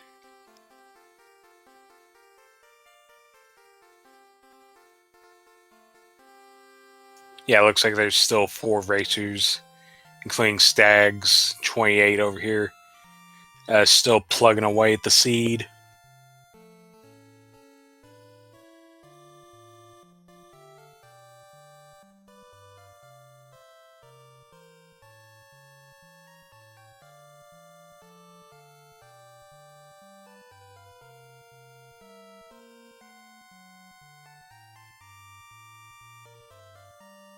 It's fun, right until the pain gets so bad that you start feeling the pain in sympathy.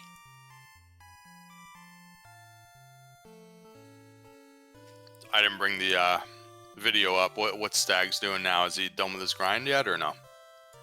He is on level 14.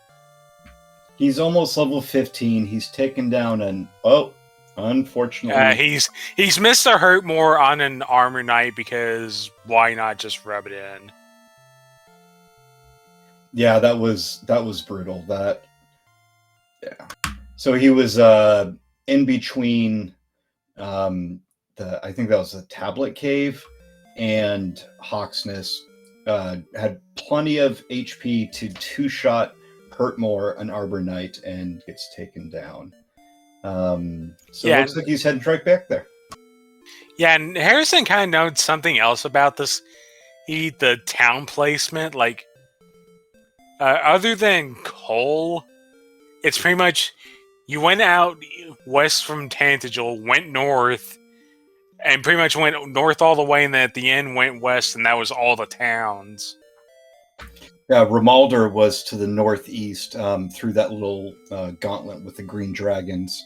And Rimalder as well. So, like, you had these 2 little outliers, and then, as it turns out, pretty much everything was in one direction. So it was, and that direction was full of swamp and very difficult enemies. So no one wanted to go there right away. I think saying swamp and difficult enemies really doesn't narrow it down on the sea as much as you think it does.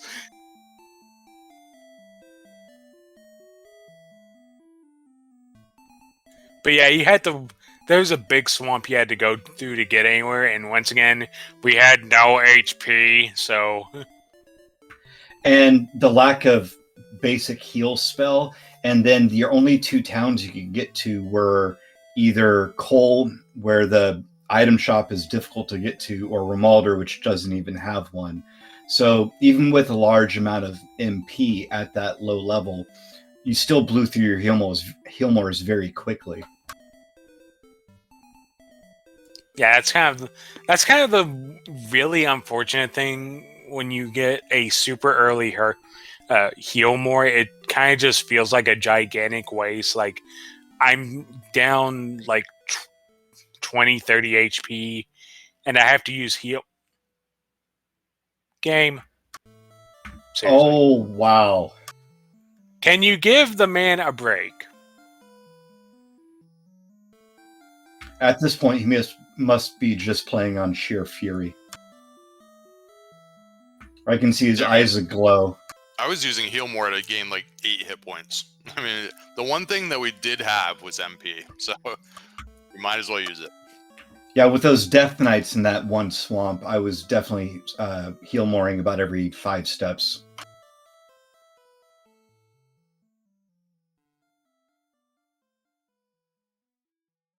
Well, speaking of Demon Knights, he just one-shot it. Nice.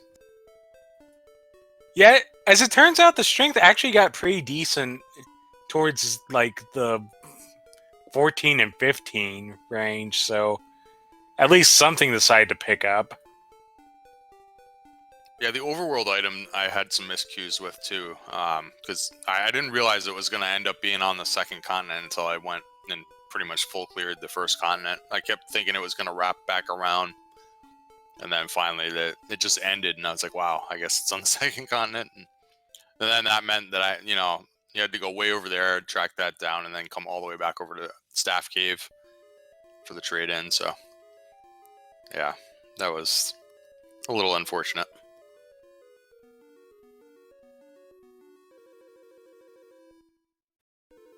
Yeah, I think a lot of people tried to walk it out initially, and I believe everybody caught on fairly quickly there was second continent. I think Stags was the only one that ran into trouble. I think he may have I'm trying to think of the word. Think of a word. Misnoted or something. The coordinates, because he went for the count, and eventually he did get it, but he had to go relook up the coordinates because he was off a bunch to the west. Wait, you were able to count these coordinates? Yeah, you could actually see the second continent fairly easily around where the tablet cave was. So you just made a little note of over that river, and you could pick up the count again. But I think he just didn't get the coordinates wrote down correctly. We do have another done. Well, I'm going to try to say his name because really it's a pretty accurate thing to say about this seed. Has finished in 10th place with a time of 3 hours, 23 minutes, 3 seconds. GG to them. That looks like a pretty accurate pronunciation. Based on what I'm looking at. When they first joined, I thought it was going to be like a bot just like messing with us, but yeah, that person actually finished the race and promptly left. Don't blame them.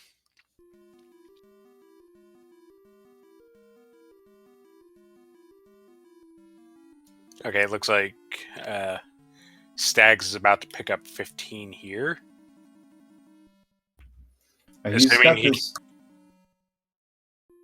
Okay, yeah, he did beat that Demon Knight, and we'll pick up level 15, which I believe actually had HP in it. Or no, this was the big... Well, no, it had 9 HP. That's still a good HP level. It was the one with 20 strength. I think that's when with the sword, that's when the red dragons really start to fall. I didn't realize he only had the leather armor at this point, so that's going to be holding him back a little bit too.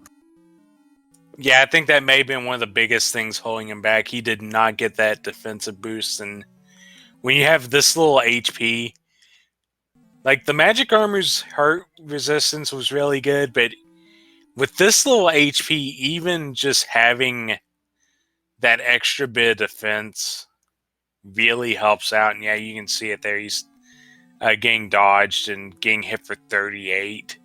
Yeah, I had planned on not getting any more gear. I had done the work to get the flame sword, and somewhere along the way, I had that leather armor and the large shield. I was in my mind, I was like, yeah, I'm just done. I'm not gonna, get anything else. And then the stats just weren't coming, and I was like, you know what? I'm gonna go up. I'm gonna go check this shop in Rimeldar and see if there's a half plate, because I had done some grinding and got 1,000 gold. I was like, you know what? Maybe there's a half plate. It'll be better than the leather armor. So then I see that there's the magic armor and the silver shield. And still, in most cases, I wouldn't bother going for that at that point in the seed, having already the large shield and everything. But I went out of my way to just go back into the grave to reset that up and just make sure to get that gear, because it was really helpful.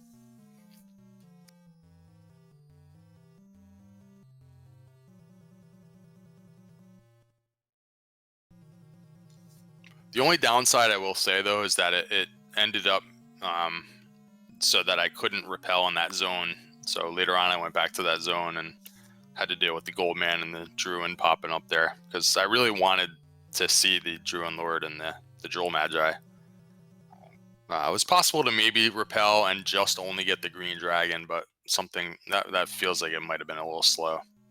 I tried that, and I sat there for about 45 seconds walking back and forth and decided to go back to the Golem.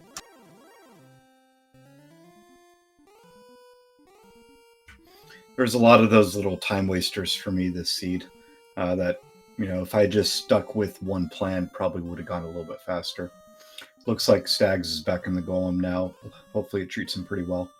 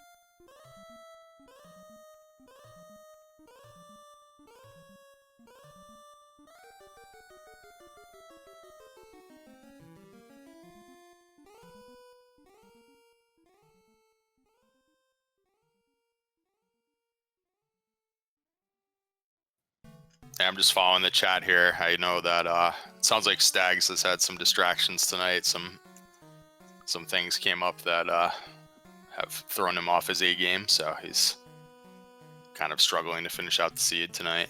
I think he's up against one other runner still. Let's see if he can put it together here at the end.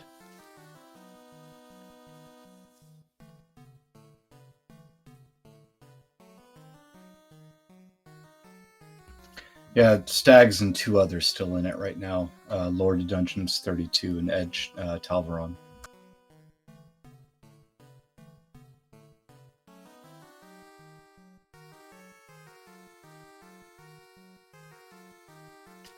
Oh wow, so we had 15 in this race. I was thinking it was 14 for some reason. Nice, we're getting good turnouts for these weeklies now. It's good stuff. By the time we get close to the tournament, maybe we'll have 20 or 25 people in these races, maybe more. I think people will be looking to get some practice in before the tournament starts. I know I will, at least.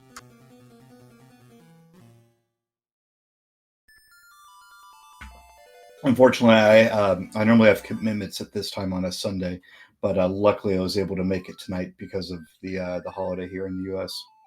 Yeah, same here. It's a lot easier to stay up a little later tonight, so it's all good. Fortunately, and we're not super busy tomorrow. It's good. Holidays are good.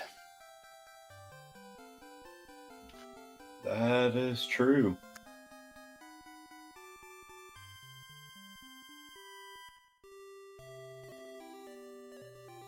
And Schmeich with the very poignant comment about how maybe it wasn't super lucky to be able to race tonight, but we still had fun. Yeah, you can't really tell that until you're about an hour in, and yeah.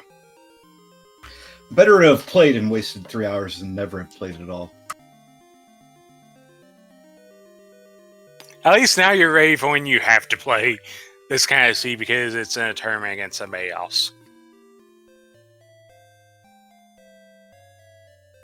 That's a very good point. For those of you who are newer to the game, when I was brand new playing seeds, just against myself, against the clock, if I started getting frustrated about 45 minutes in, I would oftentimes quit the seed and start another one. And after about 20 or so seeds of doing that, I realized that I was giving up valuable experience in these more difficult seeds. Although it's a little bit easier to stay in when you're playing against other people.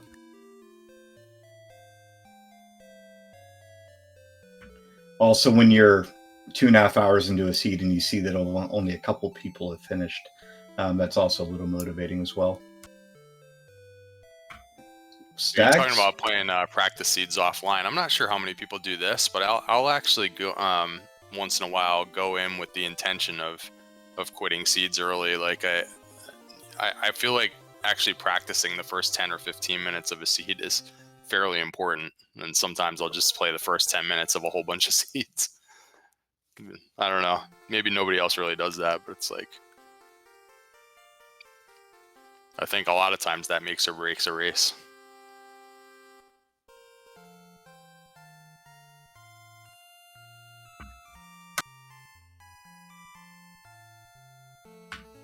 And it looks like Stags is doing a Charlock dive.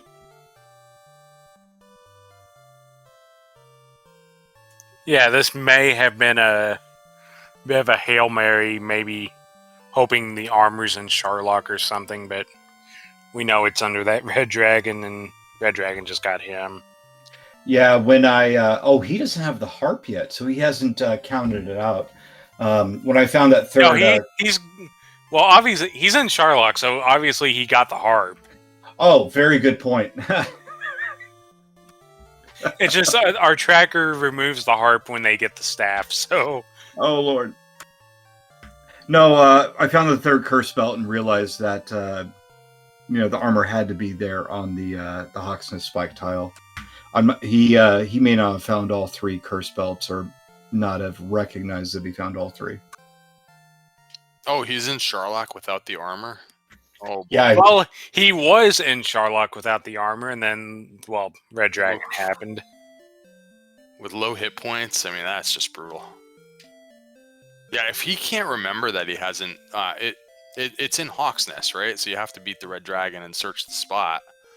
Yeah, the problem doesn't remember that he hasn't searched it. Maybe he just thinks now at this point it has to be in Charlock. No, I don't think he's beaten the Red Dragon yet, because without that extra defense, it's actually doing enough damage to two-shot him, potentially. Okay, so you're saying maybe he's leaving that for later on purpose. And he found a way to count out for the harp then without beating the golem. So that's impressive. Oh, wow. And another armor knight takes him out.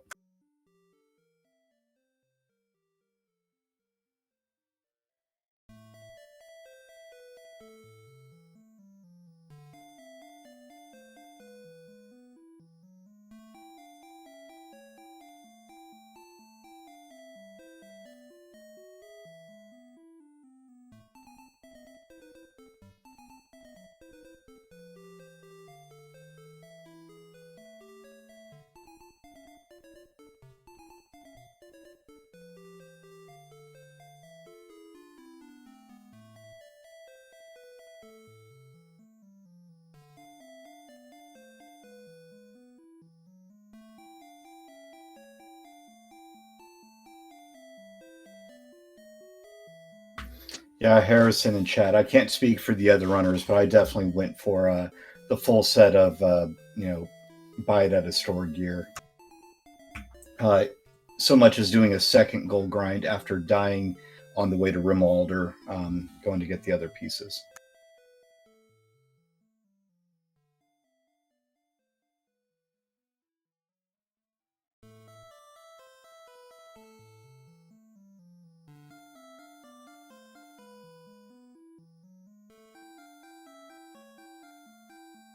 Thank you, SpeedGaming, for the raid of 44.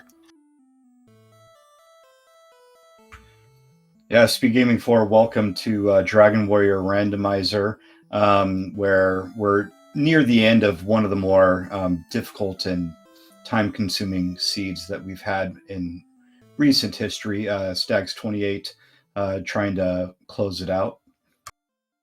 And there's 2 other runners off restream that are also still trying to finish this one.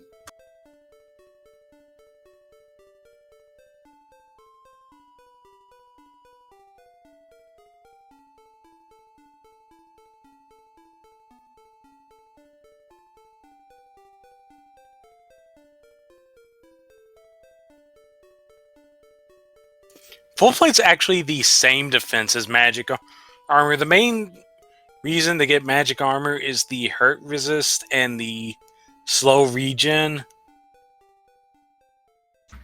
And the hurt resist this seed, I think, was well worth it. There's a number of enemies with hurt more, and even a couple with hurt where, since we had such low HP, like those green dragons, it made a difference in the end, I think.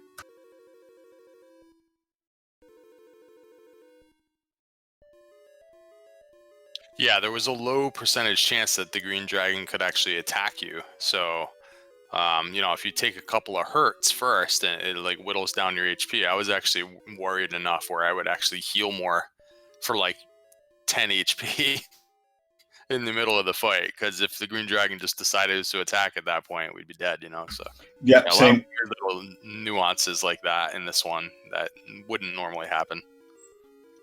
Yeah, same here. And we do have another finisher. Edge Talvaron just finished 11th place with an official SRL time of 3 hours, 37 minutes, 43 seconds.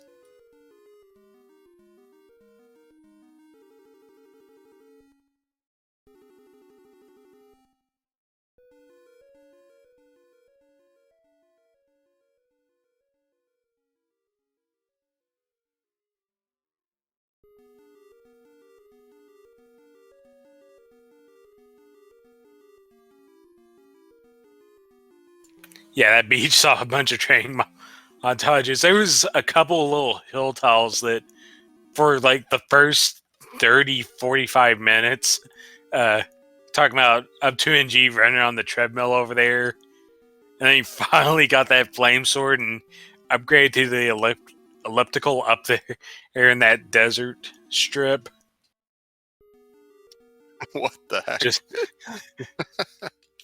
Just a couple people on the chat talking about running on the treadmill, doing a little back and forth fighting warlocks. Yeah, you try and I try and keep to the same tiles instead of wandering around because how the zones are laid out and as a grid, you want to make sure that you're not like straying off into a random zone and just getting killed for no reason. So I do tend to keep to a tight little pacing when I find a zone that I like, but that's funny. It looks like somebody's on a treadmill, I suppose. I could see that. Yeah, a little bit of back and forth action, and made an upgrade to a better zone, better treadmill with those green dragons.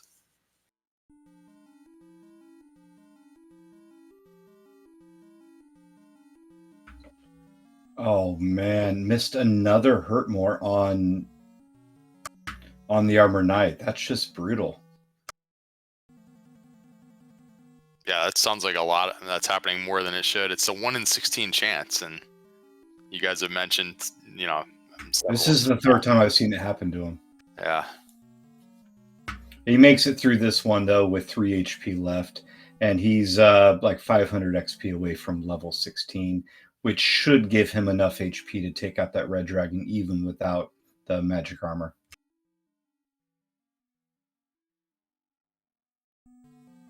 Well, does he have the full plate? No, he's rocking leather. Oh, he's still got the leather armor, yeah. Well, the thing about taking on the red dragon to try to beat it once is that there, you can double heal a lot. There's no rush, There's plenty of MP.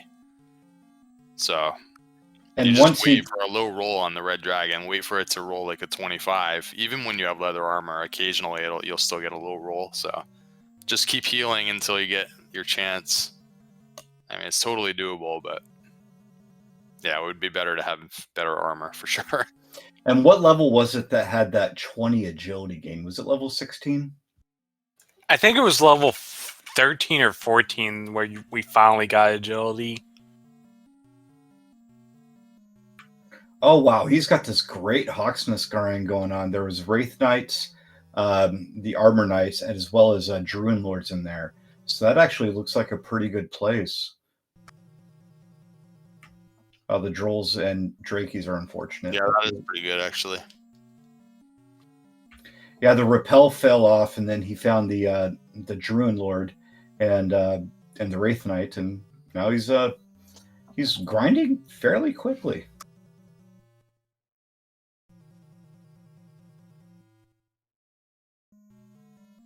Oh yeah,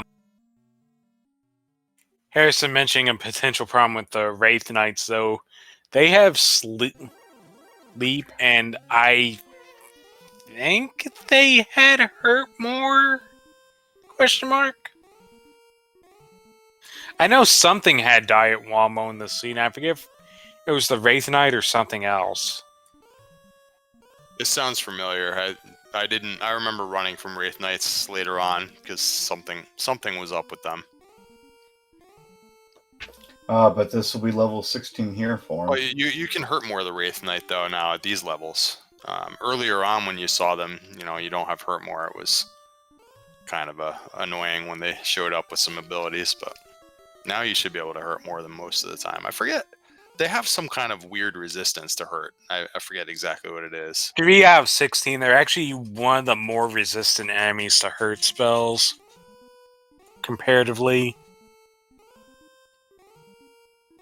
Yeah, for like a mid-game enemy to have some resistance like that is a little frustrating.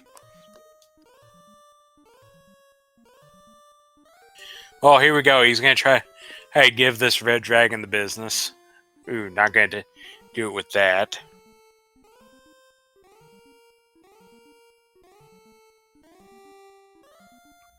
Two 43s in a row from the red dragon. That hurts. Oh, but the big swing takes him out finally, and he will have Erdrick's armor.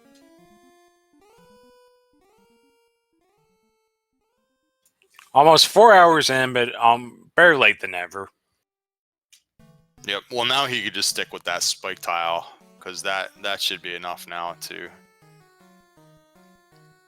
He's on 16 now, so he should have the HP to go along with that defense. He should be able to grind the red dragon now.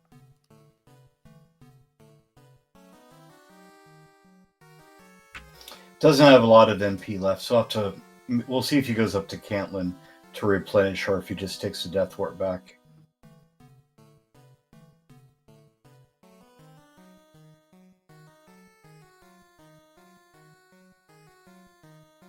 Yeah, it looks like he's going for a pit stop.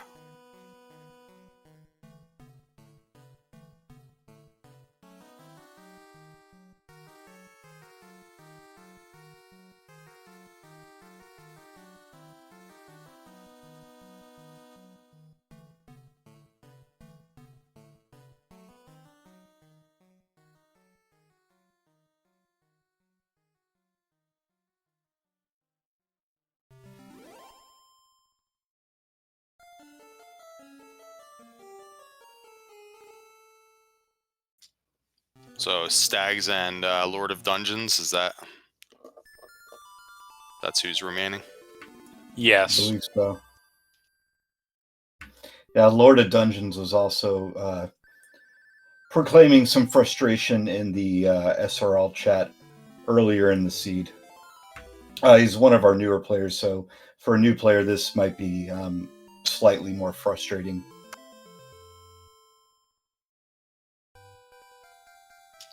Yeah, one of the things that, as you know, when you just hop into this game and you haven't really played it, you might not realize that sometimes you really do have to just grind. So if you just like keep going out into the world and you just keep dying and dying and dying, it's, I think for a new runner on a seed like this, that could just be like just horrible. Because you're not gaining a lot of experience a lot of times when that happens, because you're not seeing enough monsters that you can fight, and so you're trying to run away, hoping to just find, you know, a town or a cave, and meanwhile you're just dying and not getting experience, so you're not making progress.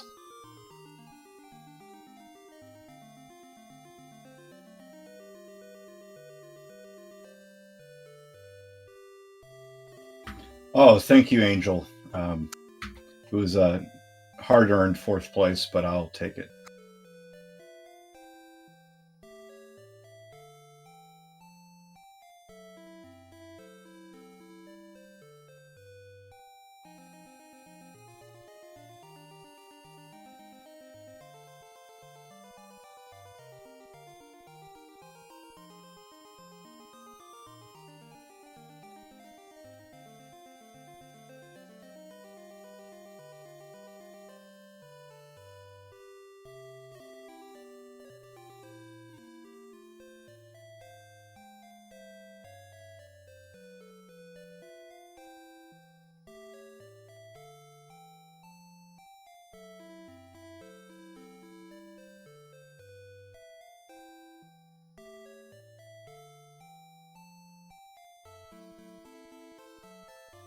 Yeah, it looks like Stag's going to go for a dive and grind like up 2NG did. Unfortunately, he's got to gain 2 levels here, and it's not going to work out here because unless he gets a lot of green dragons, but attempting to run from the red dragons is not going to work. So I just popped up Lord of Dungeons stream. Not sure if I should spoil what's happening.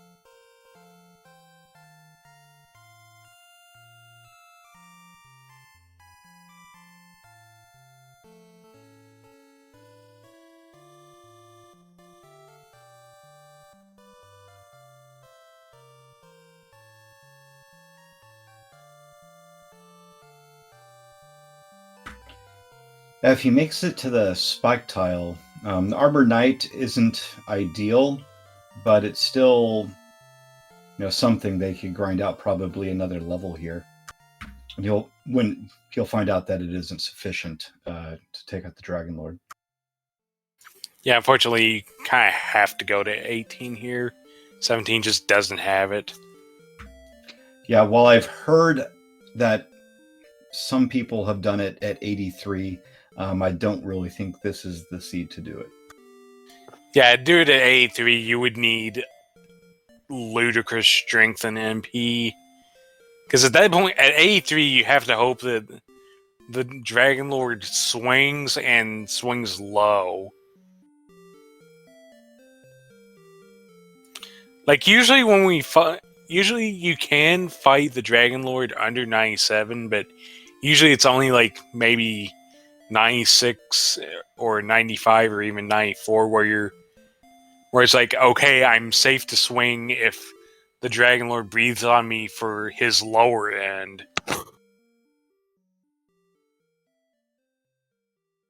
But there's just a certain point where it's just like, no, you can't do it now, because if the Dragon Lord breathes at all, you have to heal more, or back-to-back breaths will kill you.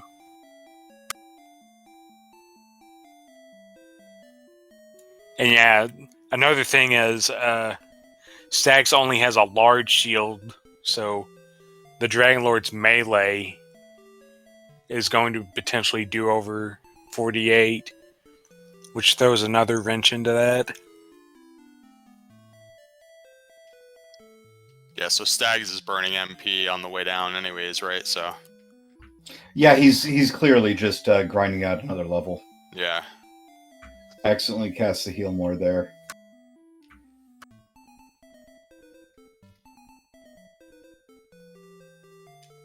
Not sure how behind the restream is, but he is looking for the fighter's ring, I believe.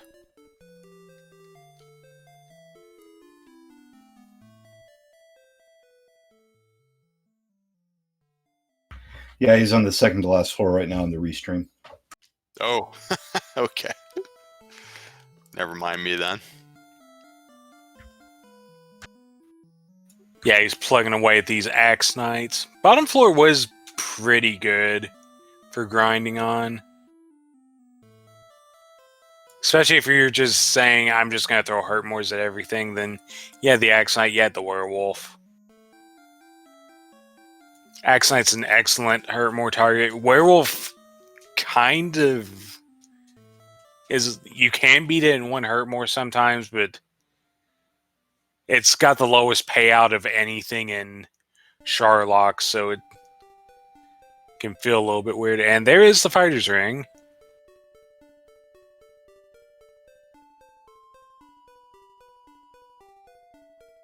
Goodbye, Death Necklace. You will not be missed.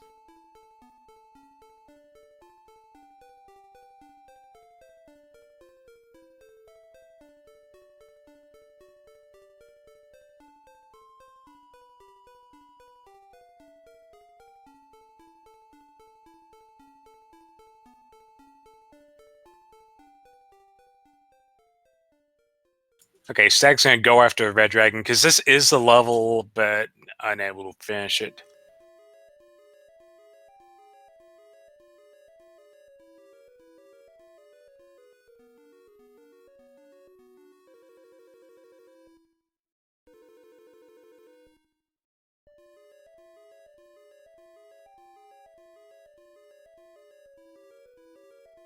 So we'll see if he goes back into Sharlock, or decides to just pop into...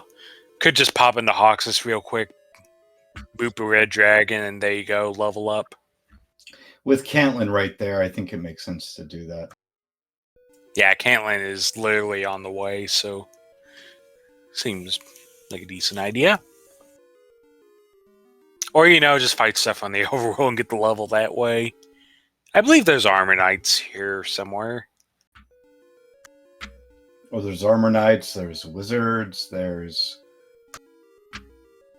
I've seen Axe Knights in the overworld. There's pretty good stuff. And looks like he's going past all that and going straight to Sharlock. Okay, well, no, here's an Armor Knight right here for him, and this will get him the level he can defeat it.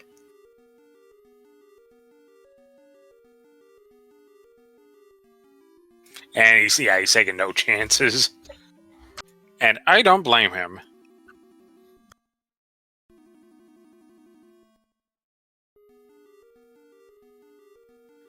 So yeah, he's going to get level 17, really in a pretty good spot, because he's going to see this, realize he didn't quite get the HP he needed, and then he can play it from there.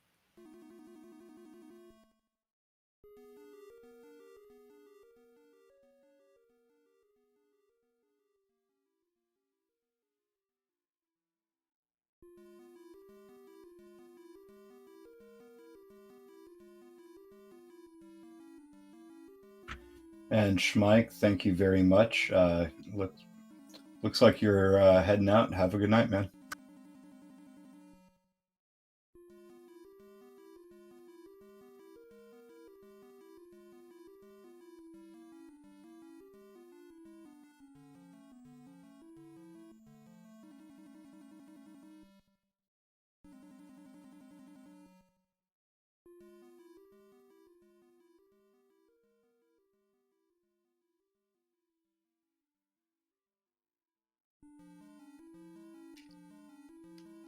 So Stags is going to try for the dive and grind again. Yeah, here's hoping that it's more green dragons instead of red, because those are really good. Yep. No, there's some. There are plenty of green dragons in Sherlock, so. And Yes. oh look, it's a gold man. It knows hurt more. Oh, sorry, I just had a flashback.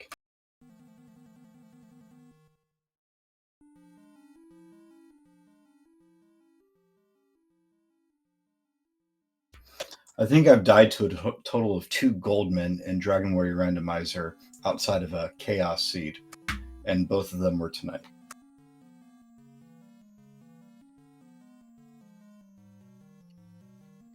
So Lord of Dungeons has gotten level 19, by the way.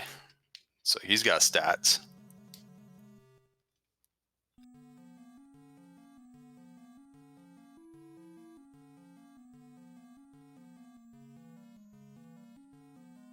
Yeah, there you go. A couple green dragons for Stags, and he is well on his way.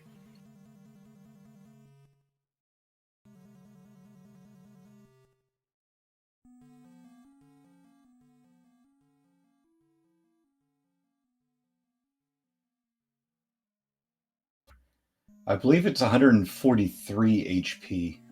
Oh, he may be playing like a HP MP, or excuse me, Agi MP seed. I'm not sure what Kane goes is. Speaking of Lord of Dungeon 32, that is. Let me look it up.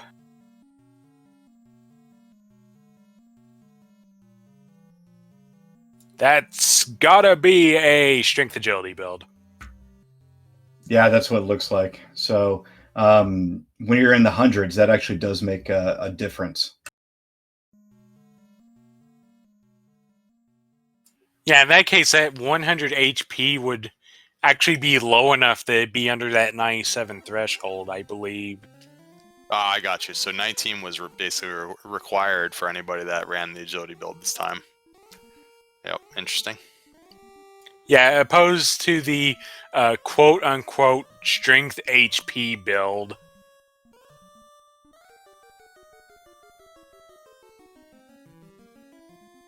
Yeah. You mean the standard build?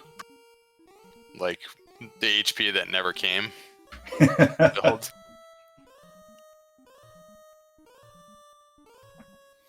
Strength Agi at level 19, his agility being, 8 higher at that level, that'll make a little bit of a difference.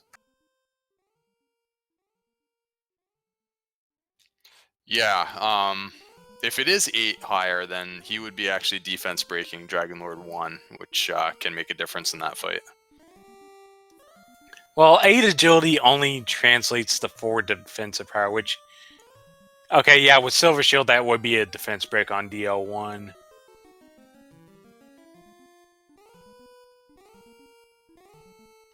Yeah, I'm not sure how much agility is actually gained on 19 as well. I'm not sure if we saw that, but I know I had 86 defense on 18, so yeah, he'll have no trouble. There's plenty of stats anyways, so just the icing on the cake to be able to defense break Dragon Lord 1.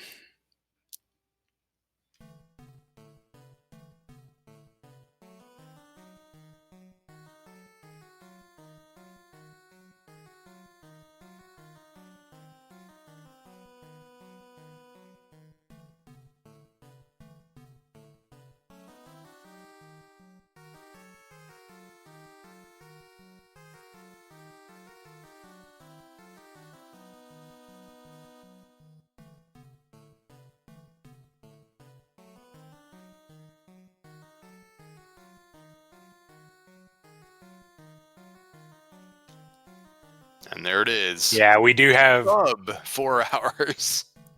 Just barely. Lord of the Dungeons 32 has finished 12th place with an official SRL time of 3 hours, 59 minutes, 57 seconds. Just barely under 4 hours.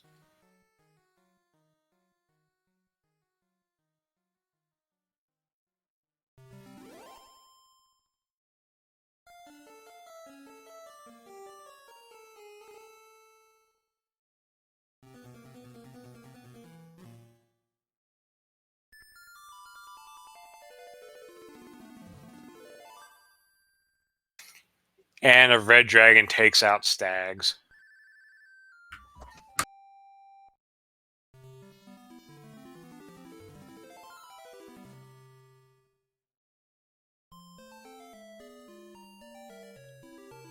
Not his night tonight. There will be better days.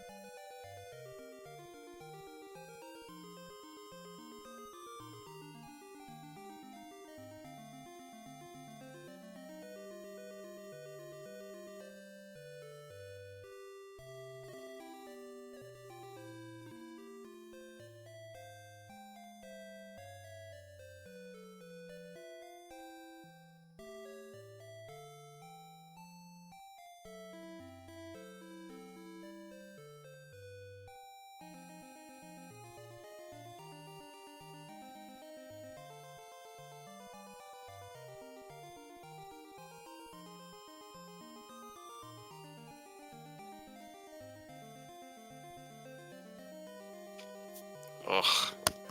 Yeah, so I'm following this Stags' race about a minute in the future here, and he's gonna have an annoying encounter with the Wraith Knight.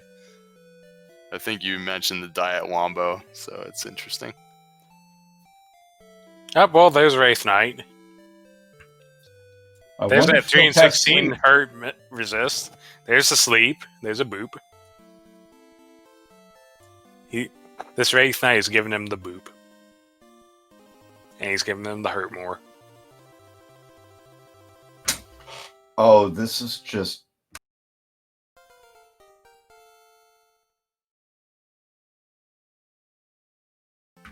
Oh, he makes it through, though. You kind of scared me there up to NG. Yeah, I mean, it's just so trolly, though. 4 hours into a seed to have to deal with something like that. It's like, come on, what could go wrong here? So he's getting close to finishing out the level, and then we'll have go time for Stags. And looks like he's fighting a red dragon right outside of Hawksness, too. Wow. This was quite a trolly overworld.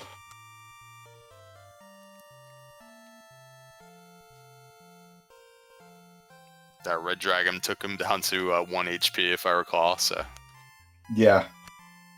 It's just, ugh. That's another thing with newer runners. Don't realize just how strong red dragons are. Like, you think you're safe at 35 hit points, and really you almost never are against red dragons. Like, everything else in the game, like, doesn't do anywhere near that much damage, so you're used to just, like, you know, hitting the fight command when you have HP in the 30s, but you gotta take special care against red dragons. They're so strong.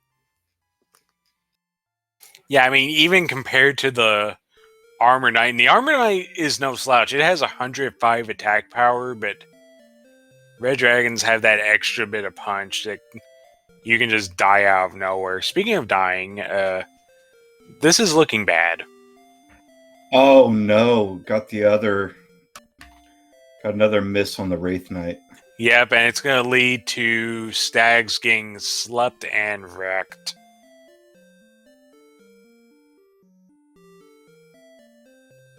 Just one red dragon from the level as well. Yeah, hopefully he'll just get this kind of on the way now, so that he doesn't spend more time trying to get back into Hawksness and all that.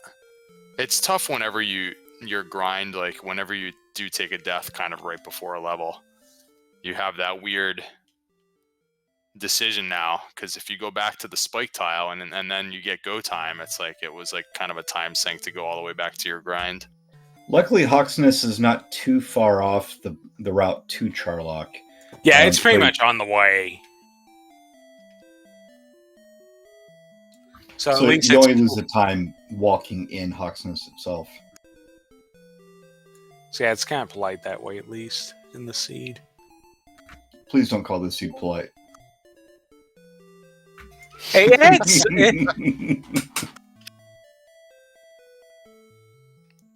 I'm starting to feel bad for the restreamer and the tracker and even the viewers if they're still here. Yeah, It's getting huge brutal. shout out to our amazing SpeedGaming restreamers and doing a good job. okay. Well, there's your 17 HP. So now is certainly time you can beat the Dragon Lord.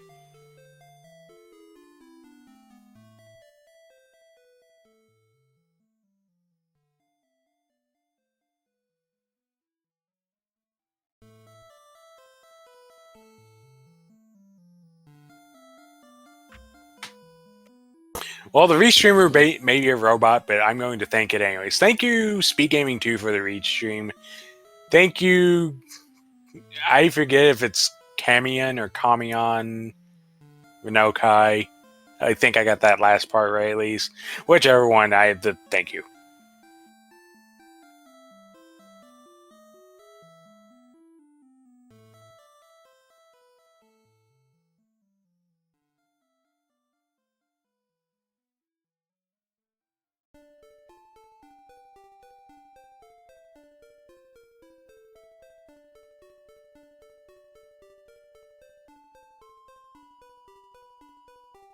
And Stags has made a very important upgrade. He has equipped the scale of the dragon. Every little bit helps. Because not even 4 hours is too late for the dragon scale. Well, so if he wasn't defense breaking DL1 before, he is now for sure. He only has the large shield. Oh, never mind then. Is that right? Really? Wow. Well, now he's defense breaking wizards. Or something to that effect. Okay. He's got a... I don't even know if Cool. there are wizards in Sharlock, but, well, they're defense broken.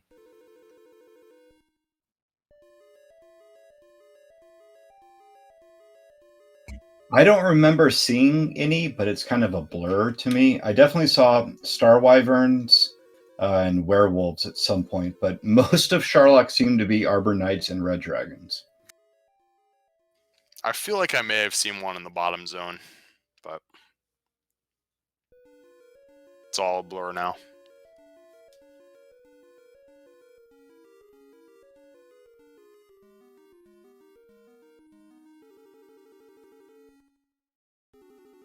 There were definitely werewolves down there. That was the most friendly zone. I don't remember seeing any red dragons down there. So like if you did do the dive and grind and you were a level short, you could potentially, you know, it takes a while, but you could walk around in those desert tiles right outside the mini boss, and you know, get the werewolves to pop up, and you know, since those are defense broken, you'll never have to heal if you have the patience to to do that grind. It's a little slow, but at least geographically, you wouldn't have to walk all the way back through Sharlock again. So every once in a while, that becomes a situation.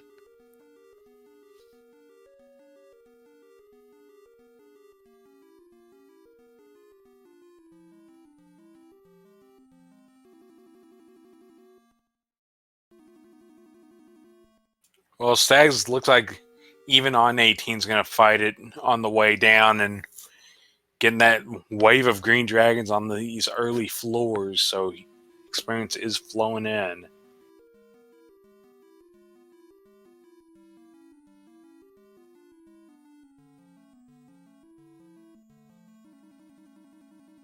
$16,500. That's the magic number for level 19.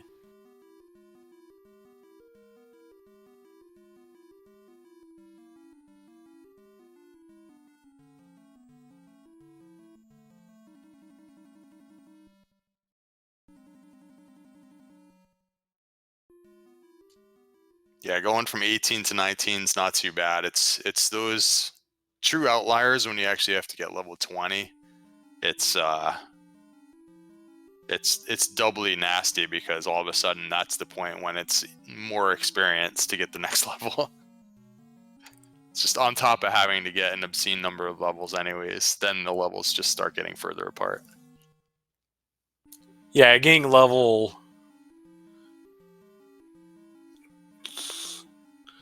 If you have to go up to level 20, that's the final jump in how much experience you need.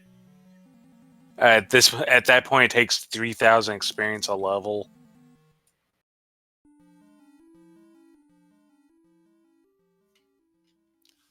Yep. And that's on the fact that in the vanilla game, level 20 takes, and every level after that takes 4,000. So we have faster settings for standard flags. But it's funny in the vanilla game how that's right around the level that you can win at, and that's when they decide to change, how much it takes to get another level. It's kind of weird. I don't know. Also, learning hurt more at level 19 in vanilla when it's like basically already time to win.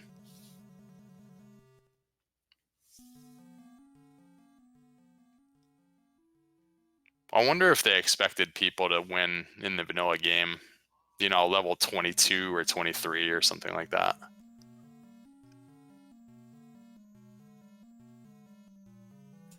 you Stacks getting away from that armor knight.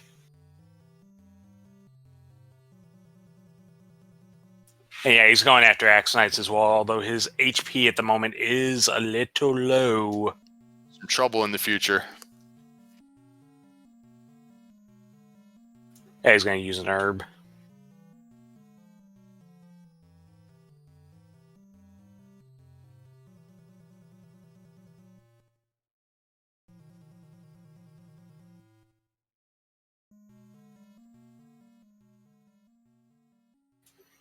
And he goes down again. I don't think he's familiar with the combat math, maybe, because I do think you have a heal more or two to spare on the way down. Even at 18. Yeah, I definitely used one heal more on the way down. Yeah, I think I ended up using 2 on my dive, and I started at level 17 MP, so yeah, there's definitely some room there. It's either that, or he might just, again, like, sometimes you just don't realize how hard the red dragon can hit, so you just want to try and run one more time. Well, he attempted to run at 8 HP, so... Oh, okay. Yeah. Well, I think since he does seem to be fighting things through Sharlock, we're probably going to see level 19, and then we'll have a nice cushion to work with, including that's the big HP boost, right? So you have at least one extra chance to run from a red dragon each time if you're healed up entering the battle.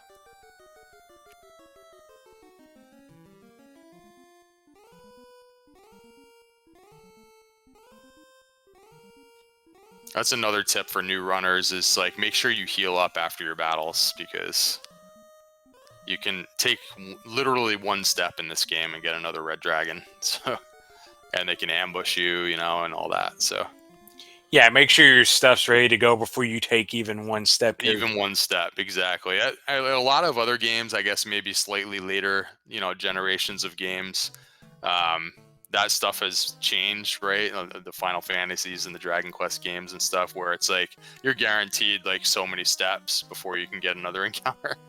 In this game, you can take one step and get another encounter, and it happens all the time. So, yeah, in my case, it was a weekly seed that I was running, like one of the async weekly seeds, where I was rappel walking down Sharlock, and I let rappel lapse for like 10 steps, and a wizard came up, and in that seed they had Wombo Combo, and they got the ambush and just killed me on the spot. And it's like, yeah, I should probably be a bit more vigilant about that. That's one that I still struggle with, is just like noticing when the rappel wears off sometimes. Just I don't even see the message sometimes or whatever. I have to wait for like a weak enemy to pop up and be like, wait a minute, there's no repel. What's happening? Which, of course, by then, you've lost however much time it took to take that unnecessary encounter and all that. But yeah, he's back in Sharlock. He's fighting enemies. Probably Oh, the excellent dodge. Should be good this dive here.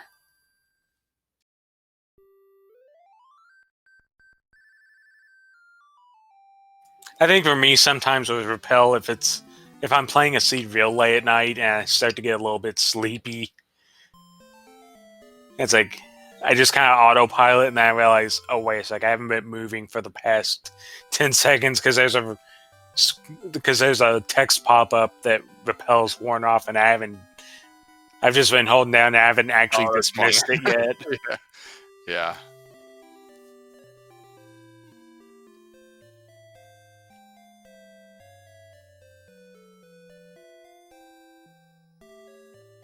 So it's not quite going to be this green dragon, but literally a magician could do it.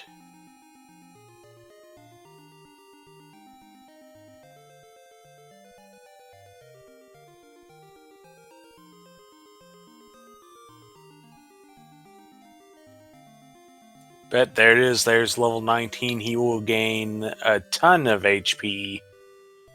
Ooh, there's actually some decent agility on that level as well.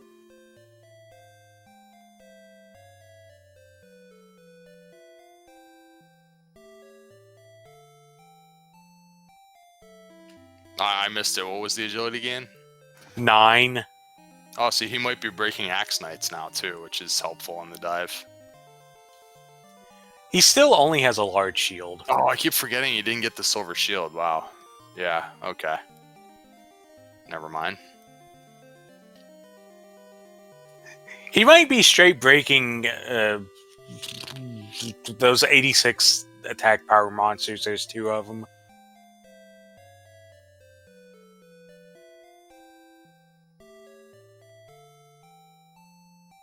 Gets away from the red dragon. Does have a full stack of herbs.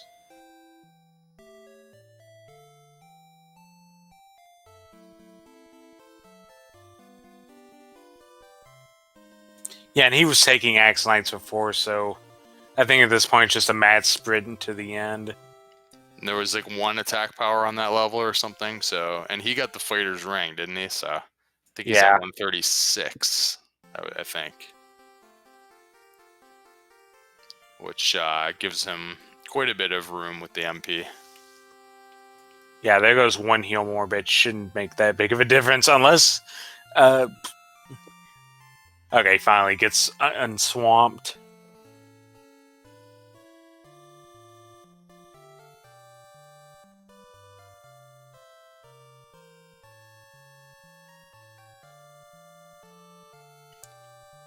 So there are red dragons on the bottom zone. I don't think I ever saw them down there. So I had a pretty lucky dive in retrospect. Looks like they're actually in all 3 zones.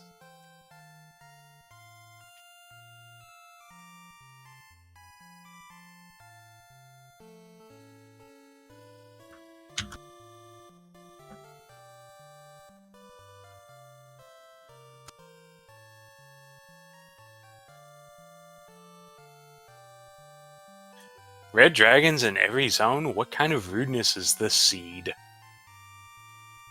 It's basically every bit of rudeness. Except for the green dragons. Actually, yeah, I'll concede. The green dragons are what made this seed, I don't want to say possible, but less tedious.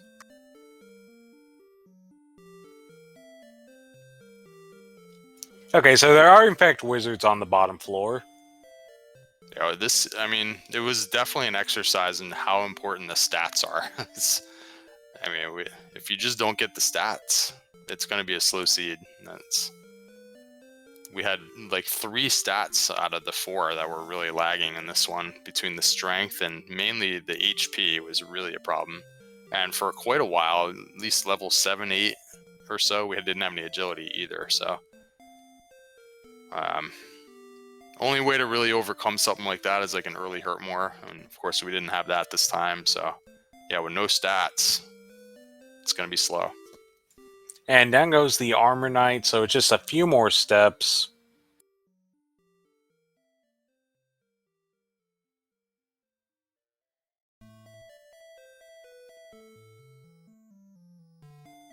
Gonna he'll walk it a little bit. Gotta make sure you have every single HP. That heal walk is always so dangerous. And gets the classic ambush stop spell from the Dragon Lord.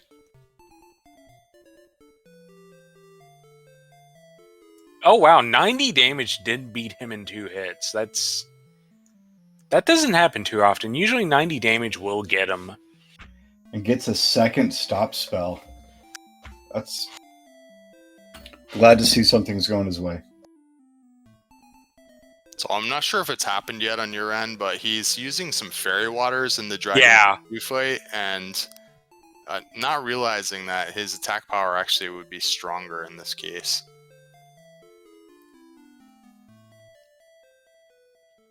I don't think it matters too much. I think it's like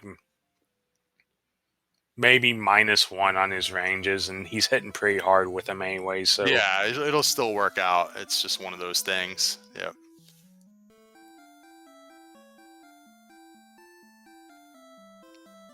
Looks like he had a few extra heal mores coming into the fight, so it should be okay.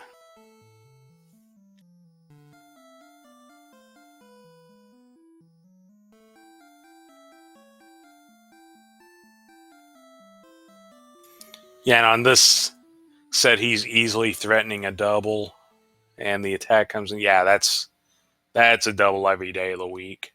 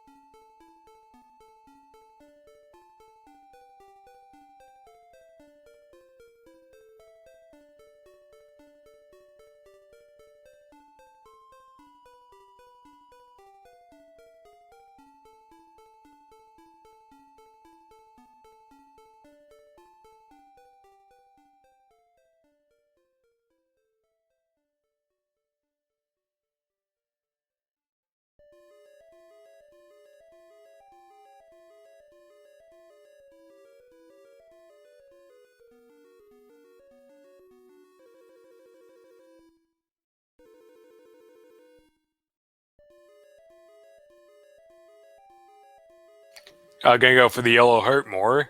Didn't quite get it.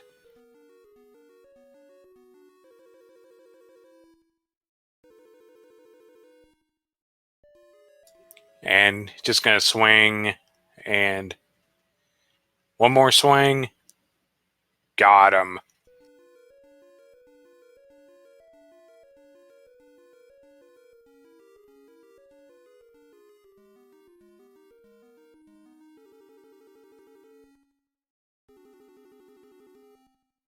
And Stags will conclude the race, finishing with an official SRL time of 4 hours, 23 minutes, and 46 seconds.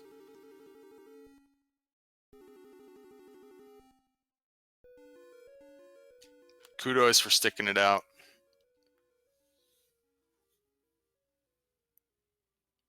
That was a long one.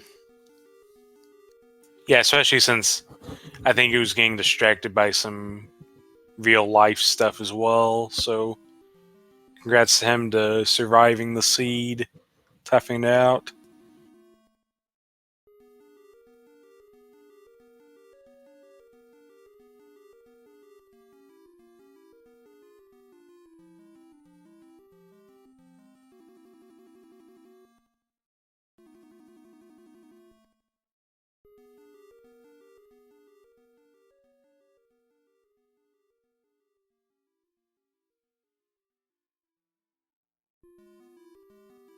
And with that, I don't think he's coming in for a... I think he said at the beginning that he wasn't coming in for an interview, so that will about wrap it up for tonight, as we are with our 8 p.m. start on the East Coast already going into Monday, so I'm sure a bunch of us will be glad that it's a holiday weekend.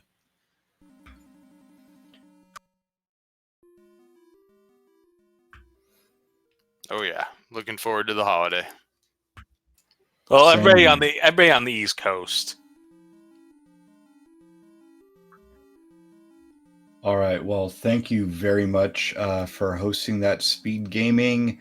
Thank you, Smashy, for sticking it out, commentating, and letting us join you for the last, hour and a half of this. Yeah, thanks to you two for helping me at the end here. Oh, he is actually in. Oh, he's actually here. Hello, Stags. Welcome to the place where nobody has any sanity left. Oh my god. Nice. This was just the hardest day.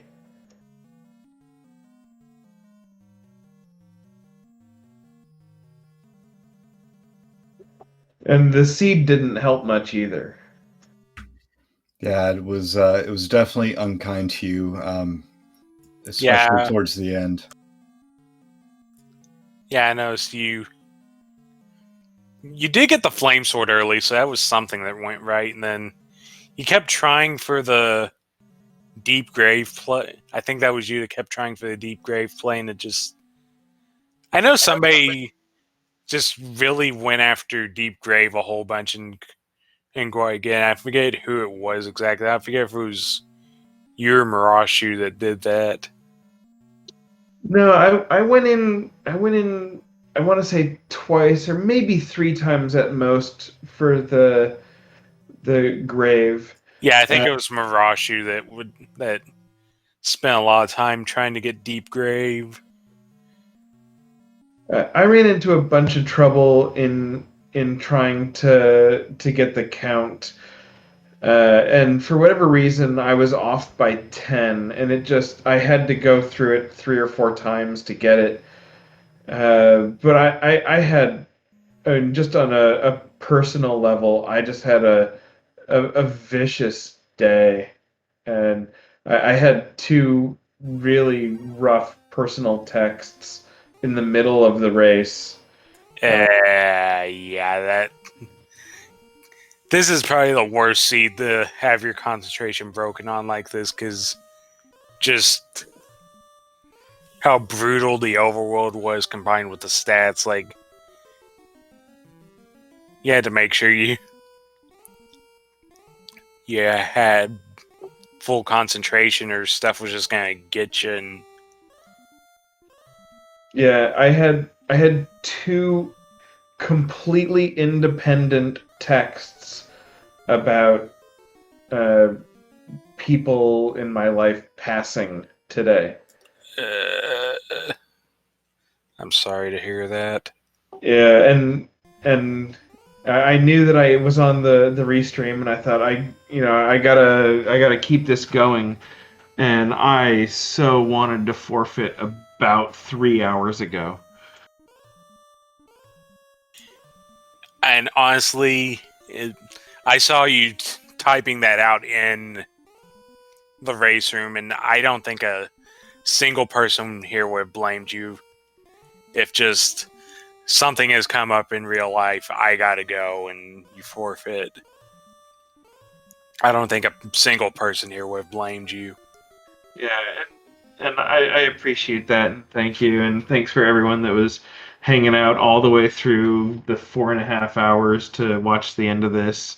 There was nothing I could do at any point for it, and so my options were Nintendo or get blackout drunk, and it seemed like Nintendo was the healthier of the coping mechanisms. So thanks for hanging in there with me, and I appreciate it a bunch. With this seed, I'm not so sure, but I mean, I'm joking, but Yeah. Yeah, I hear you. I understand. It was a traumatic run all the same. But I mean, Nintendo's gonna Nintendo, and Rando's gonna Rando, and uh, I mean, it wasn't unfair. It was just tough. I've heard Nintendo and drinking can happen at the same time. I don't know. Somebody told me that. If I did, I must have blacked out during it.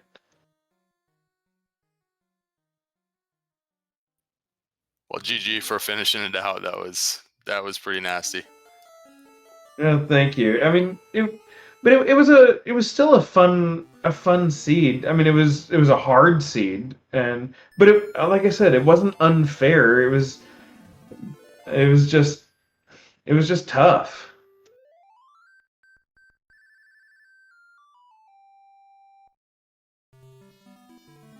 Yeah, just not having the stats is one of the bigger challenges that can come up because it feels like you should be doing stuff and you just can't a lot of times. You just like we had about like 30 hit points for a long time, which makes it really hard. Yeah, I think we were at level 12, and I want to say I had something like 46 or maybe 50 HP. Like what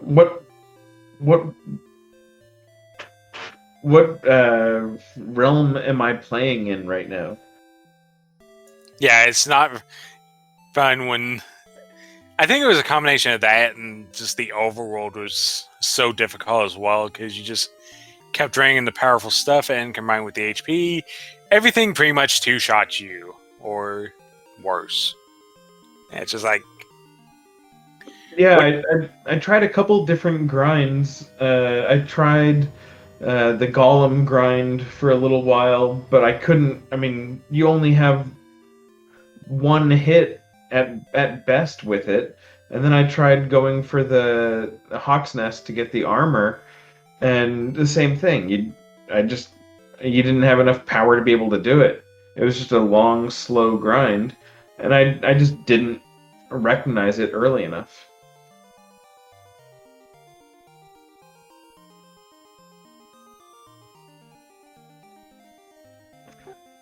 In hindsight, what I should have done probably is after I found a couple more towns where there were more items that I could buy. I should have reinitiated the gold grind, gone up there, gotten the magic armor, got the silver shield, and then I would have had a better chance at fighting. yeah, I think that was. I think that actually made a real big difference at level 15 because I think that was the level most people were able to kill the red dragon to get the Erdrick's armor, but you were still taking so much damage that it was still being a major struggle. But I'm pretty sure you're a new face around here. So yeah, this is like one of those learning experiences where you just learn it the hard way. The very, very hard way. Oh yeah, I kind of joined the community in 2021, so I was part of the winter tournament and looking forward to the summer. But it's still under 100 races under the belt, and you gotta do your time.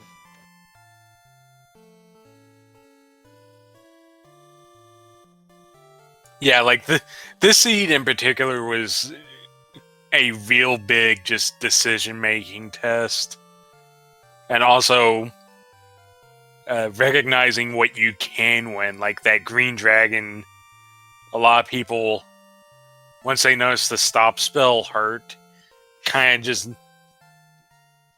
took away a lot of its offensive threat. That's where people got most of their experience through the mid game, was just, oh hey, there's this zone with a green dragon. I'm just gonna fight that thing over and over because it's actually kind of weaker in this season.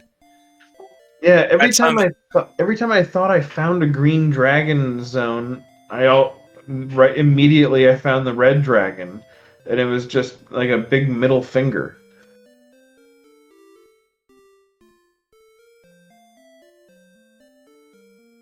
Yeah, as it turns out, there was a zone directly north of Start where there's a little strip of desert leading to Rimeldar, where the zone was like Green Dragon and then a couple of mid-tier enemies and a Goldman and a Druin or something like that, and that's where a lot of grinding happened. I'll just leave it at that. I'm not sure I ever actually found Rimuldar. It was actually went directly north of Start and then went through that little passage and then went north a little bit more, and that's where Rimeldar was. Fascinating. It didn't even occur to me until you mentioned it that I don't think I ever saw that. If that had been the armor, I would have thrown things across the room.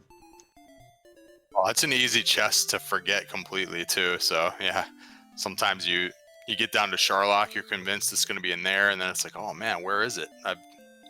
And you totally forgot that Rimeldar's out there with one chest. But yeah, this is definitely a good one, especially since you were on the restream. It's a good one to watch back with the commentary and everything afterwards, and just kind of see how the other runners did certain things. I know that helped me a lot in the first year that I played this game. It's like, wow, how did they finish so fast? And then you watch what happened and you pick up some ideas. So it's always good. I think there's a bunch of us that are about to go watch NASCAR's race to figure out how he finished 15 minutes ahead of everybody else. Yeah, one person mentioned to me in a different channel that he may have found Rogue Scorpion somewhere on the map a little early on. So easy to take down, I guess, with our flame swords. Wow, I never saw a single one of those in the whole race. Yeah, me neither. I haven't seen his VODs yet, but I look forward to looking at that and seeing what it is. Yeah, I'll definitely give this one a look back. I know I had a bit of a distraction, but still, in real time, getting that immediate feedback of where everyone else is versus where you are it's so helpful. You can't even stress how much it is.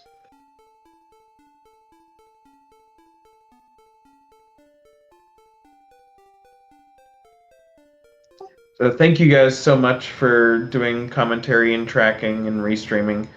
I appreciate it a lot.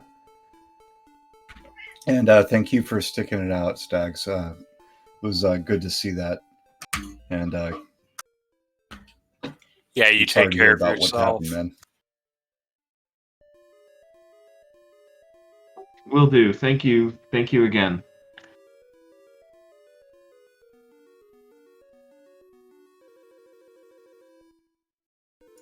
And with that will about wrap it up for us here on Speed Gaming 2. Thank you all for coming out tonight. This has been Smashy on the tracker, on Renokai. Our three runners are still in here with me, chatting, helping to keep me going. Thank all of you. Elmore St. James, Up to NG, and Stags 28.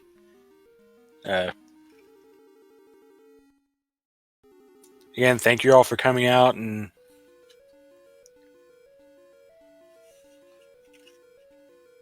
have a good night. All right, have a great night, man.